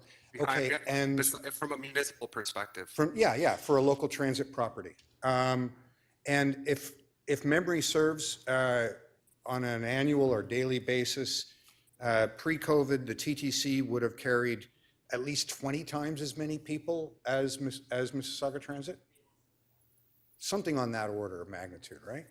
I would agree it's something on that order of magnitude. Okay. Thank you. And, you know, it's been a while since I've read the transit literature, but in instances where multiple transit operators, private ones or different ones are operating, the transportation literature is replete with examples of transit companies sort of operating with a predatory practice of, say, running lots and lots of service during peak on a shared route and leaving the off-peak hours just for somebody else to pick up because they're not profitable. That's happened a lot when multiple properties are operating on the same route, right? I agree there's literature that suggests that. Okay, thank you. Those are my questions. Okay, thank you. Okay, Councillor Robinson, you have questions? You had your name up and you took your name off. Do you have questions? Yes, my apologies. I'd like to ask a couple quick ones. Will the proposal enhance service for Toronto transit riders? Through the speaker, yes, it will. There's approximately 24 corridors where that operate from 905 properties into the city of Toronto. And through this legislation or this tool, it would allow an open door policy for all riders to benefit. And the major benefit will occur for customers who use the system in the outer suburbs, namely all across the city. Okay, so basically, I think what you're partially saying is it's a good way forward, and it sounds like it will make the customer journey seamless. That's correct. Seamless and more frequent. Oh, that's okay. That's great.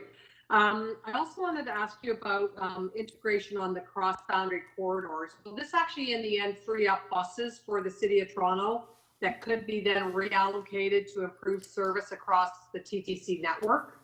Yes, that is true. Okay, The intent is to lever the existing service that these 905s operate within the City of Toronto. They have capacity on their routes.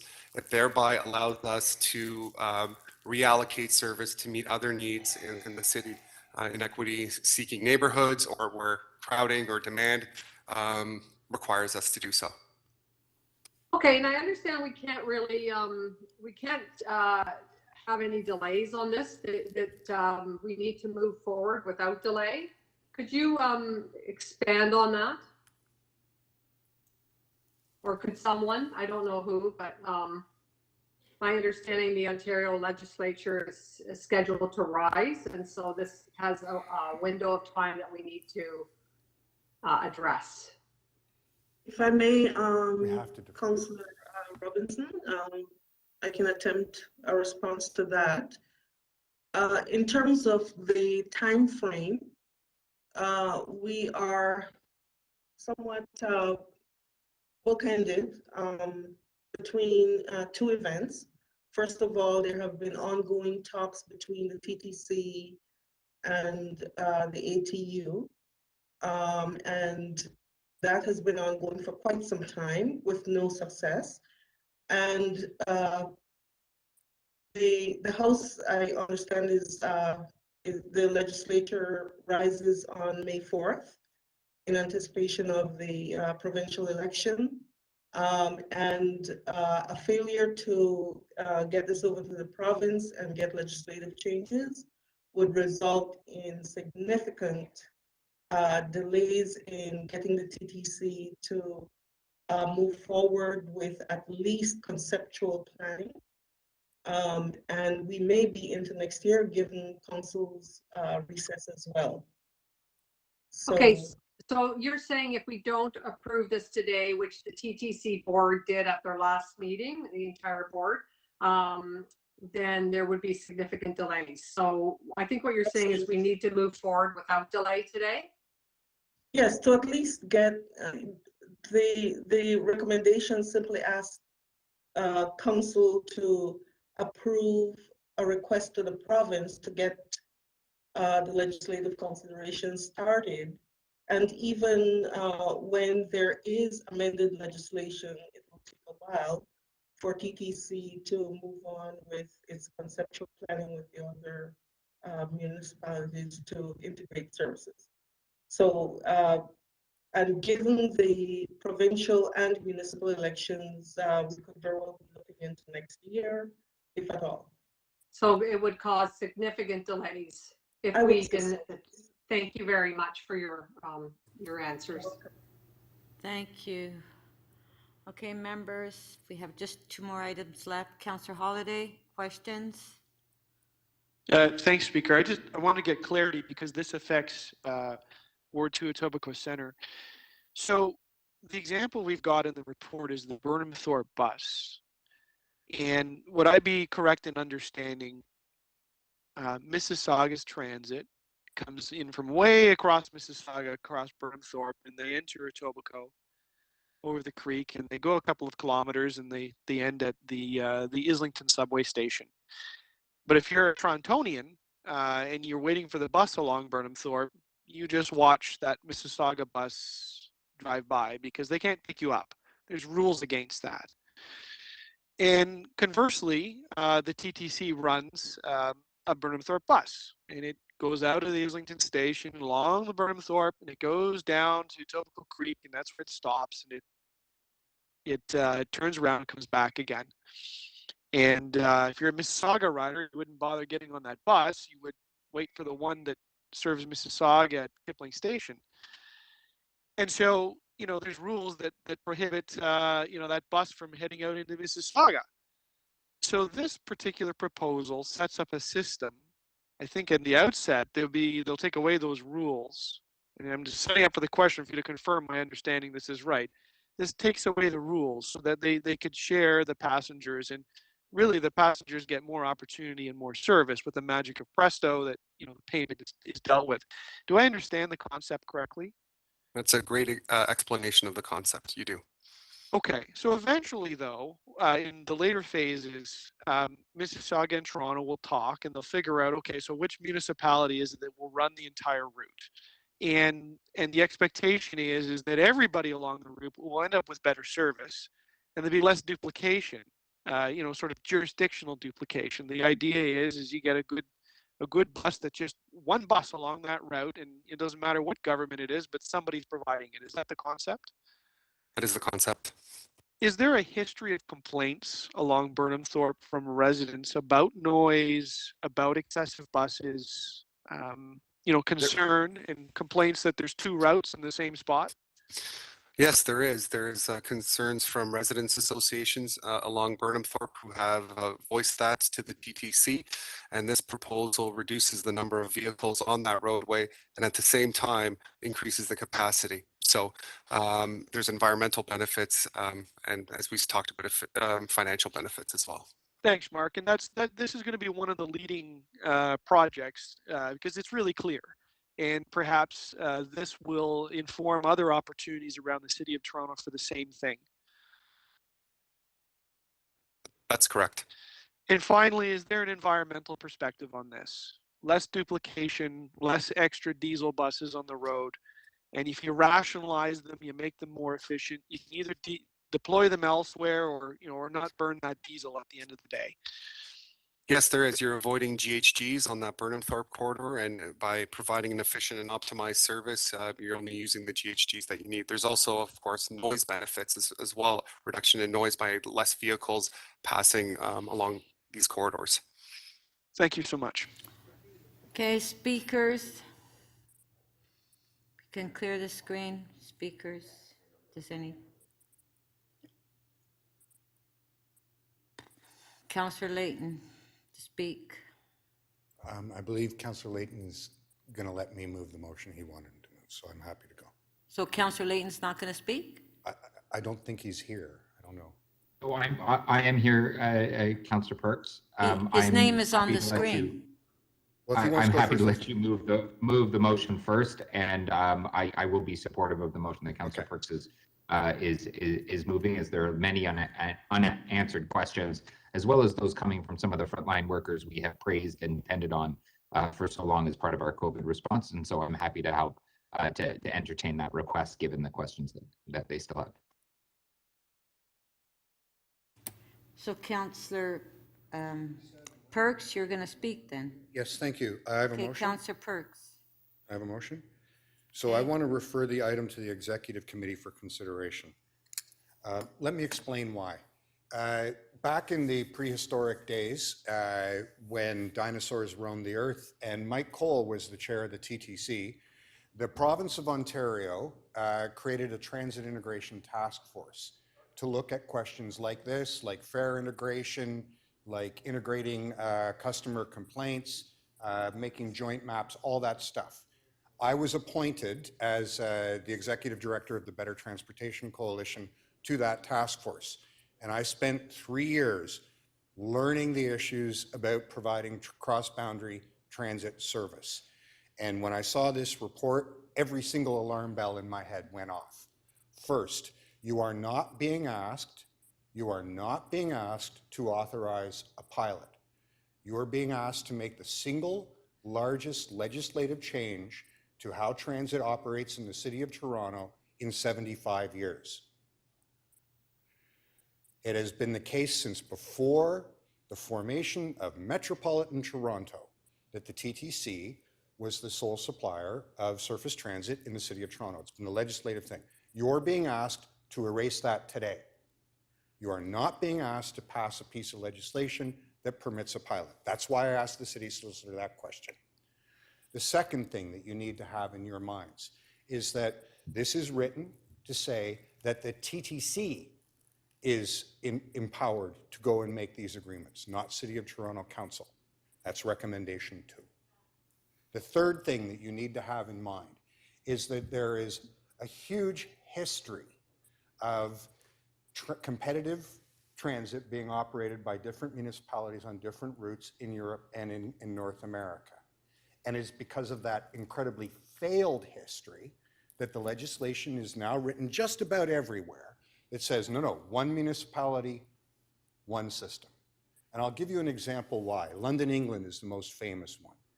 Under Margaret Thatcher, London, England opened it up so that different transit properties could operate across boundaries. And the same arguments were made. Oh, it'll be more efficient, competition is good, buses won't have to dump people off at borders, all this stuff.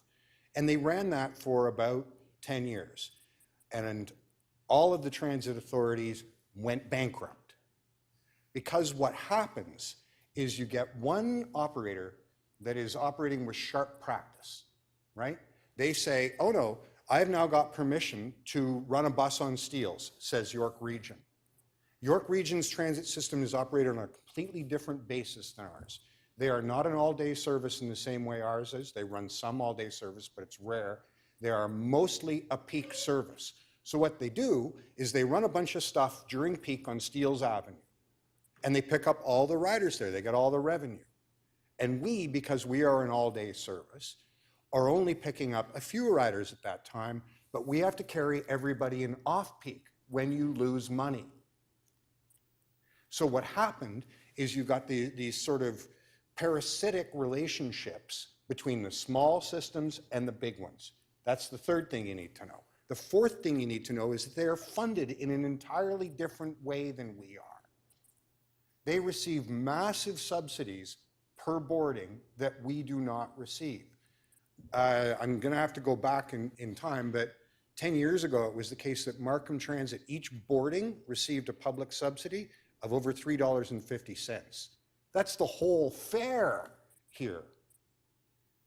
So I need to know how all of those very, very dangerous problems are going to be thought through. So I decided I'll go read the TTC transmittal. Not a word on any of it. It doesn't tell you you're opening the door for everything. It doesn't tell you that the TTC gets to make these agreements. It doesn't tell you the history of when you have multiple operators operating on the same route being a disaster in North America and Europe, and that's why it's not done that way. But finally, I want you to ask yourself this question.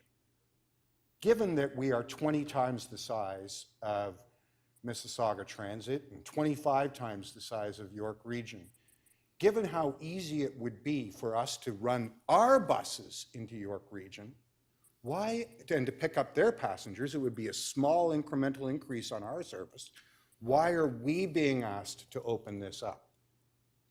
And there, I think, is where you might have some interesting things to think about. Thank you. Thank you. Okay, we have a referral motion, so if anybody wants to speak on the referral, 2 minutes. There is. Councillor Robinson, you have a question, or do you want to speak on the referral? I'll just speak on the referral. I only Okay, have 2 minutes. I'm happy to do. Okay. Okay. Okay, So, go ahead.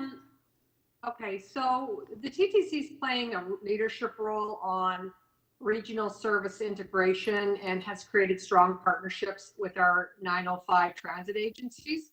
This is about seamless customer journey, and it's got some amazing benefits, social, economic, environmental benefits, as well as equity. As we heard from a former speaker, instead of buses just going by riders, they'll actually be able to pick them up, empty buses. So this is a good way forward. This has been in the works for some time, and we need to move this along. We cannot defer this 1 minute. You heard from the question and answer period that the staff have said we need to move this along. There's a small window, and we need to seize the day and move it. So let's move forward, and without delay, sorry, I can't listen. Let's move forward without delay and look towards these service improvements on the cross-boundary corridors. This is a way of the future. This is about working with our fellow municipalities, and it's long overdue. And because of the legislature rising, we need to move this along and make sure we meet the window that's provided. I would also say that the TTC board at our last meeting approved this, and basically unanimously want to see this happen. Like I said, it's long overdue, and it's a great opportunity to look to service improvements like we've never been able to achieve before on these cross-boundary corridors. So please do not support this motion to refer the item to executive committee, but instead let's vote on this today and move this forward. Thank you. Councillor Holliday, 2 minutes on the referral. Thanks, Speaker. I don't need 2 minutes. I can tell you through many years of experience, there's nothing more lousy than standing on the street corner in freezing rain and have a bus pull up in front of you and they're not eligible to open the door, and watch it drive away and wait for the next one to come. So the Burnhamthorpe route is really important in my ward. I regularly hear from a constituent, who takes that bus at 6 in the morning, and it's not 5 minutes between buses, it's not 10 minutes between buses. It can be 20 or 30 minutes between buses. And they watch Mississauga buses drive right on by, all headed to the same spot, which is a number of kilometers down the street in Etobicoke. So there has been calls for this for years because people see the duplication of service on this stretch of route. And on the other hand, you've got local residents in the area that say, hey, they got all these buses whizzing by my house. Why can't you get your act together, government? So I really hope members don't get in the way of this. This has been something that is sought after for a long time. I think it's going to have all-round benefits everywhere. Even for people that don't take the bus, at least they see governments working together to provide more efficient service. I'll tell you, like, whoever refers this away does that with the knowledge that it essentially scuttles it for quite some time, because we heard about what the process is. And as far as I'm concerned, I'd love to draw up a poster and put the contact information for those counselors, and I'll stick it right up on the bus stop. And if people are there at 6 in the morning wondering where the bus is, they can call those counselors and explain to them, why this is such a good idea that we need to think about it longer. Okay, Anyhow, thank you. Thank you. Okay, let's have a recorded vote on the referral. Recorded vote.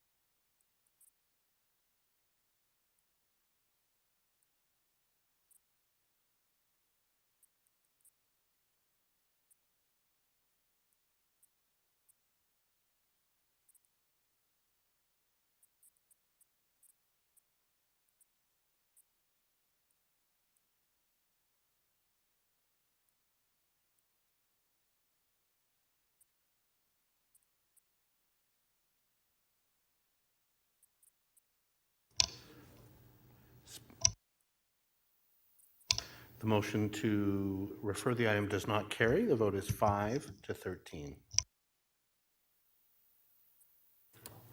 On the item, all in favor? On favor, carried. Okay, we have a last item. CC 42.4, Councillor Ainslie, you held it down, appointment to the Toronto Hydro Board. Yes, Madam Speaker, I have questions of staff. Okay. Questions to So, staff? I can go ahead, Madam Speaker. Yes. Okay, thank you. Through you to Madam Speaker, I'm not sure who I'm asking these questions to. So under the current report of appointing members to the Board of Directors of Toronto Hydro, so the recommendation is 5 men and 3 women, is that correct? Through you, Madam Speaker, we don't disclose people's demographic information in a public process. I'm happy to talk about that in a closed session. So I know we have the names of the candidates there, and we might make some conclusions about how they identify in terms of their gender, but I can't speak about that in public session. Okay, so Councillor, Matthew. Yeah. It would be in the confidential attachment, Councillor. If you're asking any of those questions, we have to go in camera.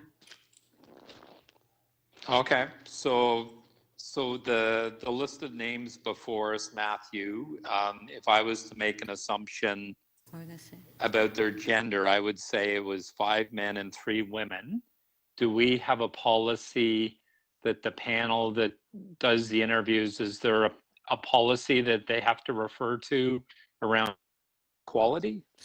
Through you, Madam Speaker, the public appointments policy does speak broadly to the importance of representation in our process. It includes looking at gender, age, ethnicity, race, things like that. Council did also in the previous term indicated support for gender equity across all corporate boards, but it's not specific to just one corporate board at the city. It can be across all the corporate boards that the city has. So the panel that picked these people, is there anything around gender equality where they're told, you should look for 5 people that identify as male, 5 people that identify as female, you should be looking for candidates that identify as a visible minority, that identify as LGBTQS+. We just passed our reconciliation plan. There was a component there about appointing members of an Indigenous background to our board of directors. Was that looked at in this hiring panel?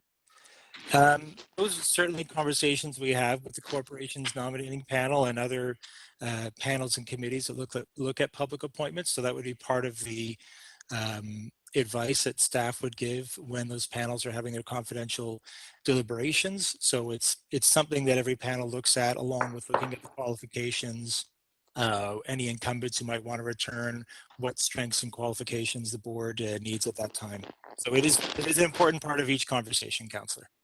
Okay, and Matthew, within the Toronto Hydro, we have a board of directors. It's considered a public company. The City of Toronto is the largest shareholder, the only shareholder. So I don't see before us, in the public at least, I don't see anything from Toronto Hydro's board of directors saying these are the qualifications that we're looking for in board members. Is that not something that the hiring panel would be asked to review? Well, the qualifications are established, but as part of this process, similar to the answer I gave earlier on the TLAB, our staff did consult with senior staff at Toronto Hydro to get their perspective on what might be needed at the time, and that's part of the confidential advice that we share with the corporation's nominating panel in their selection process. Okay, So, but do you have... so staff are engaged on that as well, yes. But do you have that same, so from a staff perspective, your perspective, do you engage the board of directors? You said you engage management of Toronto Hydro, but it's a board of directors that we appoint and that these people have to work with. And so we should know what the board of directors of Toronto Hydro is expecting or looking for in board membership, should we not? Well, Councillor, in this case, because all the board positions were under consideration, it would be hard for staff to consult, at least with the public members, on some of these items because it was their own positions. If you are asking for staff to consult with the councillors who also serve on the board, I'm not 100% certain if that was done in this process, but it's certainly something that we can build into our processes as well. Okay, that was your But should there not be a... That was your last question. Mayor Tory. Just one question, Matt, if I could, Speaker. Could you confirm that of our public appointments across the board, the present numbers are 52% female? Could you just confirm that? Through you, Madam Speaker, I would just look because it is on our website, and currently our appointees are as of February 2022. They were 50% female. That's across all the boards, committees, and tribunals that we track on our website. There would be a different number specifically for the corporate boards. I don't have that in front of me. I could get it for you, but so currently we're at 50% female. That's across 51 different boards and committees and tribunals, Mr. Mayor. Thank you. Okay, thank you. All right. Are there any speakers? Councillor Ainslie, did you want to speak? No? Okay. On the item, on favor, show of hands, carried. Thank you. That's the agenda. Members, before I ask for a motion to enact the general bills, may I have a motion regarding the consideration of submissions on zoning bylaw and official plan amendments? Councillor Bailão. Madam Speaker, that the committee and council considered submissions in making a decision on zoning bylaw and official plan amendments. All those in favor, show of hands, carried. May I have a motion to introduce the general bills? No, Councillor Cressy, I would like you to move it. Of course, my computer is off, so I'm trying to read Councillor Peruzza's. That leave be granted to introduce bills 205 to 304, and that's it. Mic is dropped. I'm out. Best speech ever. All those in favor? Opposed, if any, carried. Shall these bills be passed and declared as a bylaw? All those in favor? Carried. May I have a motion to introduce a confirming bill? Mayor Tory? Yes, Speaker, that leave be granted to introduce a bill to confirm to the point of the introduction of this motion the proceedings of City Council Meeting 42 on April 6th and 7th, 2022. Shall leave be granted to introduce this bill? All those in favor? Opposed, if any, carried. Shall this bill be passed and declared as a bylaw? All those in favor? Show of hands. Opposed, if any, carried. While we finish the agenda, motion to adjourn. Thank you to city staff. Thank you to all members of council. Thank you, Speaker. Yeah, thank you.